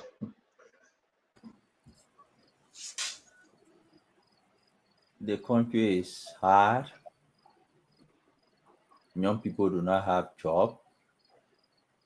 Qualified, competent young people have accepted because the society feel them to be militants. They should stop calling them militants. Or they should tell people to stop calling them militants. The connotation for militants in Liberia are people you can use and deploy. People you can use and deploy to achieve your objective. Joseph Boakai has a responsibility, but Liberians have it even more, especially the young people. Kafua or 35 or 37 or maybe 38-year-old when you begin 36, 37 year begin project director. John Molu, I think, was 33 or 34-year-old when you begin auditor general. And that's specific with the year, but in that range. Amara Kone, I think 40, 41 or 42 when you begin finance minister. We need to wake up and take this country. We need to wake up and take this country. It's no joke. It's not political party issue. We cannot continue to wait. We need to wake up. And I would say it can sound like recitation. That waking up to take the country, if Baka doesn't do it, is not an option. Let us sink in the minds of people. If we really want to move the country forward, go back to the 6 years budget. 1%, 2%, 1%, 2%, 3%, 4%. Come back to President Bwaka, 3%, 2%. You cannot transform the country in this way and form and expect to create a job, the good paying jobs for the young people and move the country forward. That bold change has not happened yet. How can President Bwaka say next year budget, I want to see the level of reduction? I mean, President Bwaka, the whole thing just increasing, and you can really feel that bold change happening. Yes, there are spots of hope around the place. And if you want to be progressive in your mind, you can compare them and say, okay, yeah, we're making progress. But that bold change is what we need. Some of the ways to do it is not like the way Fubi and other Fubi wanted to do it here with Dillon today. When people are making minor change, gradual changes and making effort, you can disagree with them. You want Fubi, you want campaign against Dillon, you can campaign against and win him. But when you create a scenario that doesn't exist, then you increase the credibility. When you say he create a law that doesn't include Article 36, and everybody start listening to it, and everybody may just hate Dillon. When he create a facility that transforming the lives of, it has become one of the most successful rehab centers in the country in less than 4 years. And you want to condemn it and say, because he not show you the money, but he show you the people who living from there. But he not show you the money, so you're not happy. The people who living from there, that life transformed, they testify. You're not happy about that one. But like 800 I receive, you want to see first, so you be happy. Not fair. The way we can transform this salary issue is not only to be on the lawmakers. Because we just focus on the lawmakers, other people enjoying their own side. There has to be a pay wage reform in the country. We need to push people to do it. We need to highlight it from different places. The car issue, the way to do it, not just a lawmaker car. And I want a lawmaker. The thing happening across the government. Me and my rescue friend during the campaign, we use it. I will give example. Oh, where was Safwa Gray. During the transitional period, her name was highlighted. Oh, Safwa Gray taking S amount of money from Nuka, a pension, exit benefit, a bar. We made noise about it. That policy on what can make you to get our SA benefit, nobody has changed it. It still exists today. Nobody has changed it. So you take over an SOE, you may be at operating at 5% performance rate, you bring it down to 3% performance rate, you live in, you still entitled to that benefit. What kind of country is this? People are paid based on performance. So nobody say don't take your exit benefit, but let it be tied to performance. You can't take over an SOE, you run it down the drain, and you live in and they pay you. Have we changed that, Mame? No, we've not changed it. You take car, after 2-3 years, you depreciate it to maybe $800, you sell buy it and carry it. Okay, if you want to do that, then let the depreciation be in the auction. Let the auction, let everybody go and pay for it. Everybody go show the price they want to pay for it. And you should not be having the right to buy it. Those are reforms you can take. Then people say, yes, we are living from where we saw the country in a significant way. And if Boakai, who we really hope and pray would have done it, and stay optimistic that he will do it. If he doesn't do it, my people, Georgia, who did not do it for 6 years, is not an option. Let's find a different person that can help us to do it. That's how we'll close, Tenton. Very much. Mama, thank you. I agree with the last line. You know, we got to be straightforward. We got to speak to the people, and it is why it is. Not after 12 years to 6 years to another 6 years, then we go back again. That's where on Liberia now, that the question people ask. It's not an option, seriously. And I think we should speak about, Joe, we are coming back, the impact it's going to have on Liberians, women abroad. I think we should have a time to speak about that. It's very, very dangerous, though.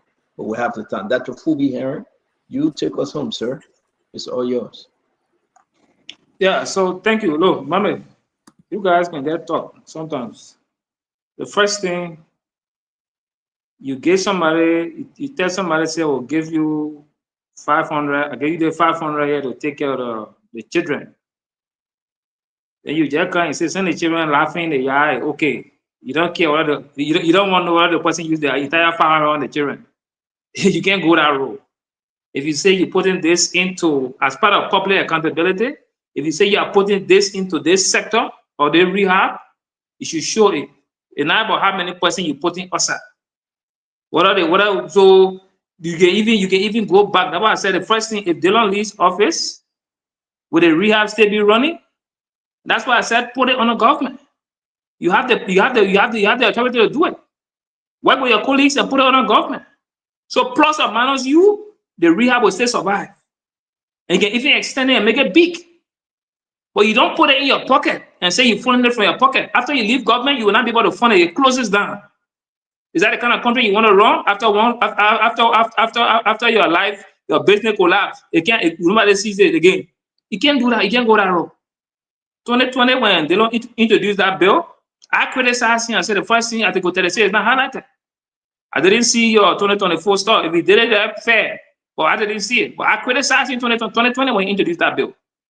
I started criticizing Delon since 2019 when he accepted the car after he criticized the car. So it got nothing to do with whether he supported me or not. I've criticized, we've got a lawmaker. I've taken the fight to the Capitol building many times. It has nothing to do with whether they supported me or not. That's me. If you just start following me, sorry. But go back and ask people. I will take the fight to that doorstep. Once I see it wrong, ask Panajua Taylor. When you brought affirmative action bill, I challenge that bill and stop it from passage. You got nothing to do with whether you support me or not. Today, you're talking about the salary reduction. 2017, I went to the Capitol building with a team. We petitioned the House to amend Article 36. We raised 10,000 plus signatures for that quest to push for amendment Article 36 to take that power from the lawmakers. That's the only way you can solve that problem. If you don't amend Article 36, all the things we're talking about salary, that fiasco, nothing going to change until you amend Article 36 to revoke the power the lawmakers have to set their own salaries and benefit. Lawmakers should not be doing legislative projects. It's under their scope. Lays should not even be doing projects. We shouldn't even have lays operating. That's why you have the line ministries and agencies to run. So because of those legislative projects, you don't see that using an oversight representative, the oversight function to ensure that JFK is functioning well, to ensure that the different public schools are functioning well, to ensure that roads are being connected. They don't do that. All they focus on is they are 150, they are 100,000 or 75,000. Go there, oh, we want small bridge here, we want lay hand pump here. How you expect the country to get better? Can you develop Montserrat County with 30,000 or 50,000 to each representative that in Montserrat and 100,000 or 75,000 to do senators? Montserrat will not change. So we should stop joking and stop defending these kind of things. We should drive the country to the various sectors. You mentioned about the local, all those different policies that are on the different books. Who got the authority to change them? The lawmakers. They can review the law and change it. Are they doing that? No, because they are okay. They set their own salary and benefit to help the rest of the other people. Let people do that other stuff. We can't consider and justify that. There's no room. So we gotta take a hands onto that doorstep. So my argument that got nothing to do with Dillon being personal with Dillon. The CEO raised the topic about Dillon, so that's why I'll focus on Dillon. But I criticize all the lawmakers. I've challenged them. And when you bring the topic about Dillon, I will take it to Dillon doorstep because I didn't discuss it at all. When you bring another lawmaker, we discuss that lawmaker. That's me. Madam Taylor came here with her pension. I discussed it. I told her she not entitled to it. Because they're supposed to focus on ensuring that NASCOP Act work for every government official from the president down to the least person in the country. But because they didn't do that, they focus on their own special benefit for high top government officials. You can't run a serious country like that. NASCOP law is the worst law. I've petitioned her several times. 2016, before they changed the NASCOP, I petitioned the House and raised that issue about NASCOP Act being amended. Before they amended it, they invited NASCOP presented a package, they amended that. I went back to them and said, this act is not stayed to the standard. We're in the sub-region. I re-petitioned them, 2022. They stay in that committee room. Talk about it. Is he activating the welfare component? Is he in that particular act, that petition? I even talk about medical insurance for the citizens and welfare programs. Do the lawmakers care to push it? No. The only interest in what goes to their pockets. This is why we gotta be serious about. And also, nothing about nothing personal. So don't go that road about personal.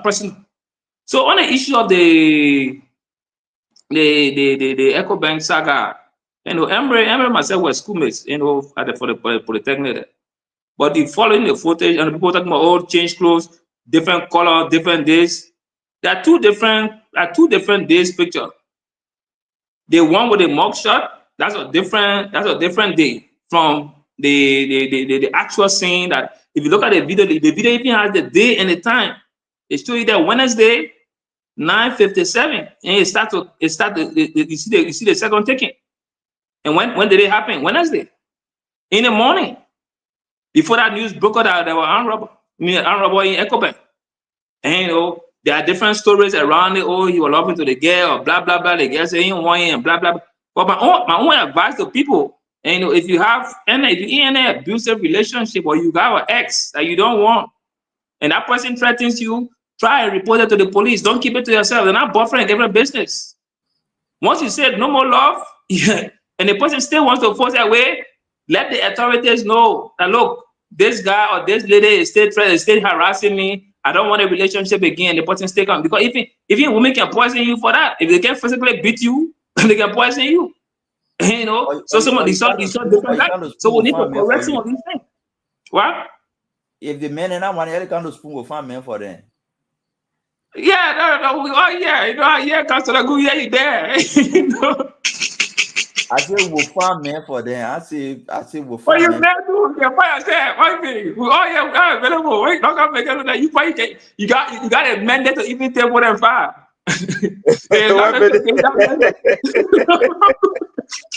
I'm make table and 5.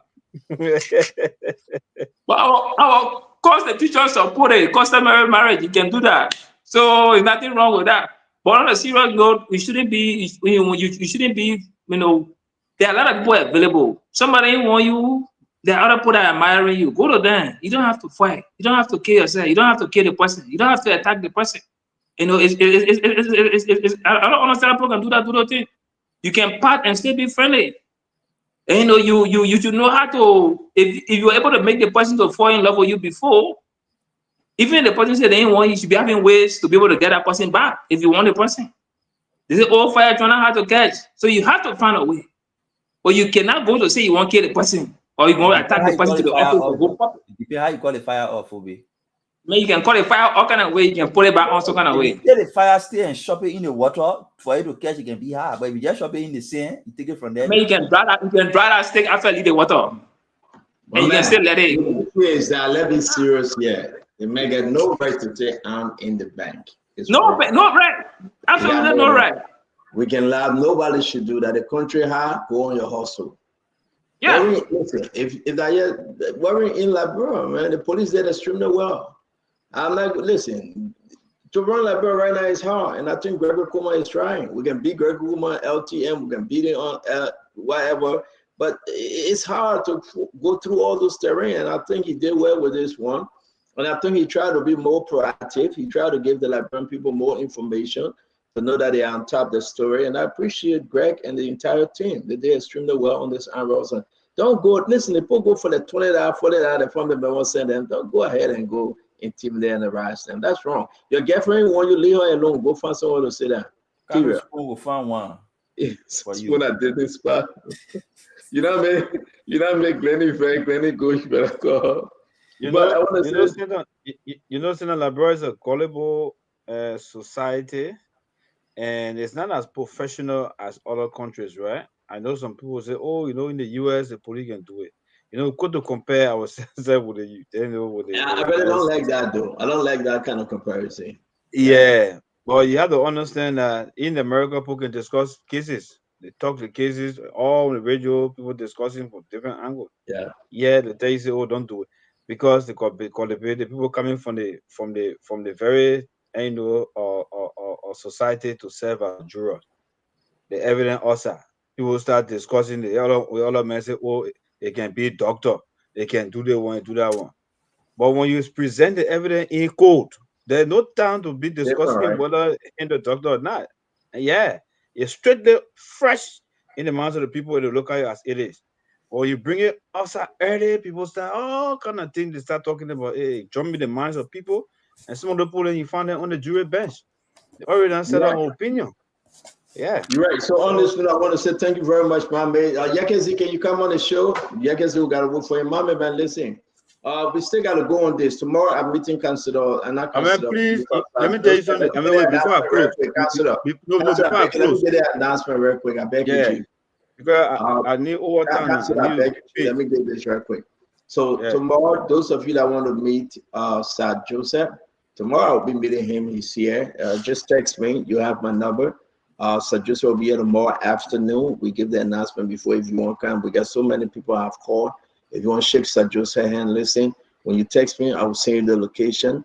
We'll still talk about that thing. We came up with new findings. Mommy, can you talk to us about that? We'll discuss it tomorrow if Mommy is available. But this is big, though. The whole company was $477 million. What happened? Who called the people? Who ate on the people money? Are they back in Liberia? Mommy, just lay this thing for us real quick. Yakazi, can you come on the show if you're hearing us? Mommy, lay it on to us now. Yeah, we got new findings. We have a communication written by the group that detailed their entire investment plan for Liberia. The 277 million is for Bikano. There's an additional 200 million written that they wrote about that they were intending to do for different kinds of projects. So Sir Joseph was not entirely wrong when he said 500 million, because in the communication that they wrote, they said 277 for Bikano Port, 200 plus million for other issues that they listed. And they complained to the MCC, the Millennium Challenge Corporation, they complained to the IMF, they complained to the World Bank about how the head for the Investment Commission in Liberia and lawmakers were engaging into criminal activity. That's their own word.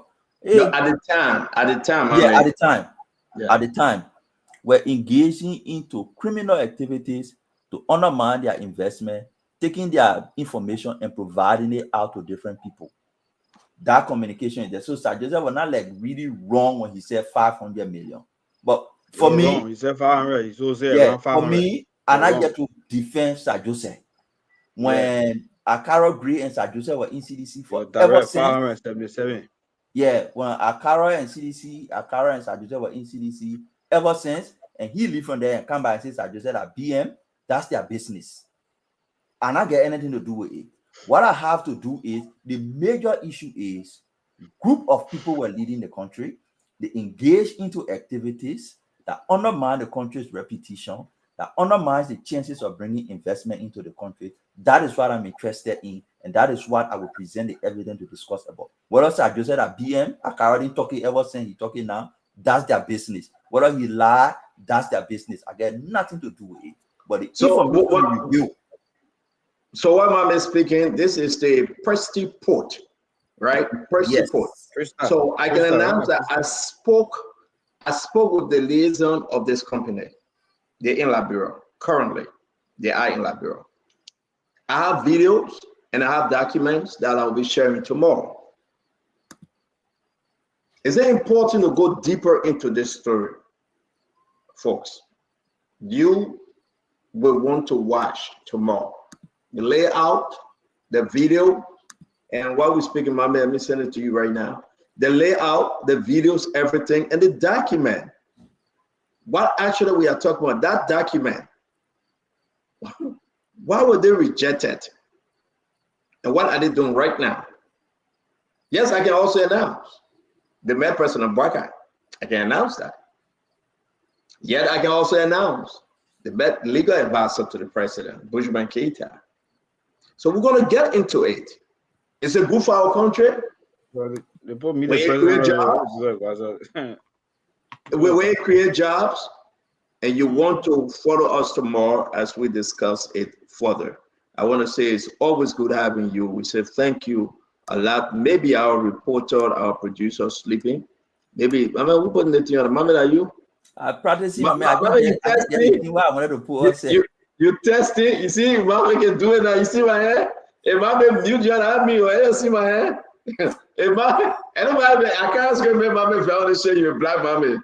I will never mute a Karen. Even in one time of 5 hours, I will not mute him. Never. Mama, I'm getting scared. I said, don't make you feel you're black, you. No, the only man will be on the show that Vendetta Patrick. Everybody want black Vendetta Patrick. And you know, yeah, but I want to say thanks to all of you. We really appreciate you. Well, who's this? What kind of Daniel Sando this? Is this a Daniel Sando? I haven't been a Daniel Sando though. This is a different Daniel Sando.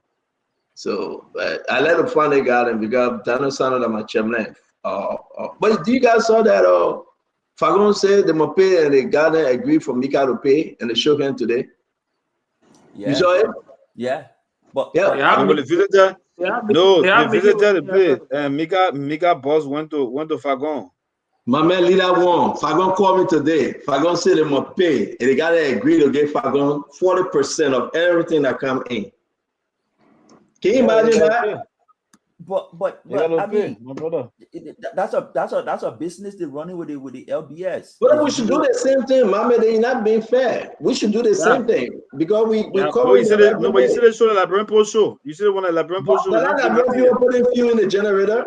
No. You said that Labrin Post show. Everything Labrin Post.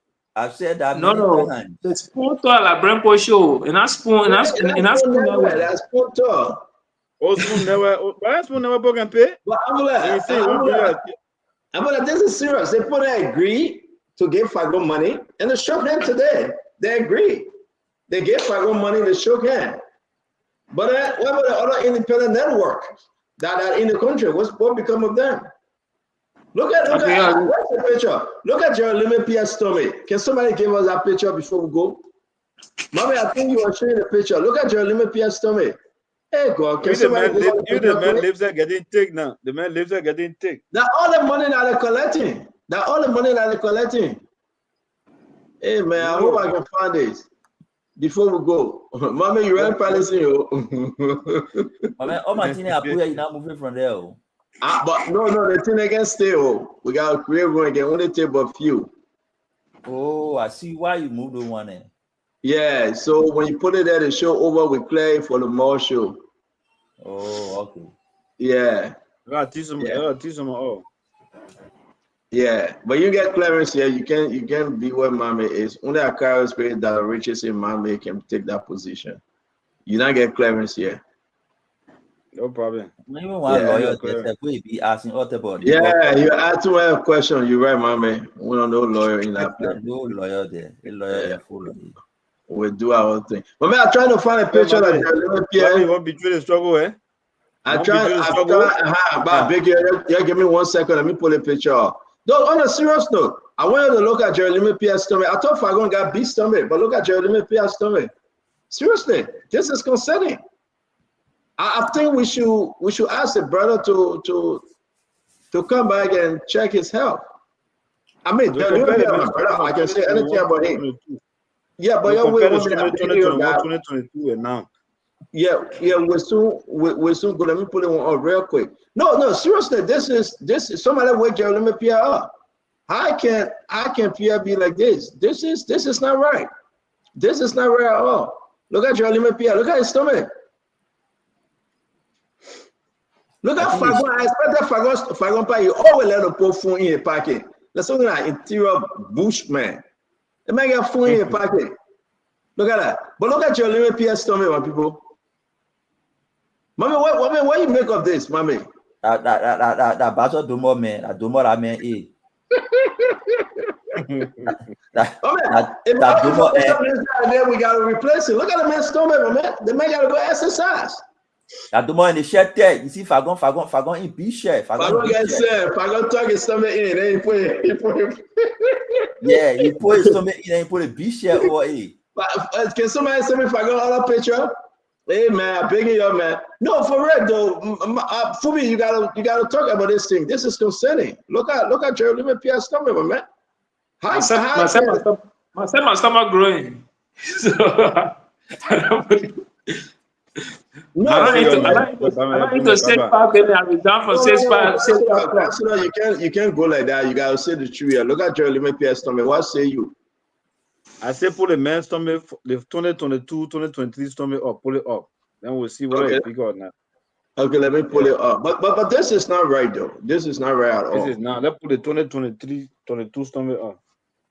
Yeah, but okay, let me pull it up. This is a 2022 stomach right here. This is a 2022 stomach. People are gonna get fair with me though. Mommy. You're gonna get me. You know, once I learn, you guys can maybe do some bad stuff, yeah. Then you'll come out and tell me, look at. Oh, I see why you want me to put a picture up. So, ladies and gentlemen, we'll soon leave you, right? But I beg you, with 1 minute, just few minutes. Those of you that stay hanging with us, we'll soon leave you up. We got a few seconds left. There you go. There you have it. All right, so look at this one, right? That's Jeremy Pierre. Look at Fagon. That time Fagon went.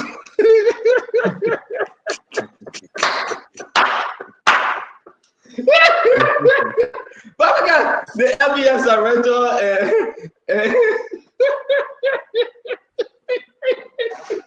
Oh man, you're bad. Oh man, y'all leave me alone. Fagon really kill me today. But look at Fagon. What Fagon put his shirt up? See the man showing tete.